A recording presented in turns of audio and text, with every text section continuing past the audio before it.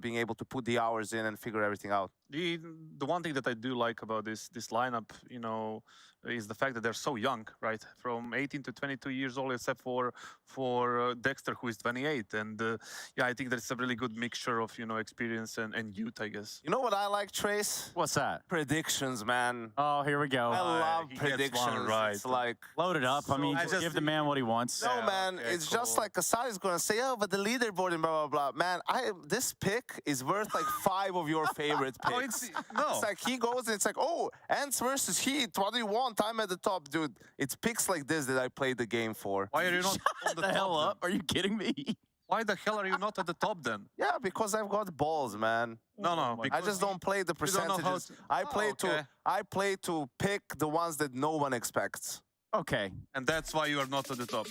And that's why you picked complexity for That's next. why I'm correct today. Yeah. Well, at least in this one, we'll give the for you. props where the credit is due, and that's going to be for Yanko for picking mouse sports.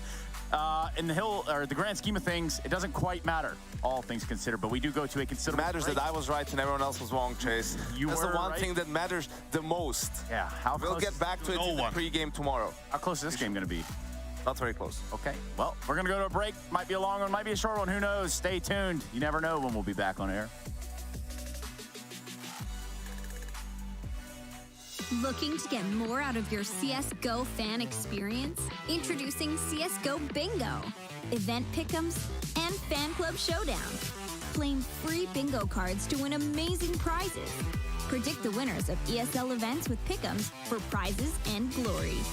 Show your favorite team you're the biggest fan by winning matches in the fan club showdown. Check out csgohub.com today to take part in all of these and more.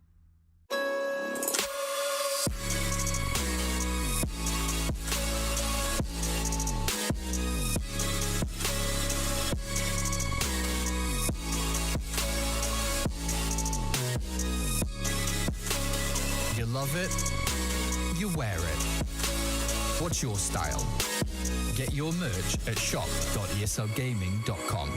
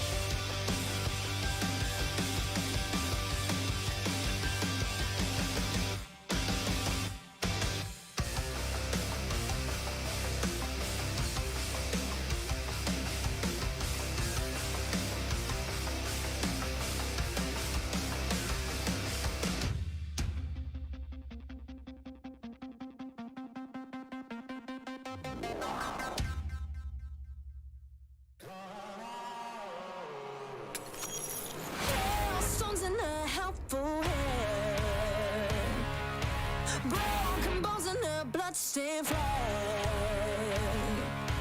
Open road and nomadic plans.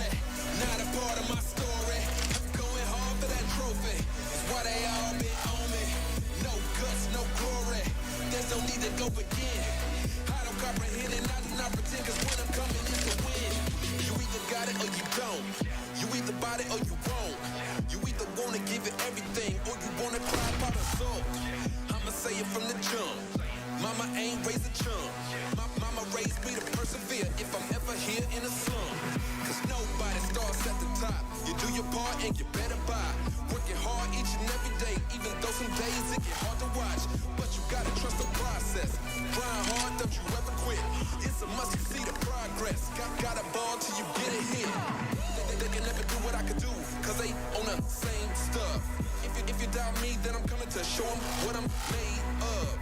Yeah, always showing your integrity. Yeah, if you want it, I'ma let them see. No guts, no glory, not a part of my story. I'm going hard for that trophy, that's why they all been on me. No guts, no glory, there's no need to go again. I don't comprehend and I do not pretend, cause when I'm coming it's to win. No guts, no glory, not a part of my story. I'm going hard for that trophy, that's why they all been on me. No guts, no glory, there's no need to go again. I don't comprehend and I do not pretend, cause when I'm coming it's to win. Wake up, put the work in, that's the only way it's gonna work out. Hard work and dedication, no time for procrastination. Takes a lot of time, a lot of patience, a lot of heart mixed with motivation. On the days that you're feeling down, look in the mirror for your inspiration. Like, just notice, never stop, never quit. People wanna see you doing good, but never better than them. Gotta push yourself to the limits. You cannot lose if you are not in it. You gotta lose sometimes just to win it. Don't get discouraged, it's just the beginning. Yeah, turn up. Don't end up a Timmy Turner. Don't get caught up in the streets. Don't get caught up with a burner. Don't be a slow learner. Oh no, you only get one shot, one chance. Talking March Madness at the big dance. Talking big man on campus. Like no guts, no glory, not a part of my story. I'm going hard for that trophy, that's why they all been on me. No guts, no glory, there's no need to go again. I don't comprehend and I do not pretend, cause when I'm coming it's to win. No guts, no glory, not a part of my story. I'm going hard for that trophy, that's why they all been on me. No guts, no glory, there's no need to go again. I don't comprehend and I do not pretend, cause when I'm coming it's to win.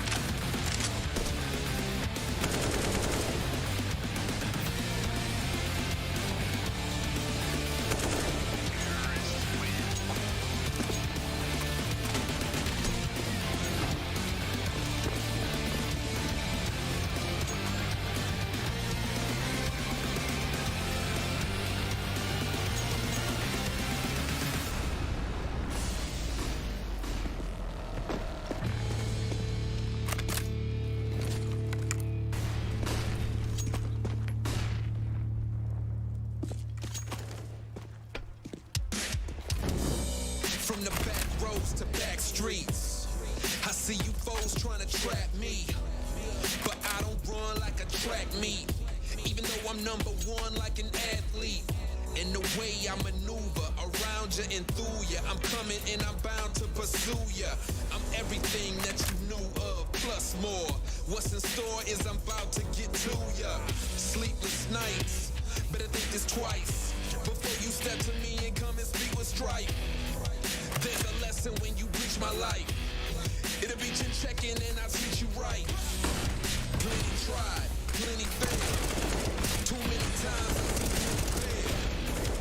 And there will be no surprise what I'm about to do when you are looking through my eyes. See many go, see many come. See that they won't bring it to me, son. Try me if you want, but won't be any fun. I'll take the challenge. I'll be anyone. I'm the one. I'll be quite clear. Bow down to no one. I'm right here. I get it in. I don't fight fair. And guess what? I'm your worst nightmare. Cause I ain't taking no losses. And I don't even care what the cost is. Are you prepared for the forces I'm about to bring? Cause I'm the boss of all bosses. I penetrate your thoughts and fill them with doubt. You gon' feel where I'm coming and feel what I'm about. If they come in with the drama, I'm wheeling them out. Cause I ain't about to have somebody here stealing my clout. I keep my friends close, enemies closer. Cause that's the way it is and the way it's supposed to be. Anybody can see there's only room for one, and that one is me. Plenty tried, plenty failed. Too many times I seen plenty bail. And there will be no surprise what I'm about to do when you are looking through my eyes. See many go, see many come. See that they won't bring it to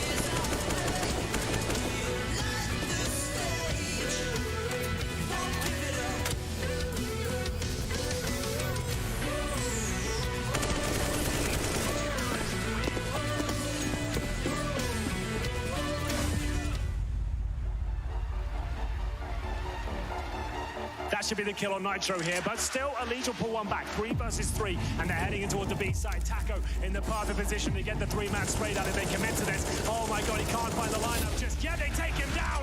That's the B side open, and now Elite has to push through and find multiple kills here. Good for one, but that is it. 13-8. 3 rounds away from $1.25 million here. A historic moment at Counter-Strike is upon us.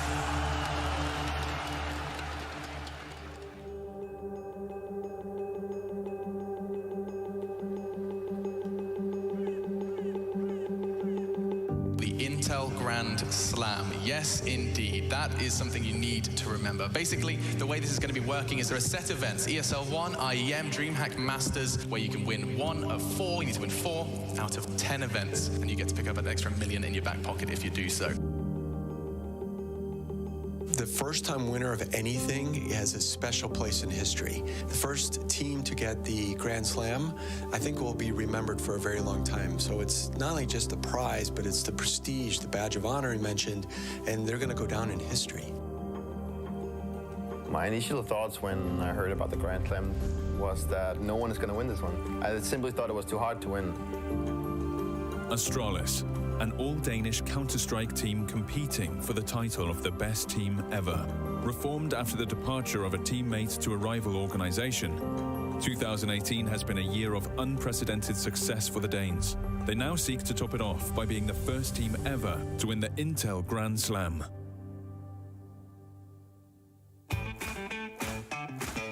Everything started in Marseille when we won our first event, and that event was like finding the key to success. I think like we finally opened up the floodgates to actually be able to win more events, and it was like we knew that we were good enough to win, but it was really good to actually get the satisfying feeling and the acknowledgement of that we actually had achieved it, and that we were back on track, I guess we could say. The auto shotgun is out, a fan favorite, and maybe a straight up upper rush. Will the Alligator be able to find anything today? It will. It needs 3. It's been so long, it feels like, since these guys were world class. But once again, they're rising to the top. This is the best form we've ever seen them in. Can they close it out now? He spots one. I think Mages takes back the man advantage. That's a hell of a shot. He's going to double up onto Simple. Magisk pulling the rabbit out the hat for the 3rd. He's trying to find a way to kill Simple, who simply will not fall. And now Flames will be pushing this one, and he's got the kill. Astralis are victorious. They certainly have got the first leg out of the way in style. Spectacular start to their summer. You have IEM Sydney, that's Intel Grand Slam. You have Pro League Finals, Dallas. That's Intel Grand Slam. If they keep playing like this and the other teams keep playing like that, they're going to be so very close to that million in no time at all.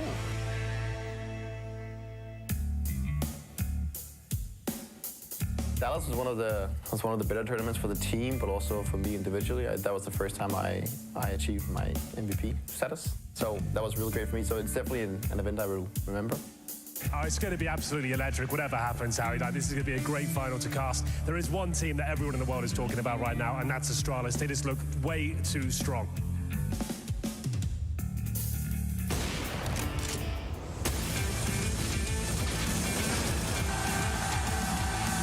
2 versus 1. Goes to the fake barns. Let's see if that baits anyone out. Still has that smoke for another 6 seconds or so at this point.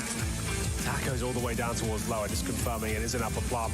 As the CT's made a commitment towards the bomb site. Here he is, tucked away in the hut. He's going to get smoked off. They're on the bomb. They're sticking it. Taco's on it. Glaive goes through, and they line up for him. He has to win this fight. Albert's device. He's going to try and get the bomb down. 3 players here. Zipex comes through. They couldn't do it back in Sydney, Henry. Well, they've done it now. They've done it on the stage in front of this North American crowd. These guys are true champions. It was a questionable 2017, but the hard work, the dedication, the addition of Mages Boy has made them this world-class unit.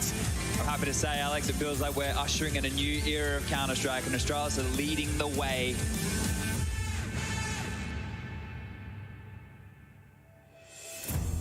By that time, I started to think that this was maybe going to be a possibility. I mean, like getting 2 out of 4 wins already, knowing you're halfway is definitely satisfying. And I think Chicago was different in some way. Like we definitely felt that we won more as a team instead of being good as individuals, because the last two events that we've played, and especially in Chicago, I'm very proud of this. The thing is, we also made a really good comeback against Fnatic. Like we were definitely falling on our tails there. He defused the bomb where we actually thought we had run the round, and suddenly it was 15-9 instead of 14-10. I think Astralis will be able to find this, but it's a credit for them. Oh, he could do this. They don't realize it. JW, he's going to get it. He's going to put Fnatic on 15. We were like, damn, we don't want to go out now, and we actually managed to make a really great comeback, and one of the best comebacks I think we've ever done. So this could be the ticket for Astralis. These grenades could do all of the work for them. 3 of them going over the wall, 1 on Exist, 1 on Crims. Everybody's catching fire. Twist goes down, and there it is. They close it right out, grenading their way into overtime. I don't see any other way out of this one. We made the right calls, at least Glaive he did, and we ended up winning it somehow. I don't know how to say it, but I'm really glad we did it. 13 health left. They're defusing right in front, and there it is. Astralis picking up the win, and they're in the grand finals here at IEM Chicago. A miraculous comeback. I wouldn't say we've been like a shadow of ourselves, but we've definitely proved that we have been playing a lot and winning as a team in that tournament compared to winning as individuals. It's just Twist left with 1 health, and that bomb is so far ticked. He's trying to do it, but they're going to be out of time. I think he's going to get it, but nothing else left. 16-14, and your new Intel Extreme Masters here at IEM Chicago is going to be Astralis.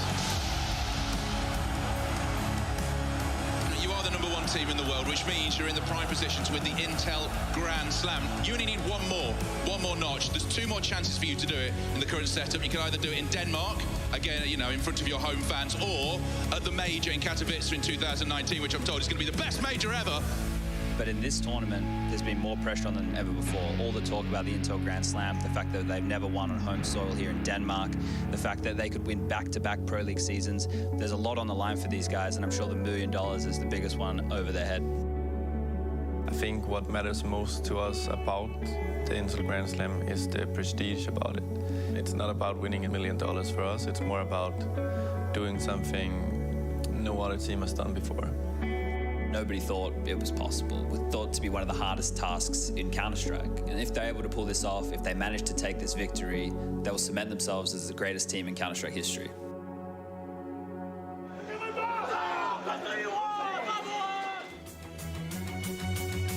Incinerate, smoke on top of it, he knows he can't throw it. The smoke's going to extinguish it, he's got to run faster. I don't think it's going to work. Magisk is on it. Nitro's trying to find him. Magisk, he's on it, he's got a Nitro. Just barely pulls it back.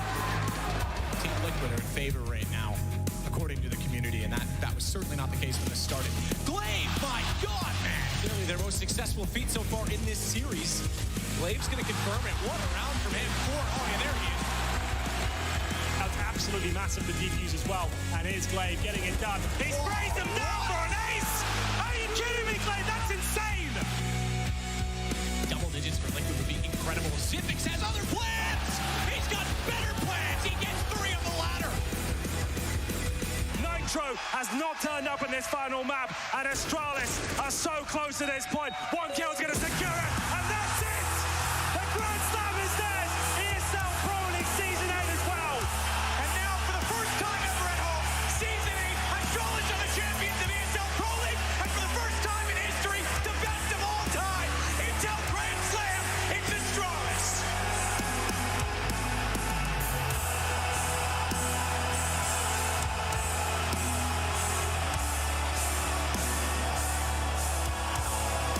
Massive moment now, not just in Counter-Strike, but in eSports. The first ever Intel Grand Slam champion winner. We never thought this might actually happen. Lots of people were saying it was impossible to win this amount of tournaments. Look at these guys now. This has to be the top of their career. The kings of Counter-Strike.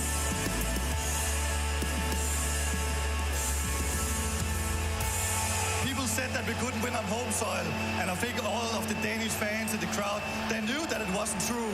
They knew that we could do it. They believed in us all the way.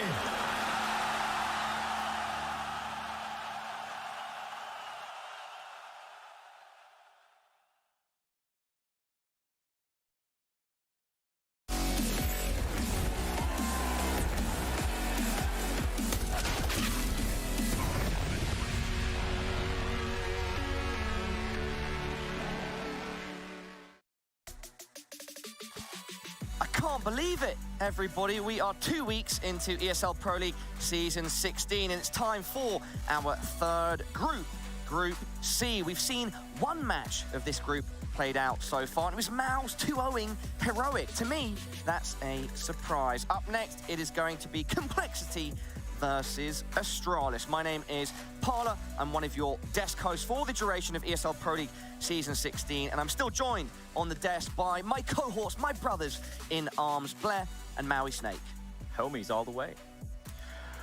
Let's go, team. Let's go, team. Let's go, team. I thought I brought some good energy there. It was good energy. It was a bit flat when we came to Blair, and then Maui, you just trailed off completely, man. Come on, guys, let's do some breathing exercises, okay? Yeah, feeling better now? All right, disturbed. All right. Maui, are you excited for Group C? I'm very excited because as the Daywalkers alluded to earlier in the day, they said it's a group where there are no clear-cut favorites, in my opinion. I think there's absolute potential of upsets taking place if you look at the top four. But then even if you look at the bottom two teams, the lowest-seeded ones, in the form of HEET and, of course, Complexity, I feel like they've shown enough where they could potentially pull off an upset. This group could get very, very interesting very quickly. Quickly, talking about upsets, MOUZ beating out Heroic. That's an upset to start off the group, no, Maui?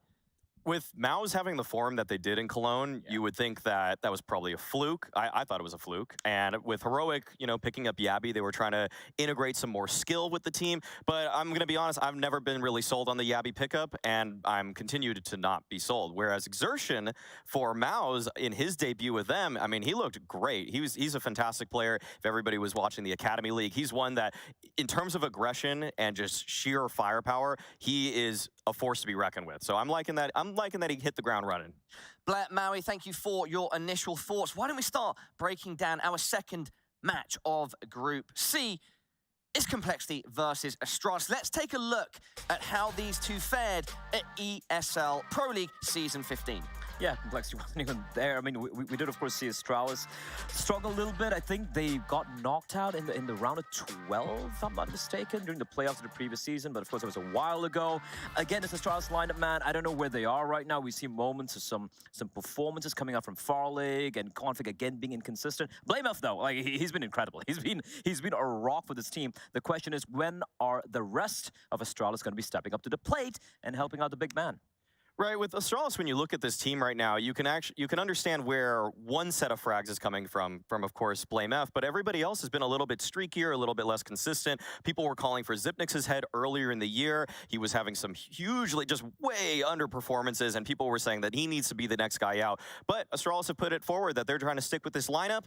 Whether we can trust that or not, I mean, that's another story, but they have kept this lineup over the player break, so they're trying to make it work with this. Talking about trust, Maui, at least to me, I think Complexity are still somewhat of an unknown quantity. Nonetheless, we can take a look at their map pool, and Astralis as well. Why not? Up on screen, map pool Complexity versus Astralis past 3 months. Yeah, Complexity obviously haven't played quite a lot, actually. And, of course, we have the new addition coming in of Halzuk. And I don't know about you, Maui, like, he is clearly an improvement over Junior, but we really haven't seen him kind of come into his own as the offer. He's had a few streaky moments, some really cool rounds here and there, but I feel like the improvement we're expecting to see from this Complexity lineup hasn't really been seen this summer. We saw them in Blast, a couple of, one close best to one win over Na'Vi as well. Yeah. But apart from that, it hasn't been really impressive. Right, but I think that's actually going to foretell what should happen with Complexity, where you could expect them in these series to maybe take a map off of a team like Astralis, but it's really tough to assume that this team is going to be making it out of the group. I mean, you still have the same core group of players. Everybody knows that there are a few rising stars on this Complexity team. Floppy's been a rock for them. Fang and Grim both kind of chime in from time to time, but still, you're looking at them as a less experienced team where you have so many vets in the server against them today, for example.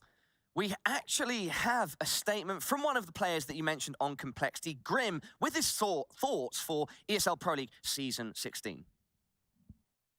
I think everything for our roster has been going pretty well right now. Our previous event, Blast, we took a map off the best team in the world, which is really good with a new lineup and for our confidence, especially for Halzuk as well.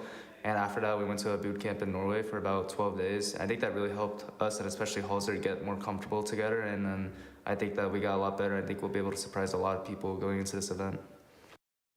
Surprise a lot of people going into ESL Pro League Season 16.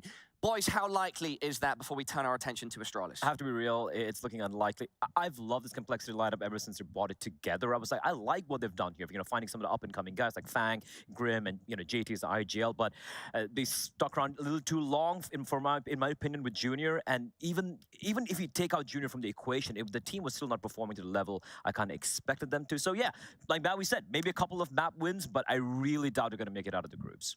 Yeah, it's tough to see them doing that. I'll say, like, last time around at last season's Pro League, at least that is, they won one series against Evil Geniuses. I think they'll probably do something similar, but they might get a couple more map victories on top of it. So I wouldn't peg Complexity out of every series entirely, but they are going to be the underdogs moving forward. If they are the underdogs, it means Astralis are the overdogs. Let's take a look at their recent performances. Updogs. Updogs. What's updog? We do not have Astralis' recent performances. I can say it. I can say it. Okay, give a general picture without going too in-depth. All right. The RMRs, there was a point in time very recently where Astralis did not qualify. It can be ruthless. Open qualifies best of ones and whatnot, but they managed to sneak their way through there and qualify for the RMR, so that's a good thing. Heading to Blast, just taking a look at results here. It was okay. They had a couple of wins, couple of losses, not too much to really read about. But again, the woes continue. It's BlameF. It's BlameF again and again and again. He's been amazing, but the rest of the team, at this point, you'd have to be a real believer. You have to be a Dane to really believe in Astralis. Really. What are you saying? Astralis' fans are only Danish people, Blair? No, is that what I'm implying? Maybe they are. I don't know, man. You can probably. I don't actually think that Astralis are that bad. Like they're not bad. But yeah, but it's like, what are we talking about when we're saying, like, what are you hoping for this? What do Astralis want? Do they want to be a top tier team, like, you know, going back to old days? If that's the case, I don't see it happening right now. They can still easily. They're a top tier team, but they're not a championship. Caliber. They're not a championship. That's why they want to be there. Yeah. But they're a top like 7 team in my eyes right now. Top 8. Guys, if Astralis to find the form of old, how much of it will be relying on Glaive's leadership? Oh, a lot. Glaive hasn't really actually shown too much actually lately that makes me too excited about the leading style that he's been just portraying. I mean, on Mirage, for example, he's not even calling. BlameF is actually taking over duties on that map in particular. And then when you look at some of the other maps, I don't really always think that he knows how to get the most mileage out of his players. That's why we've seen consistency issues from people like Farlig, from people like Config. And those are names that should be popping off. When they got Farlig, they said this team is what they wanted. They got that upgrade over Lucky finally, and yeah, it's been kind of a rockier performances from Glaive and company. I can point out one thing on this graphic, and it's not any of the performance ratings, it's the hand sign Glaive is doing. He's part of the Illuminati! Oh my goodness. Oh God. It all makes sense now, Paula. It all makes sense. Hopefully he gets more than 0 wins here, and I hope they do. 0 to 3. We all do it? Anyway. Wait, I thought G2's on this group though, right?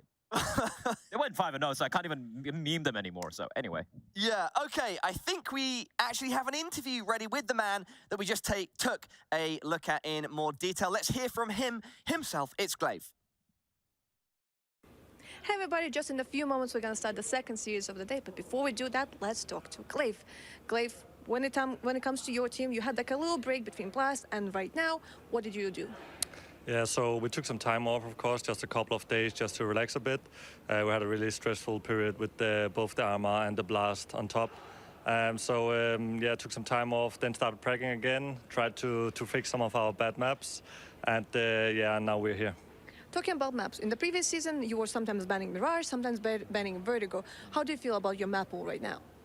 I think our map pool is pretty fine. I feel like we're getting better, and we're getting better on the maps that we're not that comfortable in. Yeah, right now we're feeling pretty strong.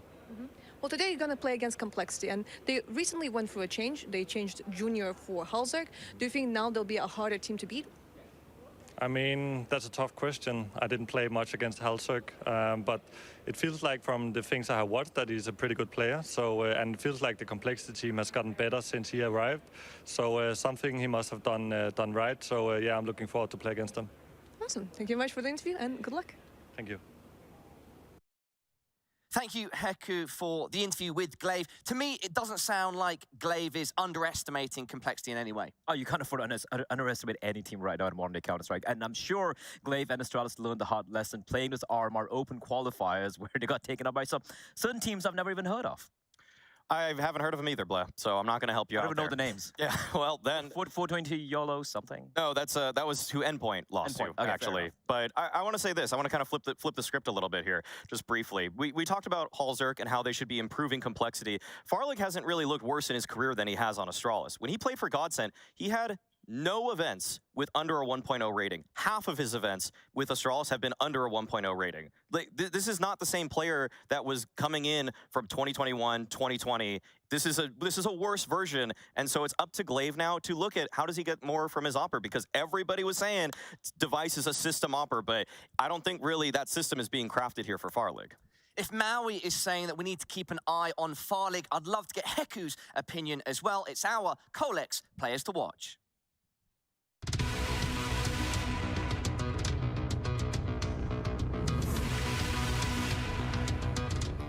The Colex collection for today continues with an ACS taking a stand.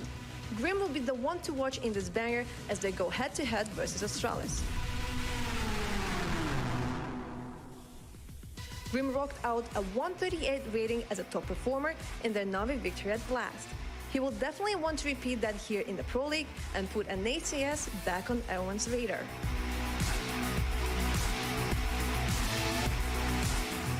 On Team Astralis, we zero in on BlameF, a man who with certainty can be labeled the equalizer.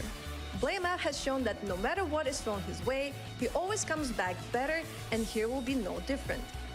He will for sure be on the warpath to spray down the NA lineup and dominate throughout the best-of-3 series. Thank you, Heku. That was our Colex players to watch for Complexity versus Astralis. Grim for the former and BlameF, the guy I call the Danish tank for Astralis. Is that the first 100 Colex rating that we've seen across ESL Pro League Season 16? I think Simple might have had 100 also. Okay. Yeah, Zywoo had a 99, so according to the Colex card, he's better than Zywoo. Guys, I don't mean to derail you. It's time for the vetoes. I know you love to talk us through them, Blair and Maui. Yeah, Mirage already got the usual bans. Astralis not going to be floating around, you know, with some other with the Mirage ban, because obviously Complexity are going to be taking it out. The Inferno pick from the side of Complexity, I was expecting that. Astralis, I'm thinking Nuclear, Maui. I think they're not going to take any chances. Just play it safe, considering it's an opening game. Yeah, I think, okay, there it is. Well, there we go. I think these were pretty typical, and actually what's going to be cool about this matchup now is that I think because both these teams had a pretty strong feeling that they were going to go in this direction, that they should have good preparation. And that's where, okay, Dust 2, though, as the last one, I'm not entirely sure about that for Astralis, but I also know that they've lost to Complexity in the past on Overpass, so it's not like something you're necessarily too upset about to see it go to D2. I was thinking Overpass as well, but I feel like, I don't know, maybe are they trying to punish this? Because Complexity haven't played Dust 2 with Halzerk yet in an official. Right. So that could be something they'd be looking to work with. Also, considering you're the opera, you kind of know what the rules are going to be, right? Going to be playing towards a long position, maybe going for early picks towards mid, maybe trying to be aggressive towards long. So I can kind of see where it's coming from. Blair, Maui, final predictions, please. Astralis 2-0. I'm going to go 2-0, but it's going to be double digits for Complexity on both maps. Okay, everybody, it's our second match of Group C here at ESL Pro League Season 16. Of course, we need some talented casters to carry us all through it. Henry G and Sponge, over to you. Thank you very much, Parla. We're loving the Hunter x Hunter anime shirt you have on there. The ant art does suck, but the shirt is great. One of us is loving it. Don't know what any of that means. It's actually Jujutsu Kaisen. Okay. That was the whole gag, you know, that thing. I know. Anyway, anime aside, maybe we have a couple of protagonists in the server here today, Henry. Buys are coming through, and I know you love a pair of Julies.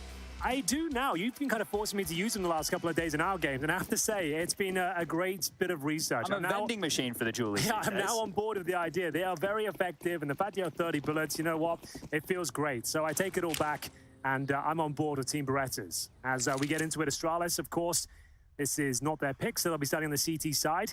They've got a smoke and a flashbang. The rest of the players with armor, and of course, there's dual Berettas for BlameF. And in terms of the T setup, a couple of P250s, a couple of smokes, a couple of flashes, and we're heading towards B. No resistance so far. Yeah, decent probing so far, as Grim's going to be flashed forward to initiate a peek, and Well, he's looking for fights here, actively looking for fights, and nothing being obliged just yet. Smoke towards CT is going to apply a bit more pressure towards this B defense, but nobody rotating yet as Grim peers in, takes the jewel he was looking for, and JT can start working with this information. It is a passive stance on the site. How do they want to finish here? Both sides of the map are very, very tight on the defense here. Yeah, they've given them a lot of real estate. Middle and banana control. Edging their way up towards the A bomb site. Floppy, got that P250 as well. Who will blink first? Who will break? As we send in the 5-man attack, it's going to be the CTs defending here. Towards headshot we go, and they are being dealt out in buckets and spades here. Glaive, Farlig, and Config join the fragging rags, and it's looking all too easy for Astralis here. Just Floppy remains. That slow, composed approach comes crumbling down around them, and at this point is looking for any sort of souvenir kills, Chad. He might even be knifed here. And there we have it. I'm disappointed. The Julies didn't get any action. They rarely do. They didn't get any at all. Yeah. What's going on? You hate to see it, but I guess they're normally designed for the tighter choke points, and we didn't really see them enter some of those. So either way, no bomb plant comes through. Complexity only find one kill. You'd think with these players jumping down, the world would be their oyster, but Config denies him any sort of access. Nice little flash there from Glaive, and confirms that final kill in towards the smoke. That was Floppy, unable to make that P250 sing. So Desert Eagles across the board for Complexity. Bare bones in terms of utility. They've got 4 smokes, a couple of flashes, and they'll explore their options towards Banana once again. It's Grim looking for the opening 1-tap, but he's been flashed off. Config does spot him, but no damage inflicted. Well, the biggest issue right now, I think, is the utility here and the fact they've been peppered up through the smoke. JT down to 11 points of health. There's more damage to come their way. Flashes continue to bombard as Logs and the Broom position will be their hidey hole for now. And you can see the response from Grim, trying to alleviate some pressure top mid. If they're going to be playing this aggressive, what's going on is we do see a nice off the top of the skybox incendiary there to crowd control mid, and Farley, he's got back out. Yeah, they've retaken the position. So now just making sure that the terrorists aren't waiting on the other side in full formation. They're actually probing towards B this time, and BlameF more than happy to stand tall and fight back. He should be able to get the first one, no problem. The second, not so much. Zipex will confirm their second kill, but does he decide to fall back? Indeed he does. So he's going to be jumping up towards first oranges, inviting them in towards the B bomb site where he'll have backup from Config, who's waiting at CT spawn. 2-2 split's nice here, right? The fact that they do still have Glaive top mid, he has the buddy system of Farley not too far behind, and now Config and Zip just have to deal the dud hand now to Complexity. The step out is perfect from Config. The smoke is even better. The bomb is going to be on the other side. He didn't even need the smoke. Didn't even throw it. He just considered, I'll save this $300. So beautiful round, and now it is going to be Complexity stomaching what is likely to be a 3-0 start from Astralis, the team once upon a time who defined how this map is meant to be played. It's been a very long time since then. That's a very good point. I remember saying that in, 2018? They're saying, well, they've kind of redesigned the banana utility. They've shown us the power of the HE grenade. I don't think really anyone spoke about HE grenades until Astralis showed us how potent they could be, right? Precisely. And we were having a bit of a utility damage conversation last week with NIP, just how poor some of their situation was, right? Able to reflect there. But really, it's only become a big talking point. It is a good flash, but this is even better. Just straight into the blender.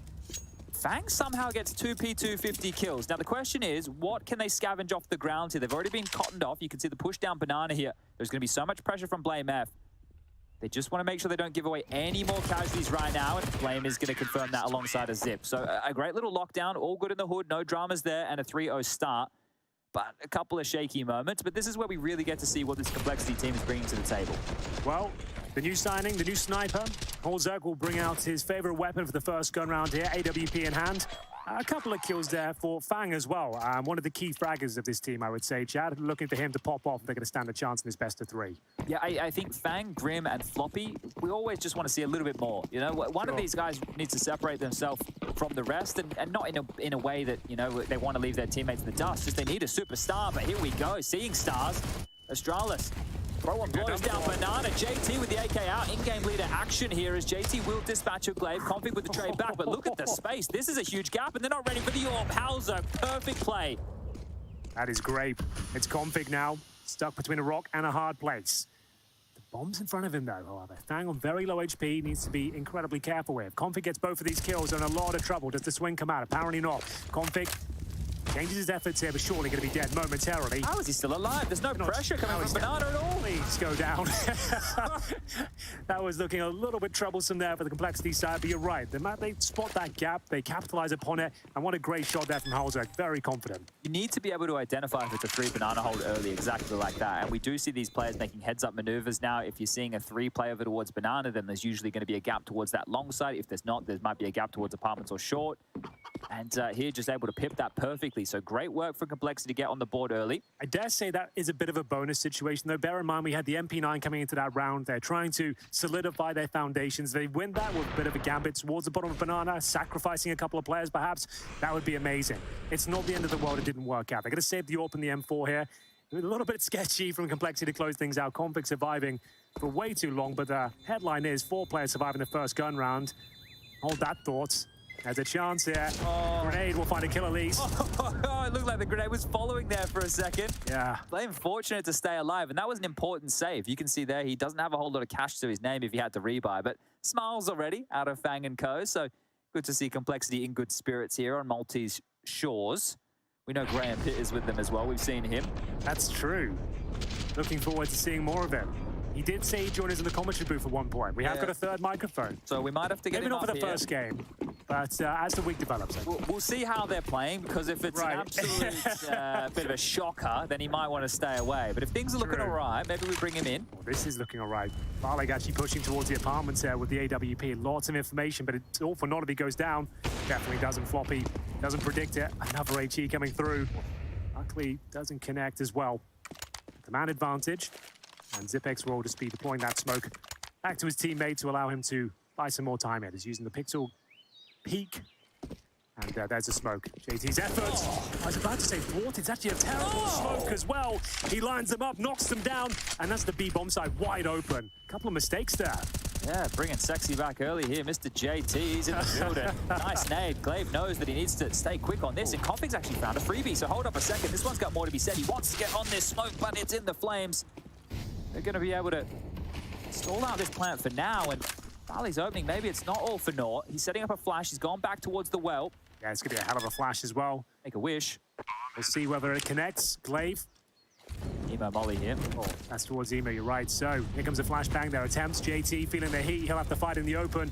He's hit a couple of bangers so far. Can he keep it up? He absolutely can. That's his 3rd kill of the round. It looks like it could be enough. Down to the 2-on-2. Config retaken from Coffins. They have no kit though, Chad. It's a bit of an issue here. Farlig needs a pep in the step. They're both going to take the swing. This is Config's chance to initiate, and he can't get it done. Grim will win the round. Might even want to get that all for Halzak, but great stuff. JT, the man in the middle of your screen, the hero of this one, the in-game leader. Banana action and traction yet again. Yeah, huge shout out to him. One of the players that doesn't get many mentions. He's not one of the big fraggers, but my God, does he get the job done there? You have to say it looked a bit clumsy, Chad, there from the CTs. The fact that smoke was so poor, you could see like it was a great shot on JT, but then this opportunity arises. He doesn't necessarily see him, but he's got all the reference points he needs to get a nice educated guess towards CT spawn. A little bit disappointing from Astralis there. And you can see that look on the face says it all from the big man. M4 for Blame. And an eco elsewhere. P250s, 5-7, no armor. Hoping they can make something of the round. Config's actually very lucky to have gotten through that far without taking any spam damage, and Floppy might not clear this corner exactly. Okay. So the spam's meant to deal with that. The fact that Config's got in and got out undetected here, the execute is coming his way. They're actually wrapping long into Glaive, the P250. Very aggressive, but JT again, he's been putting in the deathmatch hours, it seems. Yeah, he looks sharp. So round 6, it was looking like a lock-in for Complexity, but now a few question marks around it. 3 rifles in total, though. Config with the AK-47, still healthy as you like, 100 HP. They're contained to the pit for now. They need to find access towards the A bomb site. Can they get it? Zipex trying to provide the covering fire, but with no armor, he takes a lot of damage there. Oh, when the smoke's starting to fade, this is Config's chance. The bomb would have been at his feet, but Grim clotheslines him, and maybe that's enough. They really want to consider looking in here. The elbow spotted, the shot taken, and just blame the man who saved, saving again. Yeah, this was the only rifle purchased, actually. Didn't do any damage so far. It's the P250s of Config and Zipex finding frags, but it's ultimately well handled. Hero M4, why? I don't understand the thought process behind this. On the T side, you kind of get it with the AKs, right? Because you're looking to get a bomb plant. You can't really find the same sort of result with an M4 on the CT Not like side. a player like Blame either, right? No. If it's someone a bit more agile and mobile, like a Config or a Glaive, sure. You do turn to blame to, well, get the majority of the firepower here. He's actually on the tail of 2, so some kills wouldn't be too bad. Steps around the corner, takes the first, and can't get the second, so sharp shooting and the AWP retained again, so good stuff. If he had got both those players and denied the AWP, that would have been really worth it. Ultimately, this loses the M4 towards the end. Is JT once again getting the job done. This was a fantastic shot from Grim. Solidified the round, and Hellzerg watching the flanks. And you can see they're composed still. Haven't lost their heads just yet.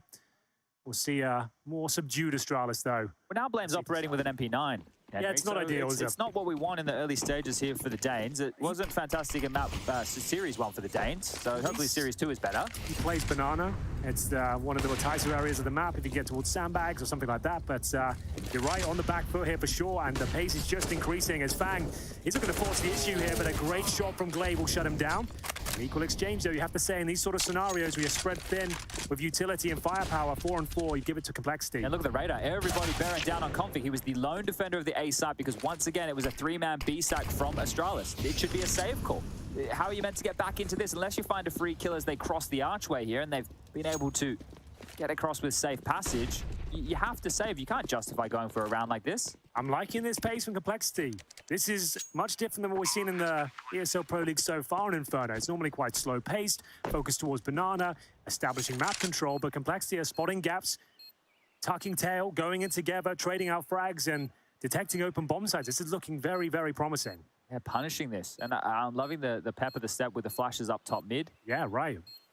Look, Glaive swung out to cover Config there, but Config was blind, and they were hunting him down. So a good swing from Glaive to at least try and draw something back, but really offered up his life, gets traded, then Config the only man on the site. So right now, Complexity are conditioning Astralis into making sure they have to start in a standard 3-2 defense, right? Traditionally with Inferno, of all the years this map's been played, you would be starting 2 players towards B and 3 players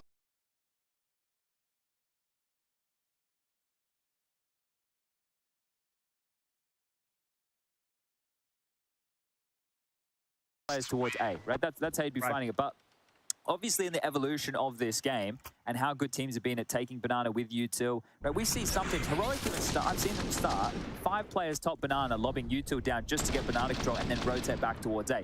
We know that there's a lot more variance in the play, but what Complexity are doing regardless is forcing the change of the setup here for Astralis.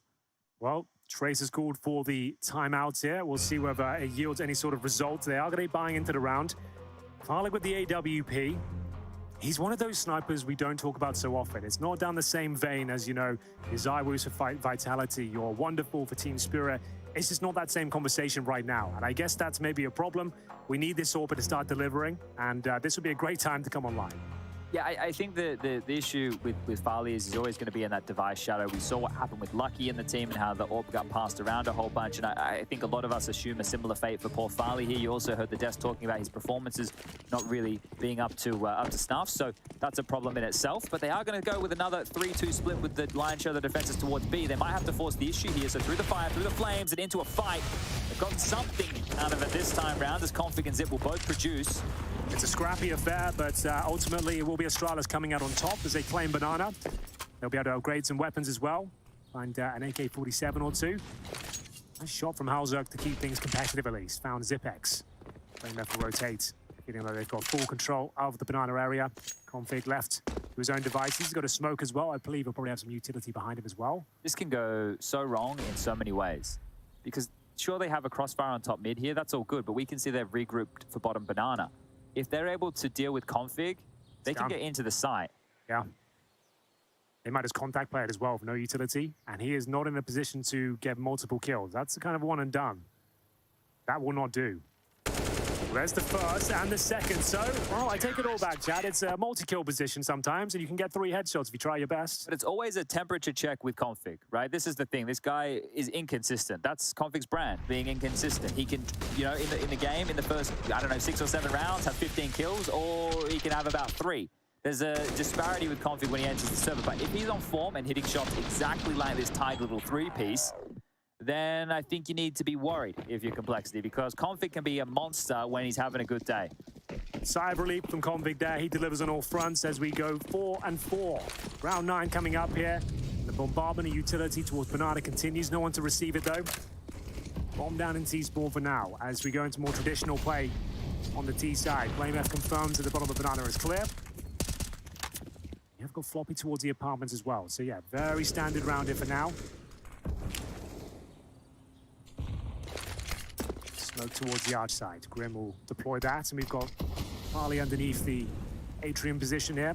Very committed. Flash won't quite get him, but can he connect the dots with the orb shots? We'll see. No, definitely not. That's actually gone horribly wrong. Yeah, and the molly that they threw for his position also didn't go off. It detonated in the sky. So he actually was given a second chance there. The advantage. He should have been mollied out of position. So and it wasn't like that was a difficult shot, unfortunately. That's a pretty standard one. Sure, you're probably only good for one in that spot, but you need to be nailing that first one. Yeah, definitely needed one in that type of committed position. Now, JT can start to turn the screws here. It's going to be still zip over towards B with Blame, who's ahead of the half wall.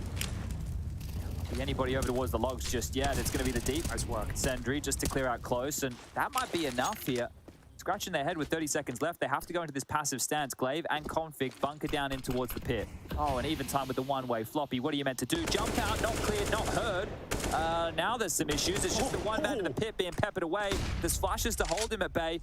And over the top comes Grim. He's going to put Glaive in a grave. Oh, Glaive! He's fighting back here valiantly, trying to buy time, but they'll eventually find him. And, oh, can he close things out? He absolutely can. A captain's performance there from Glaive.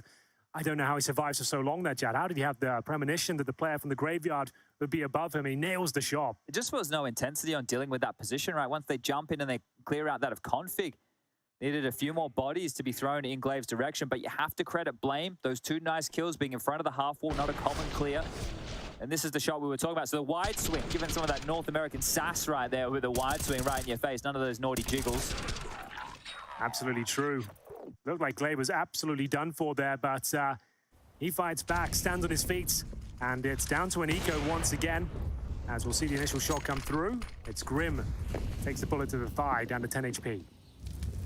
Oh, they love this established banana control on the CT side. You don't see much of that these days. I do like the fact that they also have Zip and Blame paired up, because both are more of the passive elements in this roster, but one of them has to be aggressive in banana. And let's be honest about things. Blame is a beast. Yeah. That flash is actually well-timed and well-positioned. It's going to hold JT's vision for now, and Blame gets another multi-kill towards the base of banana. Right, I think this is the same. I could mention any hard lurker in any team, and you could go, at one point, yeah, they probably were baiting, but I think Blame in Astralis, he's been putting everybody on his back and trying to march uphill, and he's been the one consistently putting up performances. If Config can be consistent, right, and that's the problem. How long can we keep saying that for? Right, if Config can be consistent, that's a real conversation point. And then I think it's about some of these more supplementary members. When Config drops off, he really drops off. That's a real problem. It's either one or the other. I think you're dead on there. For this team to have any sort of future to replicate the past, that really has to happen. You're dead on. But here we go then. 6-4, Astralis fighting back after giving up 4 rounds in a row. They did win the pistol, but things starting to look a little bit greener for them here.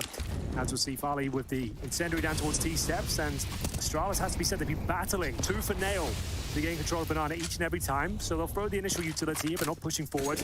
Good damage towards the in-game leader, JT. And as you can see, they're actually rotating back. They sent 4 players there at the very start of the round. Just use that initial utility, and they'll still have grenades left over to fight back with at the mid-stages. Yeah, this is going to be really important here. Wow, just stepping out. Cops the flash. Zip's going to give one over. Blame can stall them for now. The rotation point of Glaive coming back, but do they want to take the fight, or do they want to sit on their haunches? Pull the shots through, not too far off. Would have been deadly. Well, it comes down to this A-hold again, and I hate to say it, Farley, you're going to be called upon once more. All congregating top middle here. They're out of nades. It's just the one smoke on JT, so they're going to have to do this one dry. Farley peers in, and he gets a spot, so the full alert is there, and so is the rotation. Everybody from Astralis to party on A.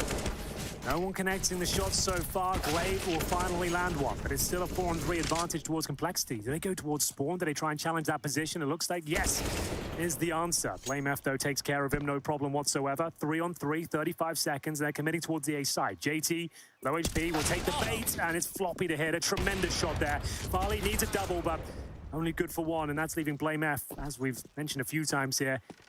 He'll be holding towards the banana area. He's in a 2 versus 1 with the kit, but no utility. But still, worth a go. He's rerouted, right? They knew it was over towards Arch. This is the thing. Complexity, as soon as they saw Glaive and Blame's name in the feed, they know that they've made the wrong call on the site here. The penny drops, but they've been able to trade into this. Blame would have to pull off a massive clutch here. JT, very susceptible, might have to keep his head tucked until the first fight is taken, and he swings out, gives Blame the duel. Now he just has to isolate the last flight. It's Floppy, he's on the box, and Blame's gonna get it done. That was easy. Easy as you like. Apparently, he walks in and knows exactly where they are. They're not really in a position to crossfire effectively. If he comes from that quad side, they're in a lot of trouble, and JT makes himself known. 10 HP gets dropped, and then Floppy, the pre-fire, comes in. You want to know why I think they were so concerned about rotating out of those positions? It was because Blame had showed himself at Arch not that much before they'd taken the side kills, right? They killed players on the side. Blame gets a kill over towards Arch on Grim. They're like, well, he must be around. Why would he go all the way back towards B? So just the time was the killer there for Complexity. Yeah, the post-plant positions weren't great. Nothing to write home about. You ideally want to play in the pit on the bomb site. Graveyard with such low HP, I see the idea behind it. You can just present your head instead of getting sprayed down, but the angle was very awkward indeed, and it will be Astralis finding their 4th round in a row here. Just one survives, but they've got a nice healthy buy going forward. They'll rebuy with the AWP, and it might be partial buy territory for the North Americans. We'll see. It looks like Galils are being purchased up here with AKs as well, so they're going to shovel the chips into the center of the table here. And for the uppercut. I think that they know if they are able to... It's not going to completely break Astralis, is it? If they can confirm one round, it's going to put them in a sketchy position. I think they know there's a lot of pressure on the economy here. You don't necessarily want to see a default here. Something like maybe a B rush. They got a Mac 10 going on Halzok first. Let's have a look. Bombs over towards second mid, so cancel the B call. Farley looking to find that aggression and not connecting once again, but does spot the Middle East and maybe saw a rifle, confirms the buys come through. If at first you don't succeed, keep going. You're giving it another go. And good grenades. JT will be removed. Just down to 20 points of health, but it's the apartment's pop. Chad, what do you think about this? I think that the Mac 10's not there, so I hate it. That's true, yeah, that's a good point. Let's give it a go, shall we? Out we go, falling into place as that's the bomb. We'll take that one on the balcony, thank you. Well, now they're gonna get naded to hell and back, smoked out of position. You're right there, that was the worst weapons for the job. You want the Mac 10s up front. Yep. Just to take the crosshairs away, allowing the AK-47s to get the precision kills, but that's going to be a walk in the park for Astralis. 1 minute remaining and a 5 versus 3, but not much health between Grim and JT themselves. This is a good look from Astralis, right? It's hard to kind of pin where these teams were at. We know there's a whole bunch of names in this group who we haven't seen play, Mouse being one of them. We obviously have ENCE coming later today. You throw HEET as a bit more of an unknown quantity into the mix as well. So this group is up for question, but Astralis are already giving us some answers, and everybody's staying alive. Yeah, you're absolutely right there. And that was the force buy, bear in mind, and it's round number 13. It has to be a partial buy at this point. They've got maximum loss bonus after giving up 5 in a row. Config had all the time in the world to deal with that, it seems, and then Glaive throwing them down. Wasn't too much pressure. Not even blind, Chad. Where are the flashbangs? Yeah, because Config looking up at the sky, he sees the first one, he dodges that. I think it did more to the teammates of Complexity than it did to Astralis. So some worrying signs here, because Complexity with the flashes is normally the talking point. Absolutely. JT and his teams, his squads normally have very, very effective flashes. But his Blame, speaking of effectiveness, this will do nicely. A triple spray down towards T steps. Harley yet to really connect one of these shots, Chad. I will be honest. It's a difficult one, that one, but there's just lots of missed opportunities we're seeing. Yeah, we kind of want Farley to be the new Hooksy, right? You know, like let's get him hitting some shots, let's get everyone celebrating, let's get some copy pastas, let's get it all going. Let's get it all going. Let's start with the fanfare. Fuel the meme machine. Everyone has a good time, and the people in chat love it here, but this actually has turned into a little bit of a predicament right now for Astralis. Farley low, bang 2. Yeah, you're right. And it's JT, he's still alive, so I'm believing. He has hit some bangers so far, and there's an AK-47, an incendiary grenade. That will do nicely. Got his name all over it. Yeah. Maybe literally. Let's see. I'm actually paying attention to see if it is his AK. It's not, it's Fangs. But that would have been cool if I was right. JT with the flash. And he's got a smoke as well. He's actually found everything he needs to make something of this round. They'll go back towards B. Who's defending? Mr. Zipex. If he goes down, the round is up in the air. Call it even. They need to get at least one here. Should be get this one, no problem. And does considerable damage towards JT. Should be round concluded, but Glaive, backed up by Farley's got 10 HP, bear in mind. It's still definitely possible. Glaive really needs to consider his options. If he planned a default, he would have got away with it. But it was all those pesky kids and Glaive. In the... They would have got away with it. What was the Scooby mode? It wasn't the... What was the name of the mystery van? The Mystery Machine, I think. That's the one. Yeah? That's the one. That's one reference I could help you out with. Scooby-Doo references, Chad. I got you all day long. Where are you? Anything anime-related or Australian music-based, I can't help you out too much. But that's, I've got under lock and key. All right, Scooby-Doo. We'll see if we get a couple more references in. But looking a bit shaggy here is Complexity. Continues. Highly aggressive again, the run boost. Not too bad as they will test their luck, dip their toes to the top of the water, and it's too hot for Fang. Grenade narrowly misses out on the target as well. That could have been a kill. Surrounded by smoke and flames, BlameF looks like he's poised to have another go at this one. Half-full grenade does a ton of damage in true Astralis fashion. Spray transfer, though, doesn't quite connect, though, but good information gathered. They've still got 2 players here. Config will drop the incendiary, just buying some time, enable them to establish this setup. We have got Zipex boosted on the first boxes here.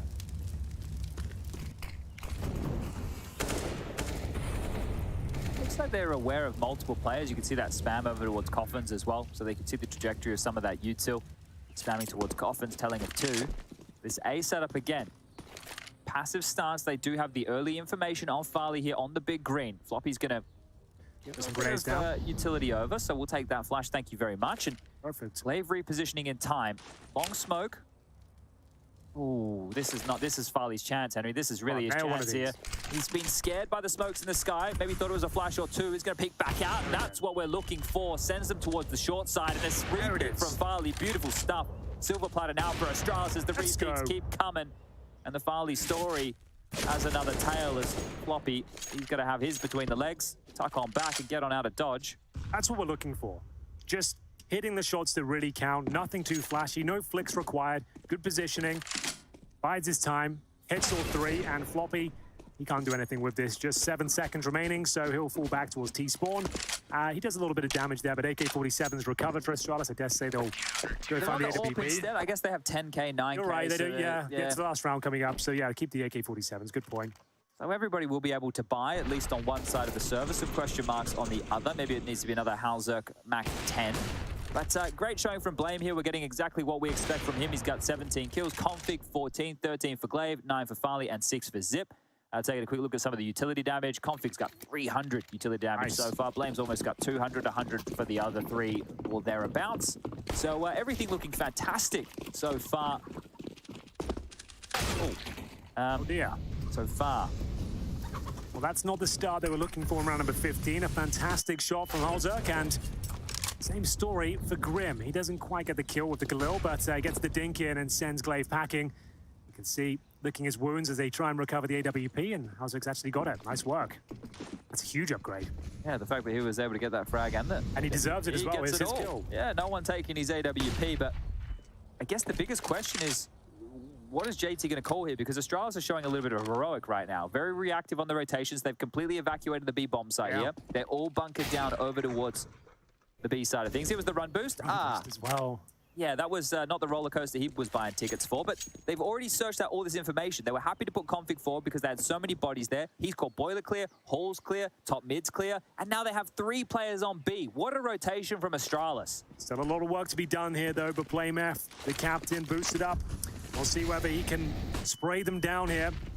Good opportunity. They haven't checked it, but there will be the reply very quickly there, and it looks like Complexity have done enough. 3 versus 2. They isolate the player towards Coffins. Zipex will throw a grenade in return, but the bomb will go down no problem. Config coming in from the flanks here towards Banana. They've established a nice setup here. Great shot from Halzerk. That shuts it down. And presumably the round is over, but Config's onto something here. He's got himself an incendiary. Will lob it in towards new boxes. The flashbang will come over as well. Has to hit this first shot cleanly. Oh, the pre-fire taps here, looking for these heads. The hardest part is the AWP on the close left. He knows it has to be somewhere nearby, and Halzerk will strike. 10-5, Complexity's map choice here. It's a reasonable half, all things considered. Yeah, not the best though, and Complexity, I still think there's a few more twists and turns here. They'll have to pull their socks up and show us they can win the pistol in the second half before we start believing. Will it happen though? That's the all-important question. We'll join you and find out after this break.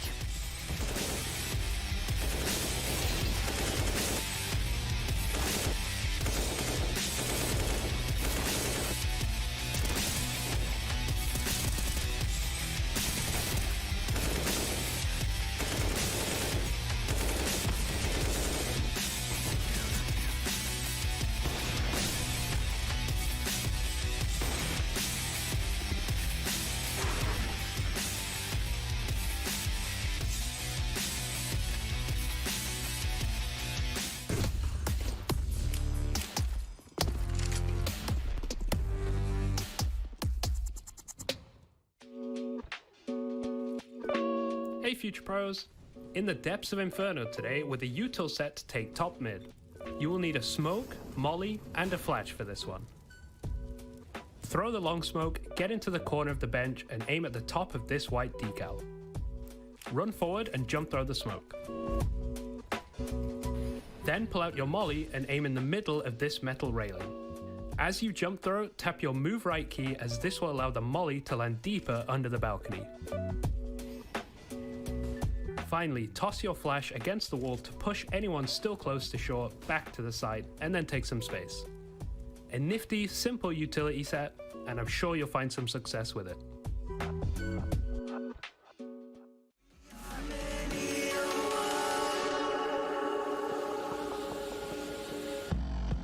You may call it a virus, but we call it the antidote. It's an answer to silence. The future is here to revolt.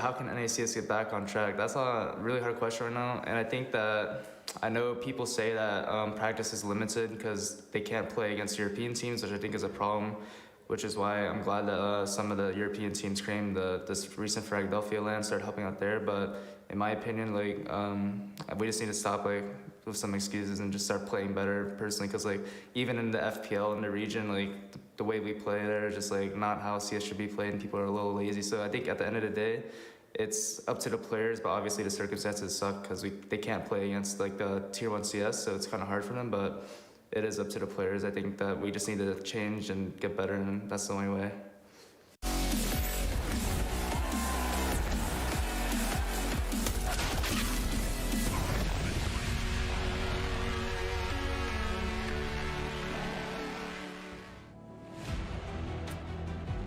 Admirable words there from Grimchad, and they're going to have to get a lot better here to pull this one back. They find themselves 10-5 down on their own pick. That is a fantastic little segment there from Grim. Get him on the phone with Jason Moses O'Toole. You get those words down Jason's ear, because all I'm hearing from Jason is bucket loads of tears. Grim, on the other hand, he's going to put in the hard work. Well, let's get into the second half, ladies and gents. We do have, of course, Complexity now on the CT side. They should have a slightly better chance. We'll see Blame F at the P250. And he is doing unspeakable things with the pistol there. JT just hunting for information. Gets a lot more than he bargained for, I would say. As we go back into a 4-on-4, there is a kill in response. That's from Grim. Floppy holds towards B, and he is alone for now. Holzo rotating in. They've actually gained so much real estate here towards B. There's nothing Floppy can do. Nothing at all here. Has to hope he gets greeted ahead. He spots one. I love the little movement right there to bait him across. But look at the totem stack on the coffins. They're going to be able to go, well, 2 for 1 in favor of Complexity here. And Grim hits a banger. It's just Config. He's coming from CT spawn. He's been identified as well. They just need to defuse the bomb. It's going to be a 10-second defuse. Config's knocked off the first. The tree kill is the next. He's got time for this. He's got time to push in and deny. He thinks he's faking it. He's going to sit it. And in his face, Floppy wins the round. But only just for Complexity here. Balls of steel for Floppy. Config could have just ran around the corner and taken it for free, essentially. But he doesn't trust his judgment. And there we have it. The 10-second defuse prevails. And it will be Complexity answering back. The bomb was planted, 4 kills found. You can almost guarantee a buy-in response here. Config has an AK with head armor. Yeah. Look at the hang time on this. Blame, what a shot that was onto JT. They're trying to pin him down. No, you guys are locked in banana with me, not the other way around. And Config doing a lot of damage here, but you can see this is like bluffing in poker at this point, right? It's like, yeah, do you really believe what I've got? I'm acting like I got a pocket aces. Damn. Well, a very exciting finish to the first round of the second half. JT, well, he said he likes to be tricky with the grenades, and the flashbang is a perfect example of it. Flashbang completely destroys Config there, and nothing can be done. They have to just push the issue towards middle now. That was a great effort as a team there. They swung out, they took the fight, they get the kill. They isolate Banana, the rotation freed up back towards the site.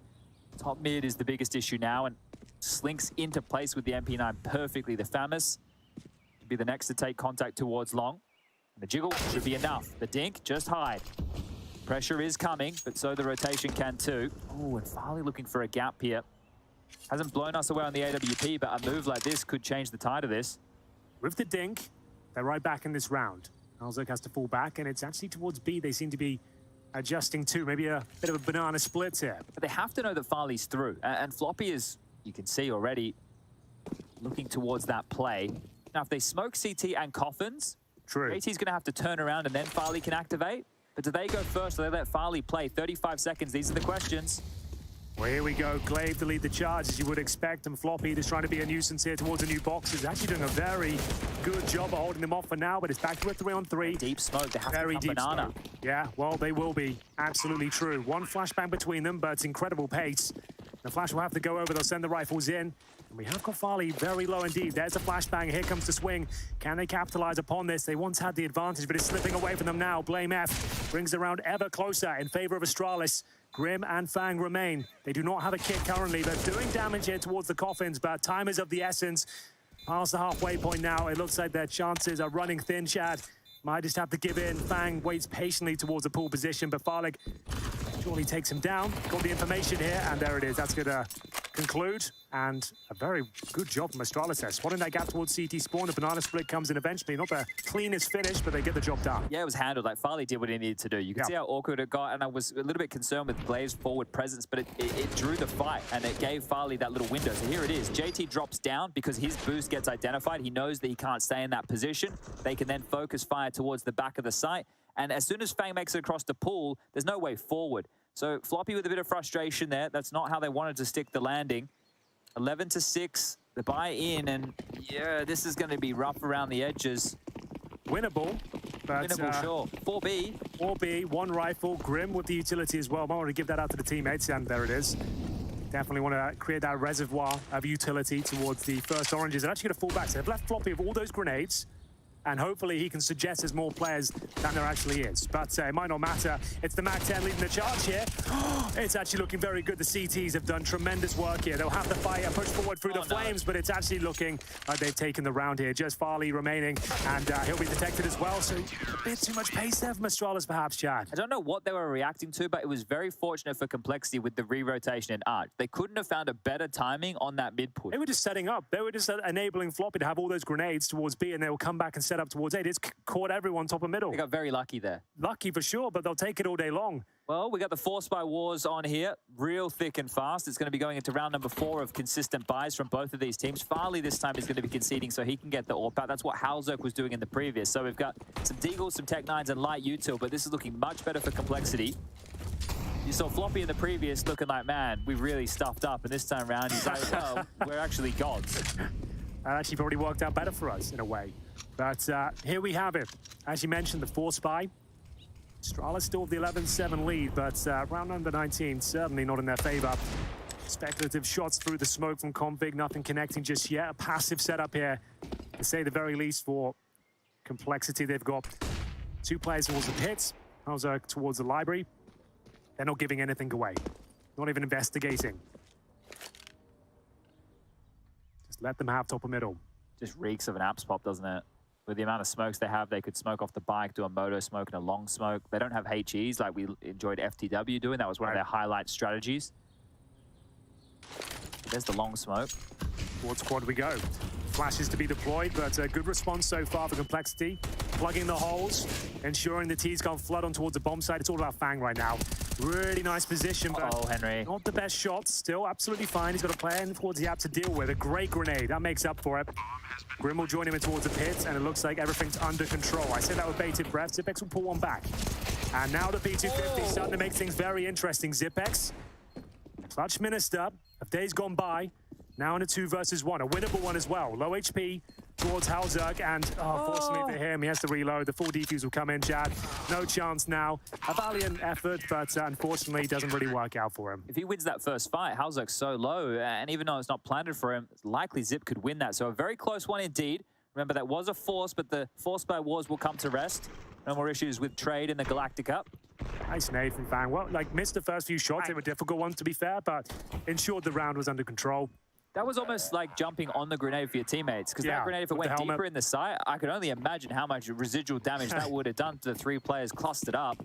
So, the bomb was planted at least, but that force buy ultimately led to defeat. So, Desert Eagles PT50s, a couple of flashes, and they'll hold up, just bleed out some utility from the CT side, and maybe yield some headshots, as that's a remarkable shot from Config. There's one thing we tend not to do against an eco, and that's pick T-stairs with an AWP. True. It's fair enough. I know that it sounds crazy. The AWP should always beat the pistols, but it's a deagle, guys. It's a deagle. One of the most iconic guns in the history of the game. It's crazy. Watch what it does. This is the showcase. Don't give him another one. You guys want a deagle? It only costs $700. Get one of your own. Get yourself an AWP. Get a couple more deagle kills. Pick up that AWP and kill everybody, because right now, Config looking to destroy the hopes and dreams. The force buy wars were meant to be over. This wasn't even a force buy, chat. This is just P250 deagle, no armor. What a showcase for the $700 hand cannon right there. Pick one up every day of the week. No dynamic pricing here. We've been done with that. Danish players and their deadly Desert Eagles. It's a tale as old as time. Has to be said. Config demonstrating the raw power there, and a lovely little no-scope towards Grim as well. That's all Config. Loving that one. We all are. And it's a full eco now for Complexity. That's a huge round. That's huge. Shouldn't punch monitors, all right? They're very expensive. Yes, that's fair. Kind to your monitors, everybody. Punch the desk. Yeah, the desk aren't going to hit back. And it doesn't... Well, actually, I don't know how much a desk costs, but I'd say the monitor has more value. So they can just waltz into B, guys. So if you at home, you want to get involved in the conversation, use the hashtag ESL Pro League, tag at HenryG CSGO, at SpongeSPUNJ, and let us know what you're up to on this Wednesday afternoon at approximately 4:44 CEST. Maybe you're watching from somewhere else in the world, like America or Canada. Could be happening. Maybe the Down Under. Could also be possible. Maybe some South African fans out there. That's true. Considering they got a couple of representations there in the form of the coach and, of course, JT. Coach called TC, I believe. Yes. So, 2-letter names. They're all the rage in South Africa, I've heard. So, USP's trying to cause a dent if possible. Config, though, should make light work of them, I dare say, as he'll be spraying his AK off wildly. And Block should finish off Grim there. Didn't stand a chance, as this round will end any second now, promise you that. Just want to get this one out the way. This will be the bomb, surely. The smoke's going to fade after the bomb blows up. Oh, Hauser, thank you. We'll take that as well. 24 kills now for Blame. Astralis in the driver's seat of this one. 3 rounds until they confirm map 1.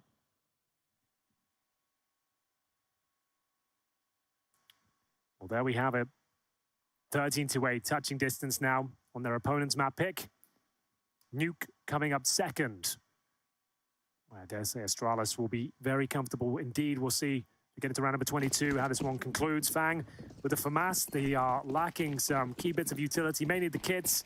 Helmet's also an issue against 2 silenced M4s on the T side. There will be now insta-gibbed if they take a headshot. No dinks allowed.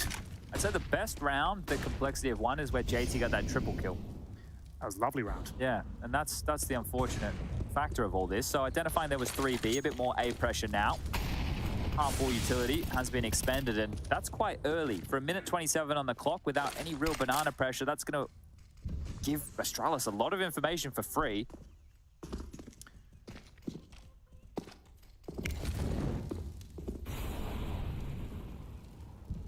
It's just to point at another smoke top of B, Henry. There's not even anybody in banana. Blame is at the base of banana. Floppy's already rifling through all of his utility. If I'm Blame, I'm saying, yo, boss man, they've already used 2 smokes over here. Oh, the peek in. The dink's not bad. The pressure's here. Dink could be false info, though, because it didn't actually give Dink damage. It only takes Flavor to 81. They have to go now. It's just going to be Floppy to defend. He's playing in front of the smoke, and this is going to get a little bit awkward for him. So there it is. A chance, though, JT. I don't think he'll be given another one. The smoke will go down, and spraying through the smoke. They're hoping for the best, but do they just have to give in? Remember, they had no kits in this one, Chad, so better to save the weapons, I would say. And that's a boring conclusion for Complexity fans, because they don't even get a look into the round. Just 1 kill. As you mentioned, Floppy didn't really have much to defend with. Burned from his utility pretty early on. Gets taken down. An awkward interaction there. Maybe if he gets 1.5, they could justify going for it, but If Hattie gets nothing at all, they're better off just trying to take the weapons into the next round. I think one of the other issues here for Complexity is once upon a time, if you were playing against Glaive and Zip on Inferno and Nuke, the series was already over. True. So the fact we have Nuke up next as well, with the confidence like this, with how Blame and Config are playing right now, let's assume that they don't slow down. Going to be real issues as we move into home turf for the Danes. Well, there we have it. They'll at least keep 4 rifles up, one of which is the FAMAS. They'll have another chance to buy some more utility this time, hopefully a couple of kits so they can justify some of these retakes. And haven't seen much in the form of aggression on the CT side like we were seeing from Astralis. They haven't really got comfortable yet, to be fair. Only winning the pistol and the 3rd and 4th round, 4 spy follow-ups. No real gun rounds going in favor of the North Americans so far. I'll be back on the AWP here for number 23, getting to the bookend of this first map. How about best of 3? The pick of Complexity not going too well at this stage. Chad mentioned they had a couple of impressive rounds from individuals, but lacking in gun rounds in total. That Grim piece was nice. I don't know if he said it or if they cut it. Right. It's like we took a map off the best team in the world who didn't have the best player at the time. Yeah, they did leave that key bit of information out there. Like, Simple wasn't on the server and it was a best of 1. But yeah, it's still confident. If you don't say it, it's still going to boost the confidence. You don't mention those parts. Well, this is JT again. And if he can just keep killing everybody, there might be a chance here for the in-game leader. 3 on 4. Space. Well, they've got a bit to work with. Zip needs to hit this shot. He has a full bag of util that's now all for naught. So that is going to be a little bit of a stiff ending for him as Config wants to be the space maker here. We'll have to do a lot of work with that flash and brilliant. Good team play there from Complexity. This one isn't done yet. Yeah, I don't think we're expecting Farley to get a whole lot done with the AWP.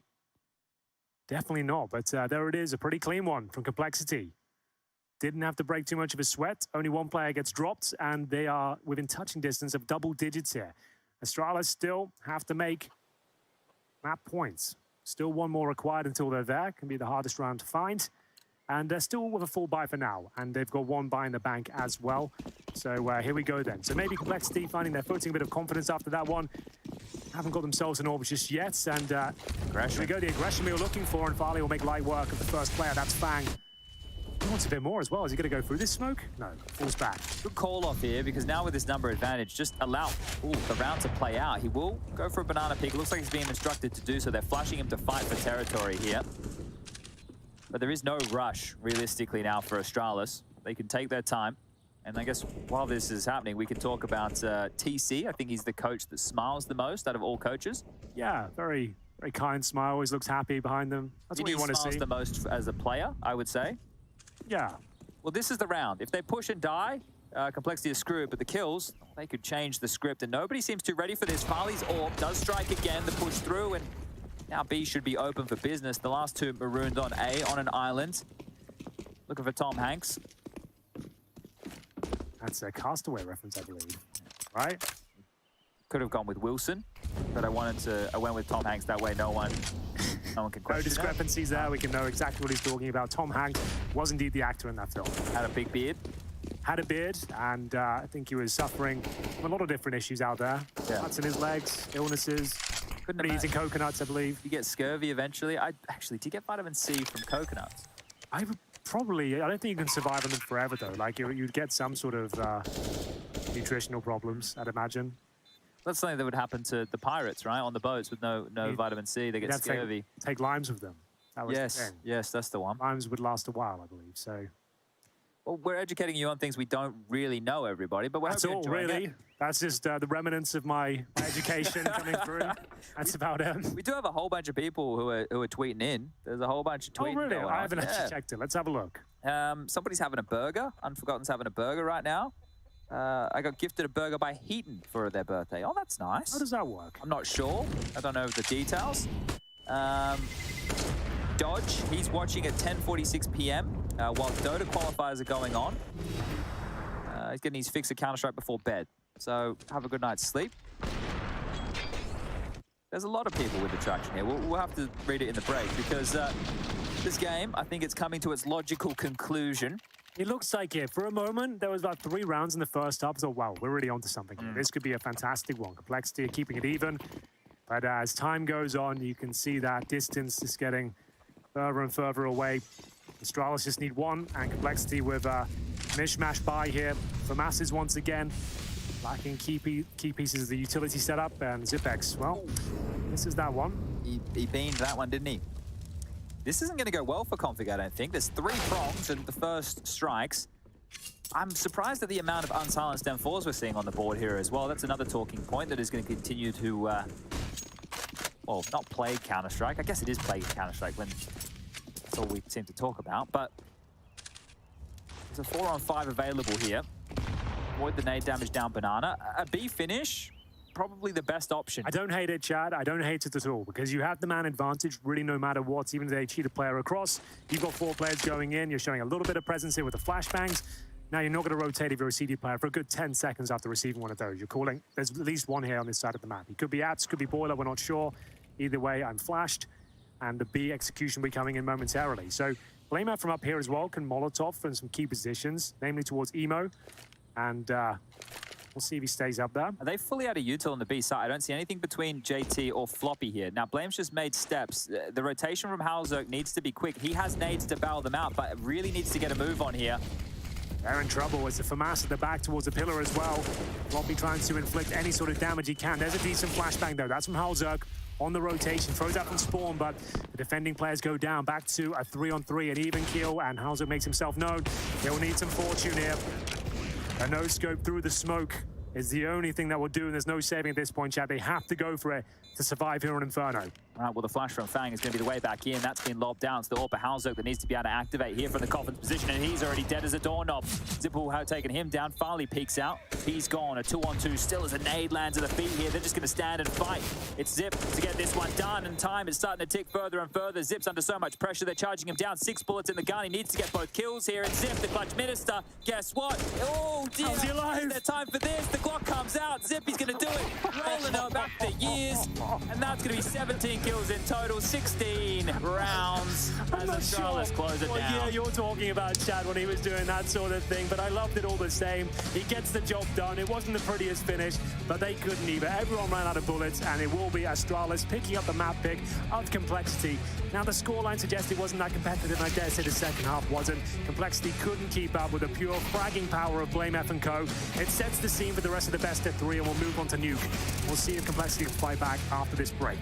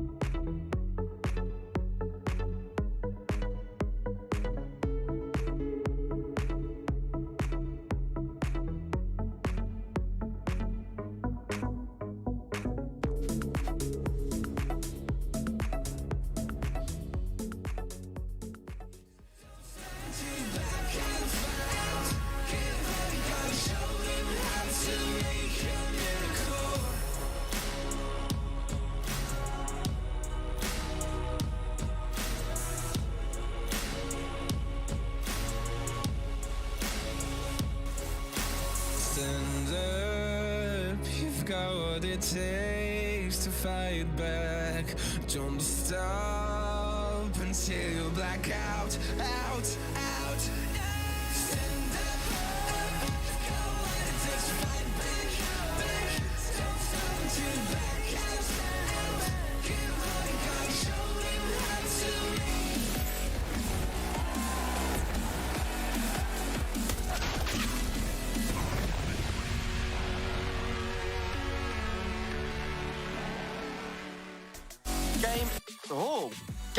Gamers, come one, come all. It's time to break down Complexity's fall. 1-0 to Astralis on Complexity's pick of Inferno.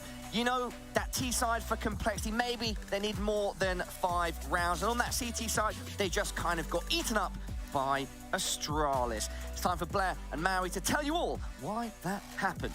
It was actually a great start to the game, right? Sure, Astralis won the piston round and they converted the anti-ecos and anti-force, but that 4-round streak coming of Complexity, we saw so many facets on, on what they had in store for us here with their game plan on the T side. But then Astralis, they completely shut it down. I like how proactive they were being. The rotations are really on point as well. And yeah, when you're getting into the second half, even though we saw some signs of life from the side of Complexity, it just wasn't enough. You can't just have only 5 rounds there on your map pick. No, definitely not. Complexity is going to be trying to understand why it was so difficult to get back in that one. Because like you said, I mean, they got those 4 rounds. They were actually up 4-3. This is an example of one of the rounds in which they were able to win. And Blair, I know you wanted to talk about all the good stuff Complexity did. Yeah, they won 3 in a row here. They know it's going to be a bye. And they know for a fact that, Astralis, a lot of teams that do this nowadays, they have the early B hold. You can see pressure towards Banana, right, with the utility and whatnot. And it's fast play, sure. Fang gets taken down, but then the spacing is so very good. And now there are only 2 defenders on the A-bomb side, right? At this point, just swarm it. Rounds done. The remaining members of Astralis, they have to basically just save. So Complexity showed a lot of really cool things, if you ask me, here in this initial few rounds. Unfortunately, in the end, it just wasn't good enough.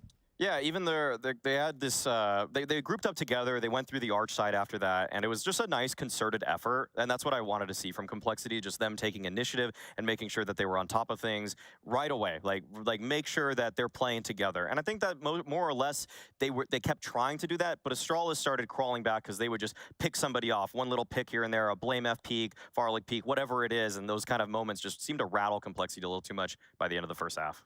Let's take a look now at what Astralis did right. Starting off with round 17, Zipex on a perfect flank.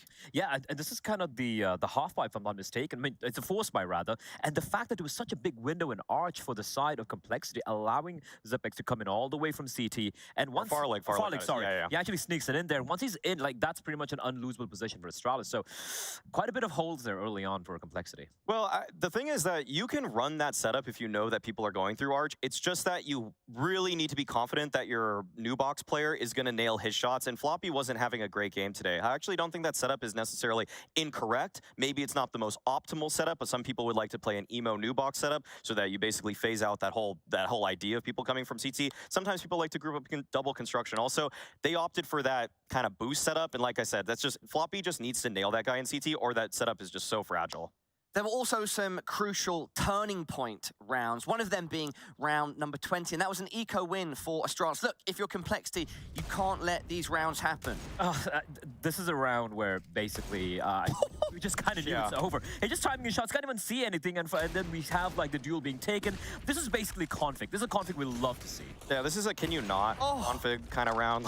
Can you not? For everybody that's rooting for Complexity here, a fan of these kids, you don't want to see them lose in that sort of fashion, because a lot of the rounds that Astralis won were good utility, good spacing, even weaponry, but then it's okay, now you're flexing your firepower too on Complexity. This is why these kids are supposed to be good at shooting back, but config shows that he can be in a tier above.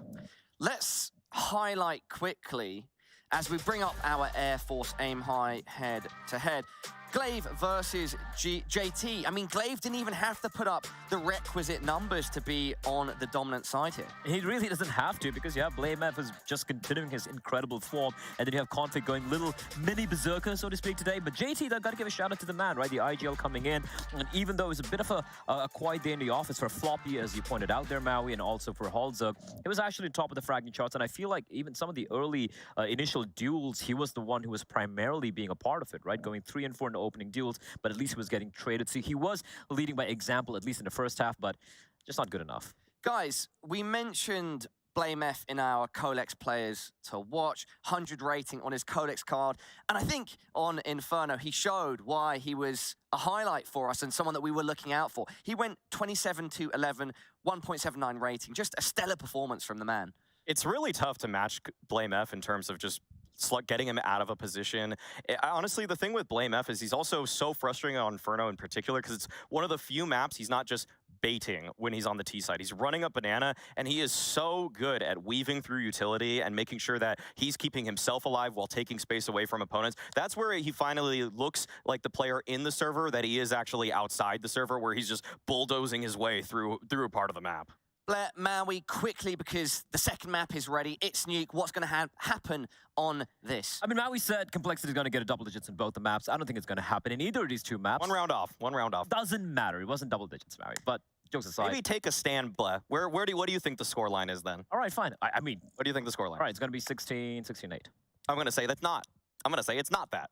Fair How enough. does that feel, Blair? How does that great. feel? It feels great. I'm going to say it's not 16-8. It's so easy to make a pred like that. It ain't going to be that. Guys, we are about to find out. Map number 2 is Nuke, and it's Astralis' pick. So, is it going to be a Danish 2-0, or are the international roster of Complexity going to bounce back? Do not go anywhere. We have Henry G and Chad off this break to carry you through it.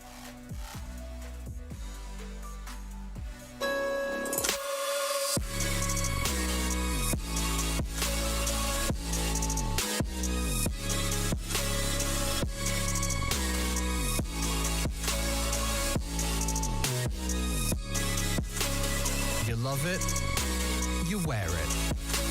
What's your style? Get your merch at shop.eslgaming.com.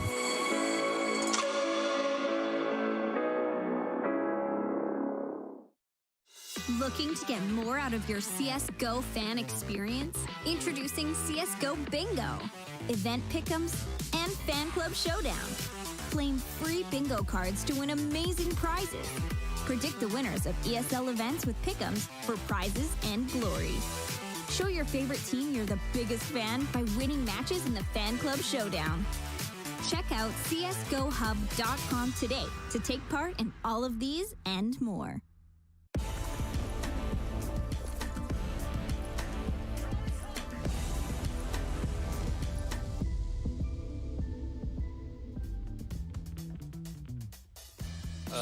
Stop yelling. We can watch here.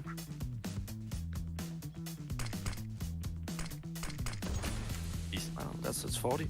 Hurry up, it's on time. It's on time. What do you mean? Oh my god. Oh. Oh, his. Oh!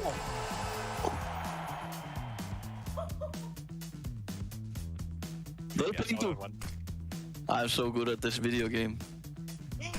Oh.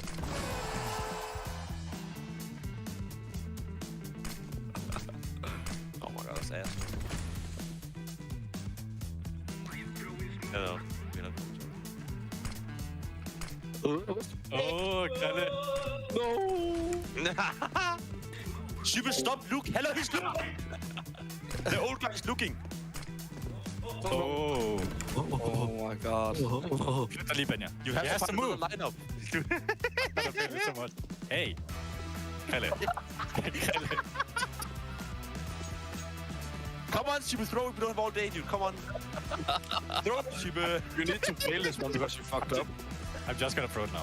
Okay, nice. That's perfect. That's perfect.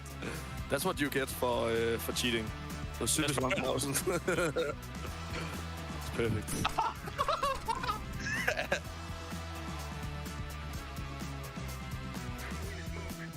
Smoke pit smoke. Oh.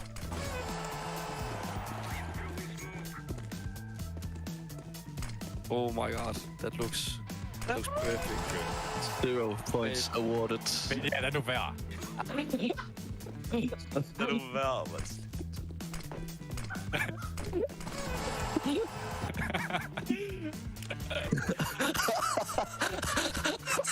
Han lander også kraft ud alligevel, mand. Comments. Oh, not doing that.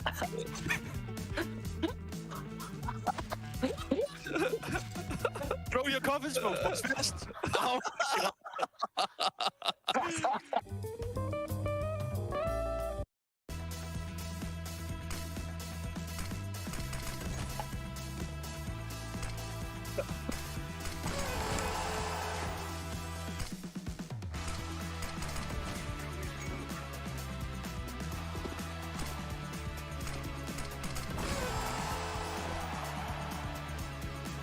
and one. That works. Works. The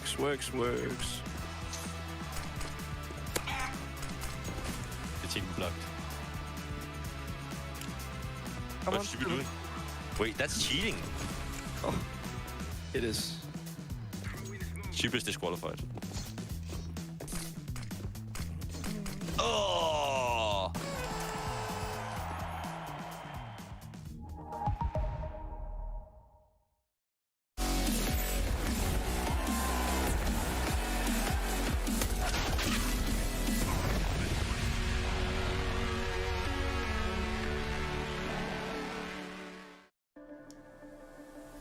Welcome back to ESL Pro League. It was good to see ASTRALIS enjoying themselves there. Why they bully Zip? Everybody asking. Yeah, that is a good question, to be honest with you. He couldn't quite connect the dots, and to be fair, they did enjoy themselves in the first map of Inferno as well. A pretty solid result, taking their opponent's map pick, and they'll find themselves here on Nuke on the T side. Now, Chad, it does beg the question. It looks like if the 2-0, do you think Complexity answer back at all?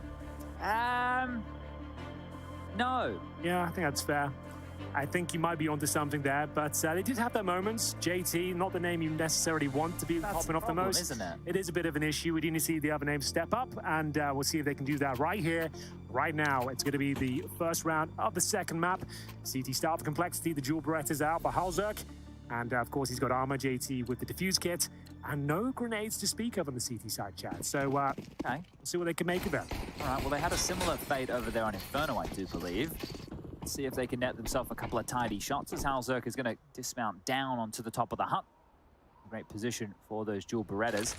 Smoke lobbed out of the hands of Glaive, and the 1x bet odds heavily favoring the Danes here. A bit of a lurky boy to work around, going to obscure the vision of that main player, as well as the windows ever so slightly. And Config's been peppered down to 2, so he's on notice. Okay, then. We are off to the races. ASTRALIS with the control right now. They have the lower bomb set under their remit. Yet to plant, but I'm sure it'll be coming momentarily. Zipex, the player with the bomb on his back, as it is by their time. They don't want to rush anything here. There's still a player down towards lower. Rotations coming through. There's Blame though, takes the dual Berettas out of the hands of Halzerk, and indeed, they're actually changing this round completely. Towards upper we go, and this is going to be a massive issue for Grim & Co. Oh, that is a huge problem. And now these dual Berettas in enemy hands can just lock down this key choke point. There's no way back in towards the ramp room. Blame F executing, looking for the fourth, and he's going to get it. Give the big man the ace. Farley is going to steal it. And that is a fantastic round from ASTRALIS to kick things off. Very controlled. I have to say that towards lower. They didn't rush the plant. They didn't force the issue. They managed to get together, hunt for information, realize the CT's already made their way down towards lower, and once again, that key frag towards the hut. Blame, of course, for everyone to get back up, and then he's just fending them off on the rotations here. Towards ramp, mowing them down, and this is probably the best sequence we've seen with the dual Berettas in this event so far. This is a submission? You put that one in? That's the official submission? For the dual Berettas so far, probably, I think that's the best one so far. Well, we could task Maui and Blair with going through and watching all of the dual Beretta highlights. I would appreciate that, to be honest, if they've got the time. Well, they do. They do have the time. I would really like to know. For me, that's the best one yet. But it is going to be just talking season 16. We don't want any. We don't want any other. We don't want any other clips coming, guys. We've all seen a clip or two, but we want submissions only from ESL Pro League season 16, which is XVI. For Romans, we covered off for them last week. We'll cover off for them again this week. We need to make sure we're worrying about everybody. It's good to keep the Romans happy. Well, we know that what happens when they're not happy, Henry. We've all seen what happens when the Romans aren't happy. And, a happy chappy is Blame. Initiating this topside swing through the smoke to fall, and it is Floppy from the top rope. Let's see what he can get done. The tag of the Flames is good for one. The trade is there. And, hang on. He has been overlooked here.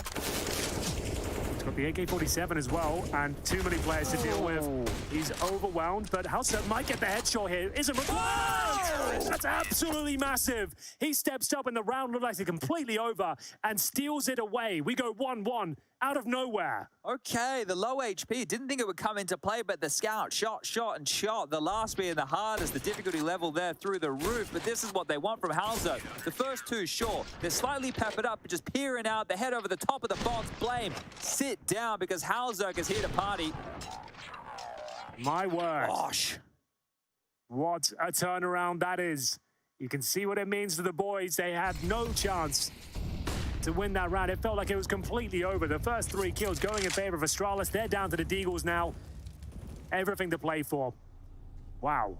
Nice round. That's going to start the energy early here on the CT hall. Smokes are being lined up here now. Well, we do have a brief moment. Hauser goes with Berserk quite nicely, but we have Config, who has been labeled as the Berserker. And Blame is the Boulder. It's the immovable object and the unstoppable force on the same team. Yeah, that's a difficult predicament to find yourself in. But they did get shut down. That was very impressive from Halzerk, and we'll see if he can continue that trend here. Tested. With the AK-47, need to be careful here, Fang. Keep it clean. You can't go down as well. Well, you might do. They're swarming him now towards credit card at the same time, and luckily doesn't take any damage, but you can see the Deagle's still a bit of a nuisance here. Lobby trying to answer back, but the smoke will remove his vision for now. Scrambling now, the CTs.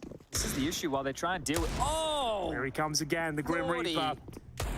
These bloody Deagles, they're not going to get away from these, are they? They're just scampering. They're trying to get some real estate. Sure, Fang is the only one that can put up a fight, but bomb is down. Time is of the essence.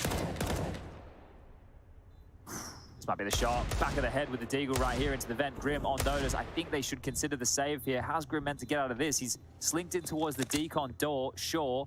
Fang's also pressing forward. Fang, he can take a fight here. That is an essential kill onto Glaive. Starting to initiate now. Grim, no kit for this. He's tapped the bomb. Halfway gone. Swings out, cold clear, but still just one player to find. They have to knock Blame off. They have to get Blame done now. I don't think there's going to be time for the defuse here. He's done enough. Blame's done more than enough. The kills are beautiful work. 7-1 for Blame in the early stages. There's the kit watcher J-Raz out looking for birds. Well, there it is. It was another beautiful Desert Eagle sequence coming in from Astralis. Config opening things up towards main entrance. Zipex actually found Alzerk. Low HP towards Secret. This was the shot that really got them into the round. Very nice towards JT there. Farley with a lovely one as well. There was a decent effort of the retake. Comes down to the 2-on-1, but as you mentioned, no kit. Blame F in position just to mow them down. And you can see that's a frustrating finish considering they had to fight so hard with that scout to even get into this round. 3 kills required. And they'll buy back into it. The Eagles of their own and an M4 for Grim. Now he's chipped in here. He said Zywoo had a better Julie's round in Group A. He keeps mentioning about that one round. We want it officially clipped. He's obsessed with that one round. We need it clipped. We need a comparison. I don't think it was that good. Well, look, I want to see the round. I want to be able to compare the pair. I've seen it. I've had my own analysis. I didn't like it. You didn't like it? No, not interested. So Maui, we would like a little bit more, if you could. Dining out on that one kill from Daiwood. And Blair is spitting in the face of Julie users everywhere. Well, what's it? Ain't no one got time for Julie clips. We're not Moses. What does that mean? I don't know. He's throwing, is Moses like the Julie? He's throwing hands right now, Blair. Is that a thing Jason's known for? I'm not sure. I'm really not sure. But this round, well, we had some investment, sure. Unless Halzerk can get a 1-on-4 with the USP. He did a 1-on-3. I think that music's copyrighted, chat. We have to be careful with that one. Apologize to the movie companies out there. But there we have it. Come and get me. I'm sure they will, to be honest. 3-1. And we do have presumably an eco coming up here. And that was the kill through the smoke, the drop down from main entrance. You see what it means. He's happy with that. He can't believe his luck. I just keep shooting smoke and they keep going down. I can't believe it. But full eco now for Complexity. Now, one round they did win. Hasn't meant too much, I'm afraid. It's going to be 4-1 to kick things off.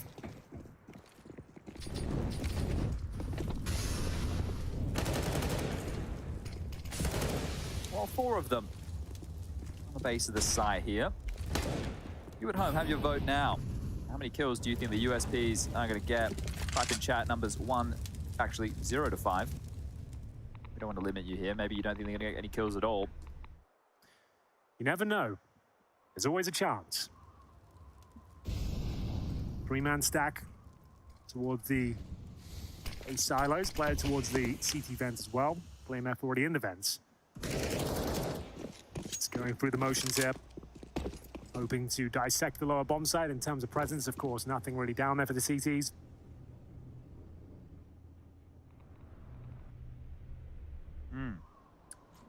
Okay, well, here we Can go. maybe get an AK out of this, though. It's just Set up Glaive. the blender, Henry. Hold up. No, I feel like Glaive... I feel like Glaive just gets one here. Okay, all right. What about now? Now he doesn't even have to get kills. He knows he's done enough. He's just going to send them packing. Come get me, lads. Now the blender's been set up. Catch me if you can. It's whirring into action here. He knows it as well. And we're off to the races, ladies and gentlemen. Can he find multiple frags? There's 3, 2.5 actually. Stuck on a frozen strawberry. It absolutely did, and that's going to be an AK-47 safe. That's actually quite valuable, I would say, on the CT side. Take that towards ramp or maybe towards the upper bomb site, and you'll have yourself some very favorable duels. But that's about all they get. The round is by the wayside. As ASTRALIS will post their 4th on the T side of Nuke. Certainly the favorites coming into this matchup, and I've taken their opponent's map pick of Inferno in quite a convincing manner. They're in very good stead to do the same here. Well, we have to shout out to a couple people in chat. Honey95, D Wheeling, who else we got here? Halo Evolved. These are just some individuals who guessed 1 for the USP. Nice. So congratulations to them. You guys have won the grand prize of nothing, but thank you for participating today. It's a good prize. So, I would say one of the first real gun rounds here. We have got the AWP of Halzak. Are you okay? Sorry, I knocked the keyboard off. It's an exciting... Alex isn't here, it's an so someone exciting has to setup. break something, you know? Yeah, fair enough. So, it's going to be JT with the AK. And we get into it. I would say a must-win round for Complexity now. Can't let this one spiral out of control. Orb heads towards ramp to kick things off, and some outside grenades will come through. The Galil, Zipex actually follows that grenade home. A lot of damage. This is where, yeah, you bang on. We need to see if there's any fire, anything in the tank here. If they're unable to convert a round like this, the spam not far off either, then there is going to be some massive issues. And Hauser currently tunneling down towards the lower side of things, seeing if he can find a pick with that AWP.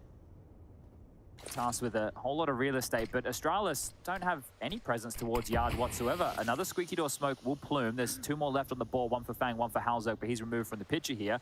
And kind of giving Complexity enough rope to hang themselves. The more utility they use, the more susceptible they will be to a top execute. Still plenty of bottles of flames, still plenty of smokes and flashes, so Glaive can call them into place now. Yeah, no incendiaries to speak of on the CT side, so it'll be very difficult to tie up those choke points. Glaive probing towards that side on his lonesome, just suggesting there's presence towards this area.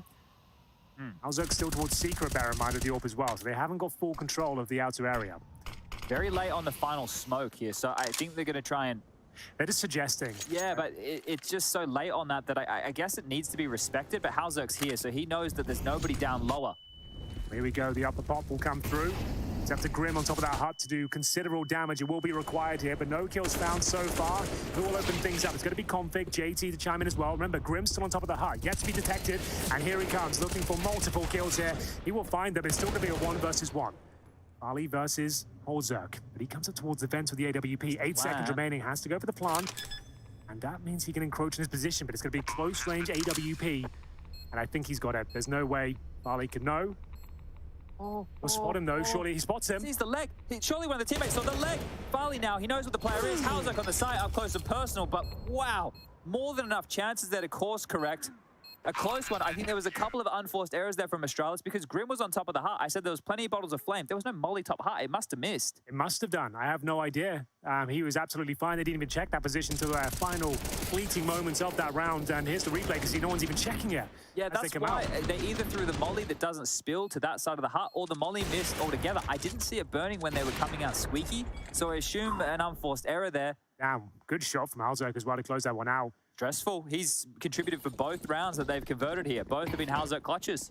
Yeah, that's a very good point. A 1 versus 3 and a 1-on-1, and it's going to be Blame F forcing the issue here towards upper. JT will get the kill through the smoke. That's towards Squeaky Door, and once again, it's Grim on top of the hub, being an absolute nuisance here, but Config ducking and diving around the bomb side, brings it back to a 3-on-3. Smoke towards main, Fang. Nothing he can do for now. The bomb should be planted momentarily, but a spam can come through towards main entrance as the bomb is planted, default plan. And the retake will be difficult. They've got a couple of flashes. An incendiary, if they throw it on Convict's position, they're onto something. Another smoke towards main is going to buy even more time here. That one's a bad Best throw. smoke, though. Yeah, it's got a big gap on the left-hand side here for Fang to work with, and Farley might just offer himself up. He's realized that there's a gap right now. Fang flirting with coming through, making himself seem bigger than he is. That flash forward, they're blind, they're coming out. Heaven off of that flop, he's been able to profit. Fang's found one as well. This is a good retake. They drop down on just enough HP. They will scoop up the kit, and they will definitely get the defuse, but well handled there. That flash from Fang, you could see it. It came in from main, zipped in the sight, blind. He goes down as the first prong of the retake, so well handled from Complexity. That's a really nicely put together round. Absolutely true. And you can see how blind they were, scrambling to find cover. And missed-thrown smoke towards main allows them to get the kill towards Farley as well. And it will be 4-3. They're coming to life in this second map, and they'll have a nice full buy here as well. Fang with the AK-47. Haven't had to say his name too often. Hasn't had any big moments so far in the series, but still plenty of time as we enter round number 8. The MAC-10's out once again, but just one of them this time in the hands of Glaive. And the orb for Farley as he'll make his way towards outside, I'm sure. So this is some of the adjustments that Astralis had to make when they made these roster changes, right? They brought in Blame, and he was doing a lot of these lurky rolls towards Yard. In Complexity, when he was on the international team, he'd get a lot of yard space, they'd use a lot of resources, and then he'd kind of just park the bus and hope that his teammates would be able to get some kills. Glaive is a bit more proactive. So there's been a lot of changes for Astralis in how they use these players, the roles that they play, and they're definitely starting to get them into a better form. But Fang right now, you wanted a big moment. This is his chance. 2, lockdown, the molly comes. 3 for Fang, just biting down hard, and the 4th is there. Beautiful stuff from the Canadian. Well, there we have it, Jad. I wanted a big play from him, and he certainly delivers on all fronts. That is massive. He manages to get 4, and he's on for the ace here as well. The bomb's down towards Secret, and we'll see whether he can convert this one. Certainly fancies it. You can't blame him. Speaking of blame, that's going to be him on the other side, and there it is.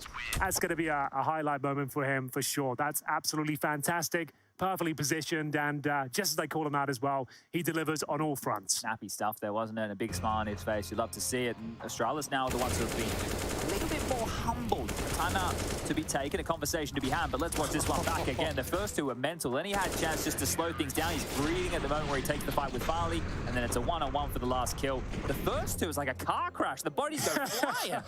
The crash test dummies. Yeah, he can't knows it believe was juicy. No, that was nasty. Wow, the backflips down the stairs. A bit of gymnastics there from Astralis as they're left with not much going into round number 9 here. We're all tied up at 4-4. They're on the T side of Nuke, fair enough, but Complexity have done a great job getting themselves back into this one. Will we see any sort of purchases? The AK-47 for Blame, and not much else from Desert Eagles, and just armor for Config. Everyone else a little bit more modest. If they get a plant here, no harm, no foul, right? Because then there will be loss bonus plus the plant Blame can buy. And you understand why they want to do this. They want to try and keep the economy humbled. So expect something a bit slower before this AK starts to prod. Oh, maybe not slower at all. Maybe actually quite in your face. He's just going to swing this nade. It's deep. Oh, not deep enough. It's the corner of the wall there. Doesn't do a whole lot. And Floppy, hold on to your hat, mate. You're about to lose it. They're just running out into your domain. You don't look ready at all. Completely caught off guard. Well, there we have it. Yeah, well, he didn't know they were coming. He spotted them as well, right? Multiple times. Yeah. Well, there we have it. It is going to be an opening frag for Astralis. And what a part of the map they've taken over as well. The portal to both bomb sites there. It means you have to drop someone down towards lower. That's going to be Fang this time with the AK-47. He sits behind the bomb site itself. Alzerk should have a frag here, and indeed he does. Glaive will be dropped. It's up to Zipex. Move the M4. Oh, I think they probably spotted him. They know he's there. Yeah, this is perfectly placed. He'll have to extinguish. Dancing through the flames. Come on, Fang. He can do this. He can actually pull this one off, I dare say. He's low HP now, and he's done enough, I suppose, considering he was spotted. This Deagle kill is everything. Config needs to work out whether it's worth trying to pick up the rifle, but down to the 2-on-2. JT closes the door. Huge advantage here for Complexity. There's both Astralis players now on the window side. Ali needs to go around the world. He needs to try and locate that drop rifle. That's going to be the only way in, because Zip, sure, he's got this gun in his hands, but he can't do this alone.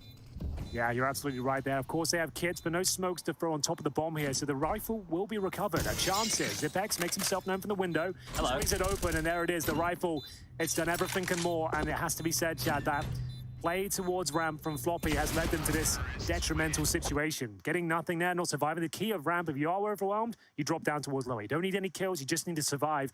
He spots them, and I assume he thought he was up against an eco perhaps, and wanted to stay a bit longer. He had no backup, he had no utility. He offers up a rifle, and yeah, the blame has to be put on him for this particular round, unfortunately. Yeah, it's a too big of a part of the map to just give over against this type of a buy. And then all that pressure just constantly applied here. And then Farley made the best play he could. He knew he had a Glock, he knew he was on half HP, kind of sniffed them out there and confirmed the round. So good job for him and Zip to close things down. Just when Complexity were looking very comfortable, they managed to get themselves 4 rounds, 3 rounds in a row. And unfortunately, that's going to put them in a quite difficult spot. The MP9 for JT. All for Halzig, though, looking active and quite precise so far, I have to say.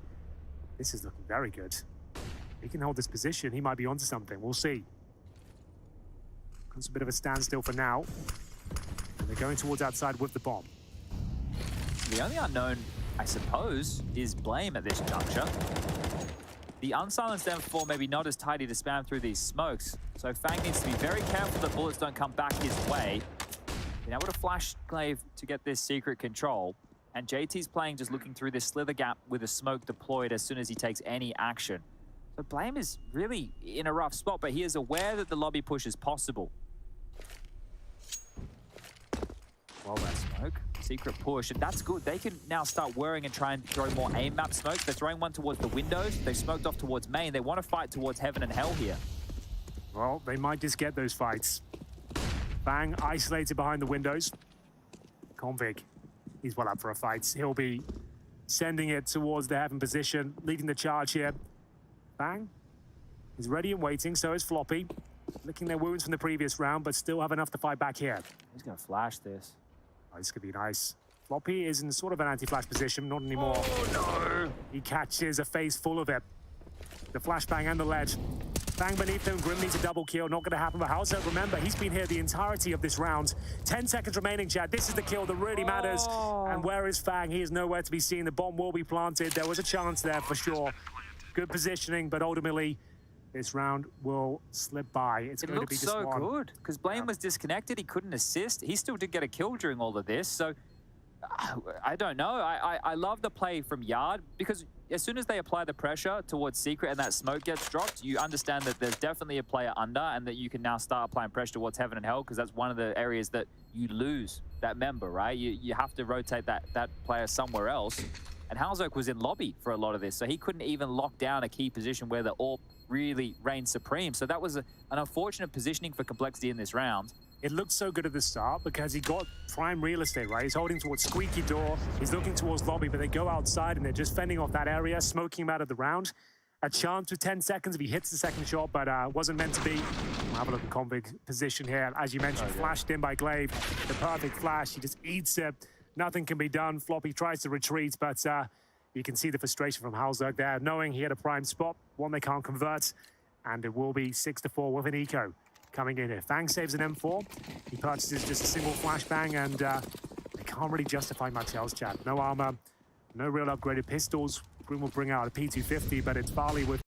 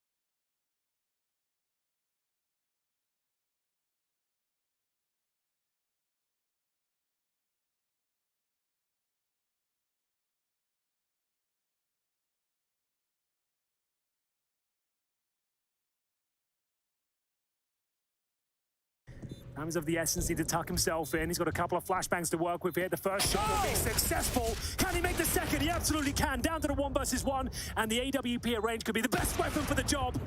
Floppy will shut him down, Chad, but we had a moment there. We gave him the beans. We gave him the beans. You always want to give him the beans. Absolutely true. There was a chance, and one he almost realized, but it wasn't meant to be.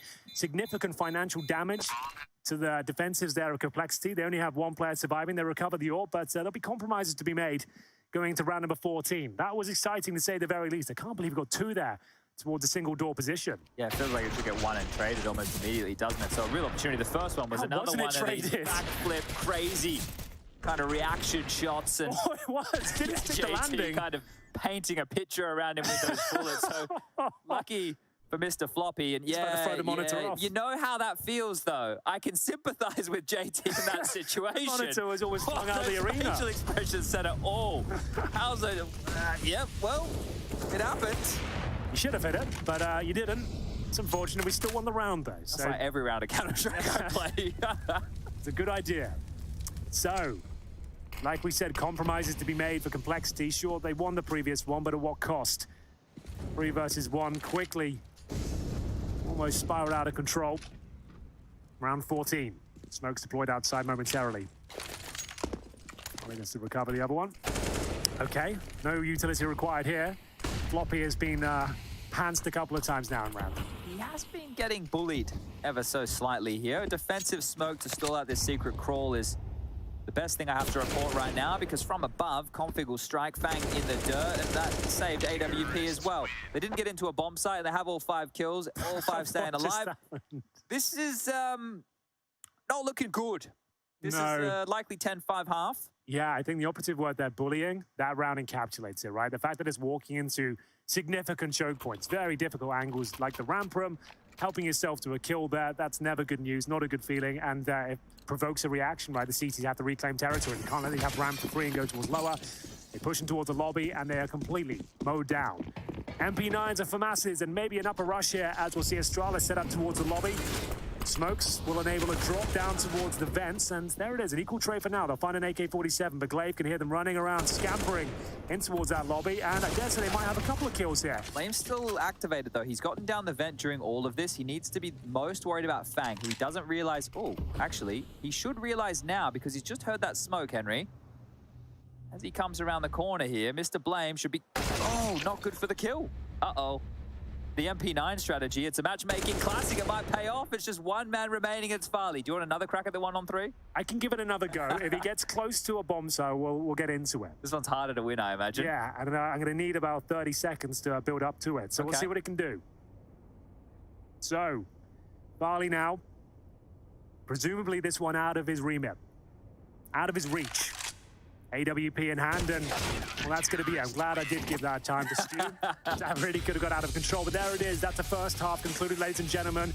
A dominant performance from Astralis, it has to be said, but still a fighting chance of Complexity. We know this is a difficult comeback. They'll be moving over to the T side now, but certainly possible. We'll take a break and see what they can make of it in the second half. Very, very shortly indeed. Do not go anywhere.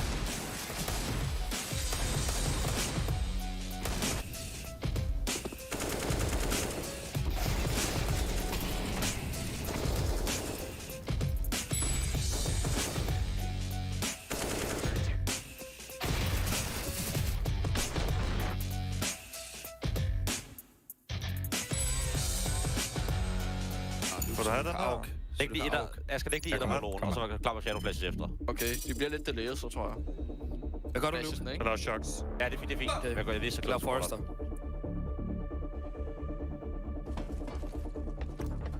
Jeg er klar. Ui.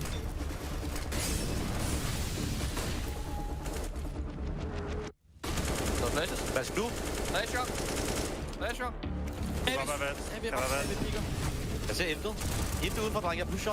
Banger mig igennem. Overlev, jeg bærer. Yes. Overlev. Kom, blok noget. Bukker døren. Nice. Jeg har bamsen. Asger har bamsen. Jeg har bamsen. Står godt. Står godt. Tjekker den. 1 liv. Jeg går hjertet. Jeg rammer midt. Jeg rammer midt. Push hjerten, Kalle. Kalle pusher hjerten. Han er low, Kalle. Han kommer til at gå ud. Sned vent. Buller radio. Smukker noget hjerte. Du er ikke smuk på A. Der må ind den der. Jeg gør top ham her. Kom med under. Jeg står i bams. Jeg går under. Jeg kan ikke stikke under nu. Nej, det er fint. Kør ved noget ved. Så. Lobby. Back lobby. Oh my god, he gets it and gets away. And a no-scope from Farley. He denies entrance into the site. Oh, and a no-scope into drop. He hits the wall bang, makes a round out of it now.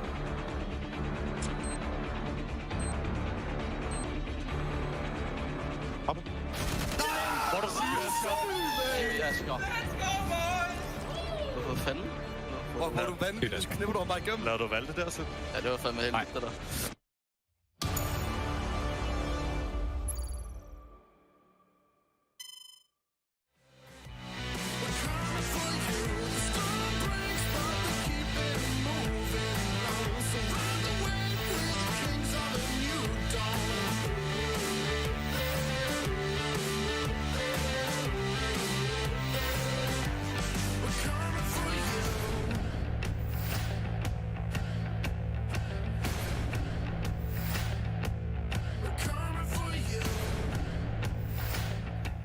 It feels good to finally being able to show our true level. That's what we are here for, that's what we fight for, and that's what we're starting to achieve.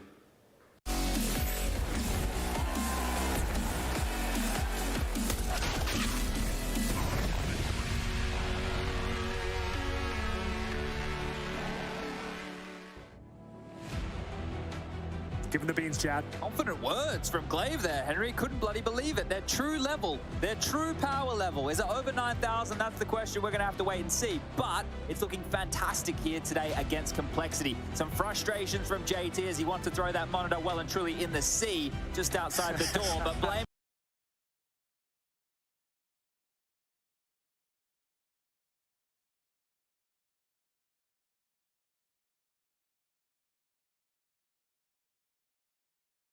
Armor and dual Berettas in hand. It's a fast approach from Complexity. They head towards outside, and they need this one, Chad. They need this desperately. Now they have one smoke. A similar approach to what we saw from Astralis, to be honest with you. That's that single smoke crossing over towards Secret, but it's Zipex. No stranger to the ramp from himself, and he'll be opening up. We open up the killing towards Floppy. Here come the dual Berettas, though. Oh my goodness gracious me. Glaive mowing them down there.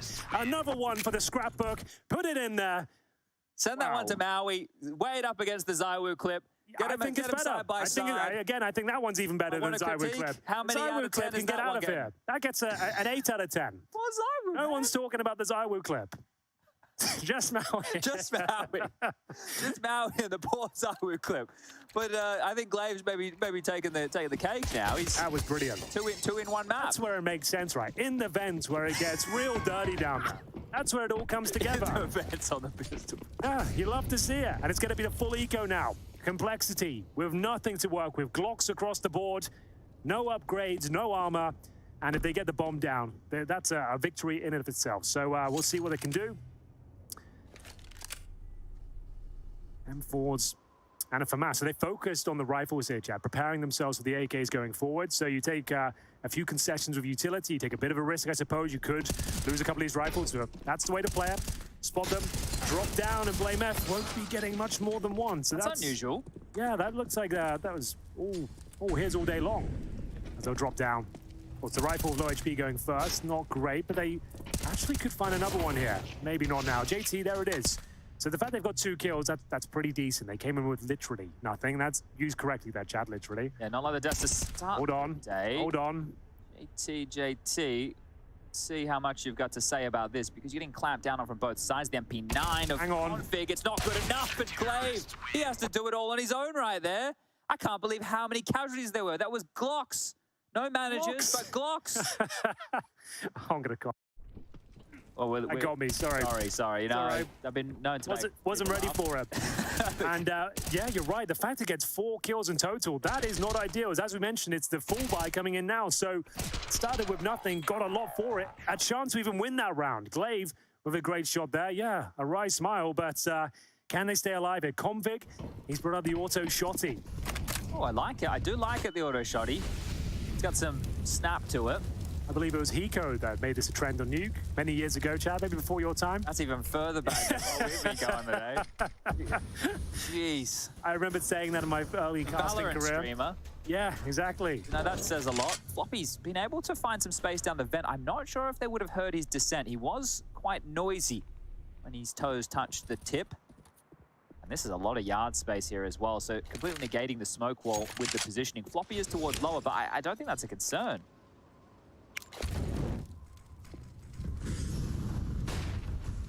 They have to return to A. I feel they have to return to A and try the vent drop.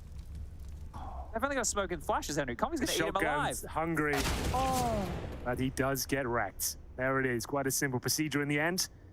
Well, there was a chance of a big mow down. That's not meant to be. Man advantage for Complexity. Can they hold on to it, though?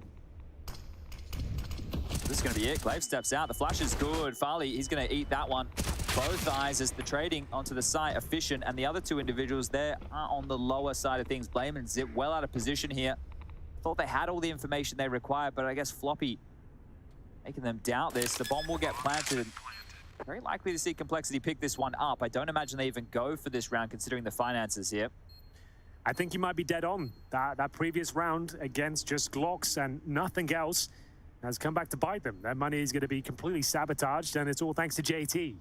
So if they come back into this half, you can thank that round where they didn't even win it. So we'll keep track of that. For now, though, ASTRALIS will be saving 2 rifles, both positioned towards the ramp room, and there doesn't seem to be a hunt going on just yet. So they will hold on to those. Another nice round there for Complexity, though. It should be competitive at this stage, but we'll see what ASTRALIS decide to do going into the next. I would say they probably shouldn't buy into it. Well, the quandary becomes, right, because you're bottom of the barrel loss bonus. Yeah, you're right. So if Blame can drop something and Zip as well. Right, I guess they could drop MP9s, right? Yeah, maybe they want to get a Deagles. scout for Farley. That's possible. I know it's Nuke, so I would be with you. I think more MP9s or maybe something you can get in the thick of it with. I think a scout can get zoned out quite easily. Drop the 5-7. That makes sense, right? We've already seen JDC's 5-7 today to shut out on Dust 2 was nice. Yeah, fair play. 5-7s are making a huge comeback in 2022, I would say. And they haven't actually gone all in, right? So Farley still has 700 as the AWP. Blame still has 1200. Okay. So they've kind of gone a little bit half-half. So next round, there will still, if they lose this, there'll still be a few investments made. Config's opted for the 5-7 instead of the Deagle, considering some of the shots he's been hitting. Surprised to see it. He's already through Squeaky. Floppy's about to be dead meat. I don't think so. Floppy will bounce back. You sure? Because I don't think he's expecting this. The fade favors Config. He'll be fine. I know Floppy, Chad. He's never caught off guard. He's been caught off guard. So there it is. For the first time ever, actually. Yeah, it's actually unbelievable. But Grim, the angles are frustrating. Can't quite look down onto them. Still has a slight chance of getting this kill, but they're falling back. Was this in reverse? Well, I think because he's heard them rotate ramp, so he's called this rotation out and coming down the ladder. Grim needs to be very careful. Fangs found one, JT the other. Everybody just rotating around the map, but the rifles are still alive, and Zip, he's done some damage here. Blame and Glaive, they have a chance. Do they jump down the fence here? If they do, they'll be in a lot of trouble. Blame F patrolling towards main entrance. There's always the option to jump down the vents. And it hasn't quite landed, so I assume there's Molotoving Squeaky door there. Still a chance. Blame F's got the kip. Glaive is up, waiting for that smoke to dissipate. And it's up to Fang and Grim here. They know exactly where they are now, towards the hut, and Glaive will start to flank around from Squeaky door. This could be big. This could be huge, but that's the key frag and should calm things down. Blame should just save at this point. Yeah, and they also only saw one player cross towards the hut, so they won't have an idea that both of them had been able to slink in towards that lobby position. So it was a competitive round from ASTRALIS here. Everything almost fell apart. That info with Grim calling them running towards ramp, they were expecting that full rotation towards that lower site. It was a good idea to come back up from the lowers, but it still got quite dicey, so not out of the woods just yet on this T-half by any means. It's still a 3-round game. It's another one converted in what should become 9 rounds, so this is a chance for Complexity to bring things ever closer. And that was the moment, a historic moment, where Floppy was indeed caught off guard. You can see the frustration starting to set in. He's had a bit of a rough game on Nuke, to be fair. Normally one of the shining stars of Complexity, but ramp has not worked out for him, and then caught with pants around the ankles once again. But they win the round. So 11-8, as we'll see Blame F, as mentioned, save the M4. Just a few Deagles to work with here. So a few, just singular actually for Zipex.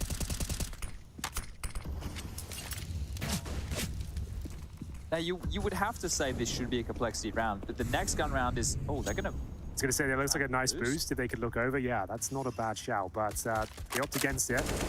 And there it is. Floppy bouncing back. Ooh, Blame's heard this. He knows there's one in warehouse. This is a very difficult position to maneuver here where Blame is, right? Because it's surrounded. You drop back, you know where the fight's coming from, you go forward, you walk into a fight. So that's the gun dealt. They know that the biggest weapon is on the floor now. It's this next gun round which is the key. If Complexity are able to... Hold up a second, Clave. You've got to kill when you're in lobby, and the AK not too far off from a third there. Did make me stall for a moment, and saw a chance for another fight here. It's a Zip Deagle, so I'm not crazy concerned, but maybe I should be. Maybe I really should be. Halzok's on 7 health. This Deagle just needs to hit anywhere on the body, and oh, the turnaround with 1 shot left.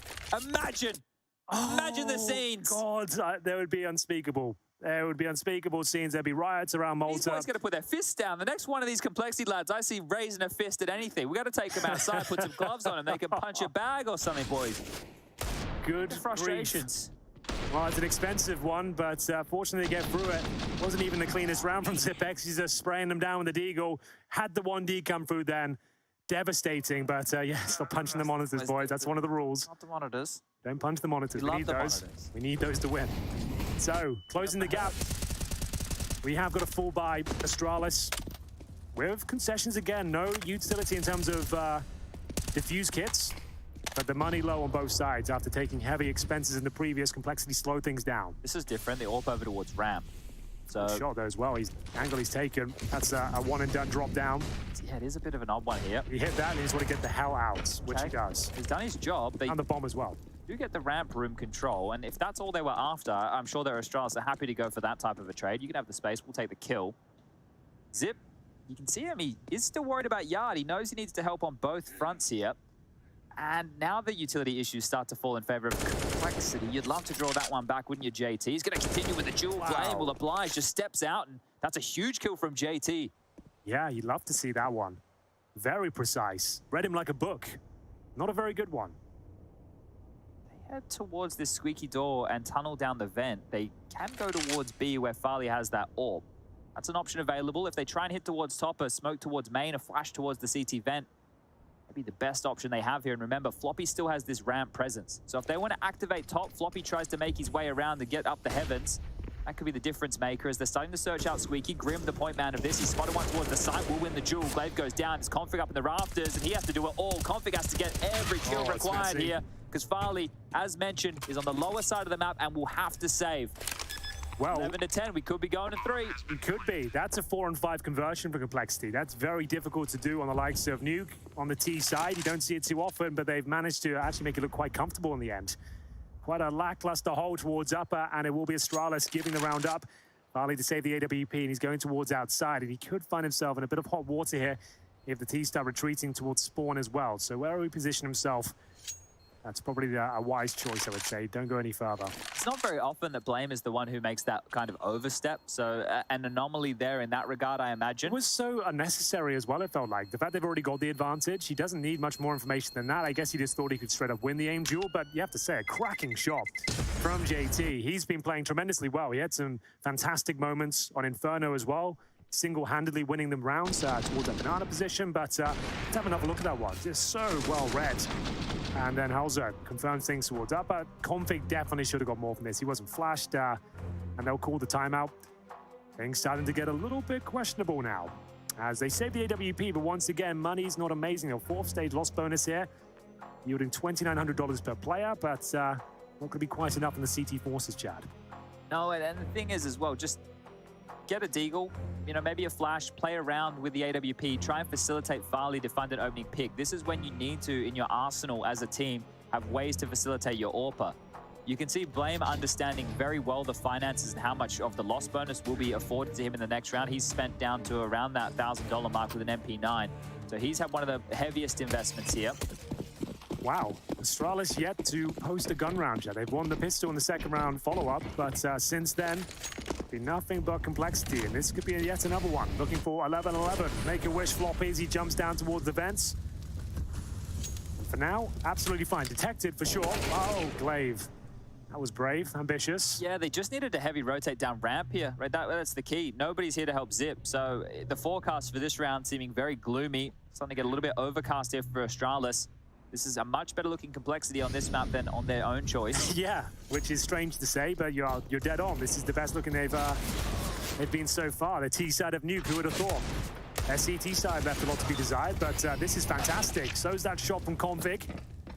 Won't really mean too much, but nice to watch either way. We have got a chance for Grim to mow them both down at this stage. The first, and he has heard the second as well. I dare say he'll pick this one up. Apparently not, trying to save the AWP. Flame F will fall back towards CT spawn. I'm known to be an AWPer as Blame, so let's see if he gets tested here. I'll have to take a couple of pot shots, just hoping to find another kill. I wonder what, in that piece as we were coming up from the break, Glaive was talking about show their full strength, right? Their full power level. I'm curious as to what they believe that is as Astralis, right? Because I think if Config and Blame are playing exceptionally well, that's great. But outside of that, I still have a hard time looking for where the remaining firepower is going to come from. And that is going to be the question that's going to stay around Astralis for some time. Yeah, I think you're definitely onto something there. I think it's fair to say Zipex and Glaive, maybe not the players that they once were in terms of the fragging department. They're not as emphatic and as well put together. They're still very competent, but yeah, not the stars of the show anymore. And Farley, he's had his moments, to be fair to him, in this second map, but still quiet in terms of a world-class performance. Yeah, that was a nice shot. It was a very nice shot. So then, we're all tied up. I can't believe it. Me either. It's kind of just happened. And they could be going quite poppy here, Henry. Fang straight into the heart here. This is a change of pace. Out they walk. Fang straight in for a fight. Config is going to stall them out here as two have made it down the vent. At least that's some space, or was it? Straight into Zip, who's already ready and waiting for this. He's going to grab another kill. The bomb in the vent here. Zip's done a great job. Yeah, this is looking like the first convincing round they've had on their CT campaign. It's Grim and JT remaining. I say just. They've both been playing phenomenally well, and Grim, he's actually got some positional control. He's beneath heaven right now, and they don't seem to be aware, and it's the AWP, an awkward weapon to yield here. And at this point... I don't like his chances. This is going to be rough. I really don't like his chances with the AWP here. It feels like the worst weapon for the job. Yeah, I think he might be onto something there, but he's going towards main elite. So Grim, we'll let him live for now. Oh, no, he's not. He's coming in. Oh, the timing's... Farley's dead. No two ways about it. Apparently not, though. A no-scope will do. Using the bayonet on the end of the AWP there, it will be enough. And JT, maybe a souvenir frag. Take one home. As he's left in the 3 versus 1. Bomb towards the vent still. Oh, that was looking very likely for a headshot, but not meant to be. Makes up for it on the second interaction and needs to be careful if Farley hits the shot, though. And finally, Astralis will post a gun round here in the second half. Crazy there that it was just after that opening exchange towards the double doors that it was just still one more player down towards the lower side. Even though the bomb was in the vents there, the rotation, it was Farley. The man who gets the no-scope is the one who has to drop in the vent to help them out. And he saw the leg well before he saw anything else on Grim there. So fortunate timing there for Farley, but a great finish from him and what they need from the AWPer. So bounce back here of sorts for Astralis, but it's more about how many of these can they add to one another as opposed to... aren't looking comfortable yet, right? Yeah, like, 2 survive, right? Only 2 survive, and it's just like it's always a little bit clumsy towards the end. Still yet to see that true power of Astralis, to be honest with you. As you mentioned coming into this used to be a bit of a homestay map for them. What was the win streak they had on News? Like 30 maps or something? I remember back in the day we were talking about. Yeah, maybe it was online as well. It got to 32. I think it was 32 in total with online performances. Not looking like that right now, but still in the lead. And on the CT side, should be able to close it out, but it's anyone's game at this point. Looking for a third map out complexity. A great showing on the T side here on Nuke. Farley back towards outside. Blame F patrolling towards the squeaky door with Config. This is the type of round if Complexity can win. It's like picking up Astralis and dropping them over the knee. A bit of a backbreaker here, just considering the state of their finances, but the same can be said on the other side. Complexity being able to dart across. JT, the in-game leader, has been able to grab this space. It is a duel against Blame and Farley. It's 2 players to task and stall out any of this crawl. They're both focused in the same direction. Is that the correct... I think there might be a gap in that main smoke, actually. just off the line for now. And, well, JT's aware of the one-way first 2 kills come in. Glaive does find Grim, and as I mentioned, I think there was a gap on the main smoke. I don't know how else Glaive would have found that frag. Well, this one's starting to unfold, and finally a very clean round from Astralis as they go 13-11. Ozark will be better off saving the AWP. His finances are at absolute zero. In terms of next round, they'll be getting $1,900 per player without the plant. So, yes, indeed, you do have to save. And might just be the force buy around it. This could be the beginning of the end for Complexity. This is a very, very important round to give up. Henry, I know that only we can see this, but that's Grim's body there that Glaive killed. Yep. Which I imagine the smoke landed just here. Okay, I see what you have. There it is. You're right. You're dead on. A massive void. That's not good at all, is it? Bit of an issue. Bit of an issue for sure. Certainly not for Astralis, though. Maybe that was the problem. Bit of dust in the old mouse. It happens to the best of us. It can do. Has been known to happen. At the worst of times. So, will they allow the AWP to be held onto? It's in towards T-Spawn, as mentioned. I don't see a hunt ensuing, so there we have it. It will be 13-11. Astralis closing in on the series victory. So, round 25. Ozark will save the AWP, but get no extra cash, of course. He's got a Molotov and a flash. Do they want to buy up around him? This is the biggest decision they'll make. Do they want to go all in? Apparently not. They go for the more conservative approach, not allowing them to get to 14 rounds necessarily with the AWP up there, and we've seen how powerful the Glocks can be already, apparently. Yeah. Apparently versus Astralis, there's an opportunity here. Nice little hops from the Zerg. Let's see what he can find here, because truly he's the only real chance they have. So, it's like Obi-Wan Kenobi. Exactly. Heart's Molotov coming through momentarily. The upper bomb site hasn't been too pretty, but that's a nice shot. The AWP goes down. Didn't move. Configure. You're dead. Next. Well, BlameF getting all the information required. Pushes towards outside. You can hear the speculative shots from his teammates going in towards the lobby, following them towards ramp. They still have the AWP, but a Zipex, who's no stranger to this position, he's in a prime one. The old bait and switch. Farley doesn't have to stick around. Get that one kill. Stay alive. That's it. Hitting your teammate who needs to get at least one. There it is. That will do. Anything else now is a bonus. They keep it clean. Grim should go down, and there it is. Well handled. All right, that's Henry G's School of Counter-Strike right there. Yeah, live and in real time. Subscribe now. You can't actually pay for those type of lessons, but if actually, well, we're starting. We had like a cameo thing we were talking about before. Cameo starting up soon. I'm sure we can start a whole bunch of different. Online tutorials. Services. Yeah, we could bring it all out. A full rebrand. All gonna happen. Right then. Is it the Swan Song? It could be. You never know, Chad. You never know. That's the thing. Beauty of Counter-Strike here. So the Desert Eagle for Hulzerg, remember his finances were greatly impacted from the previous round, having to save, and Floppy, he's found a bit of a gap here. This could be interesting. He'll get the opening frag as well, I dare say the second. That's going to be round. We'll see if BlameF can make anything of it. There has been significant damage, but it's not worth it anymore. There's a lot of nades available, so one of the keys is if they can find a nade kill onto Fang or Grim, there's an opportunity for the retake, but unless this utility is perfectly placed, I'm with you. It has to be the save. They've just been brute forced into this top site. That's a little bit of an FPX type maneuver right there with that play from Floppy coming out the squeaky door, looking at the heart. The flash is perfectly timed.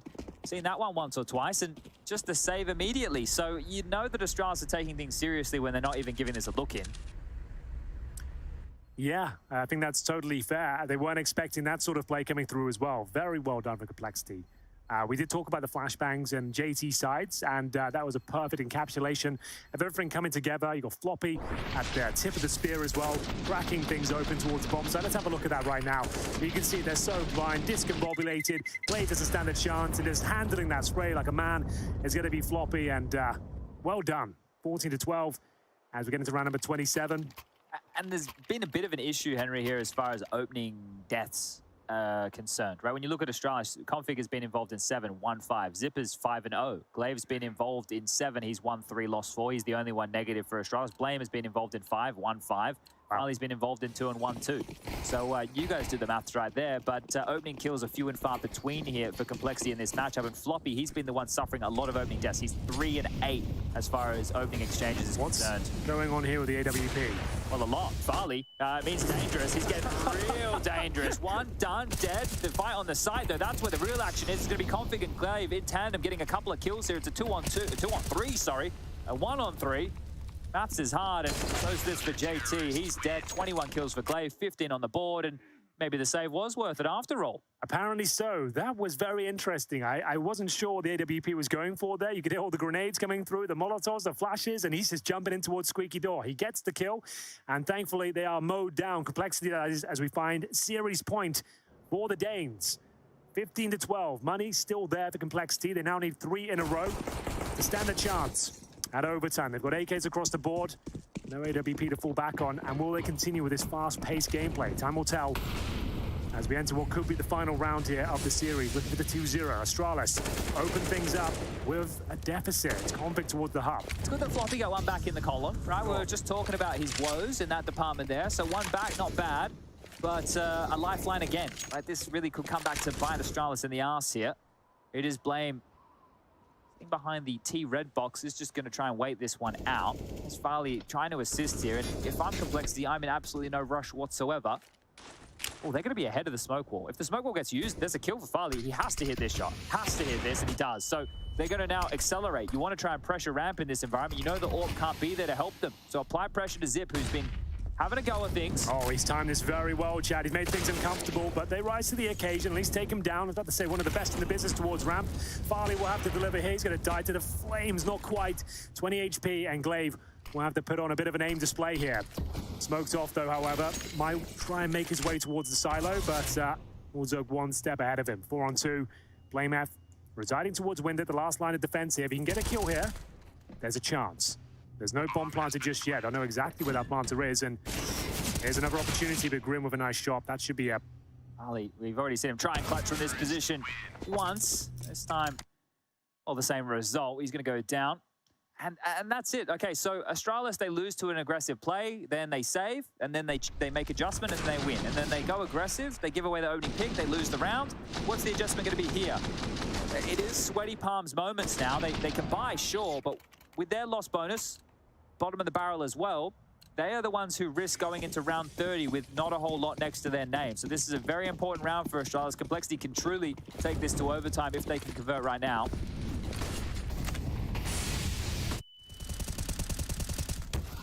Looking to try ramp again. There's several bodies over towards radio early. Farley's back over there with the AWP. The positioning now, they didn't give up that first kill towards Hut. A bit more of a static approach here.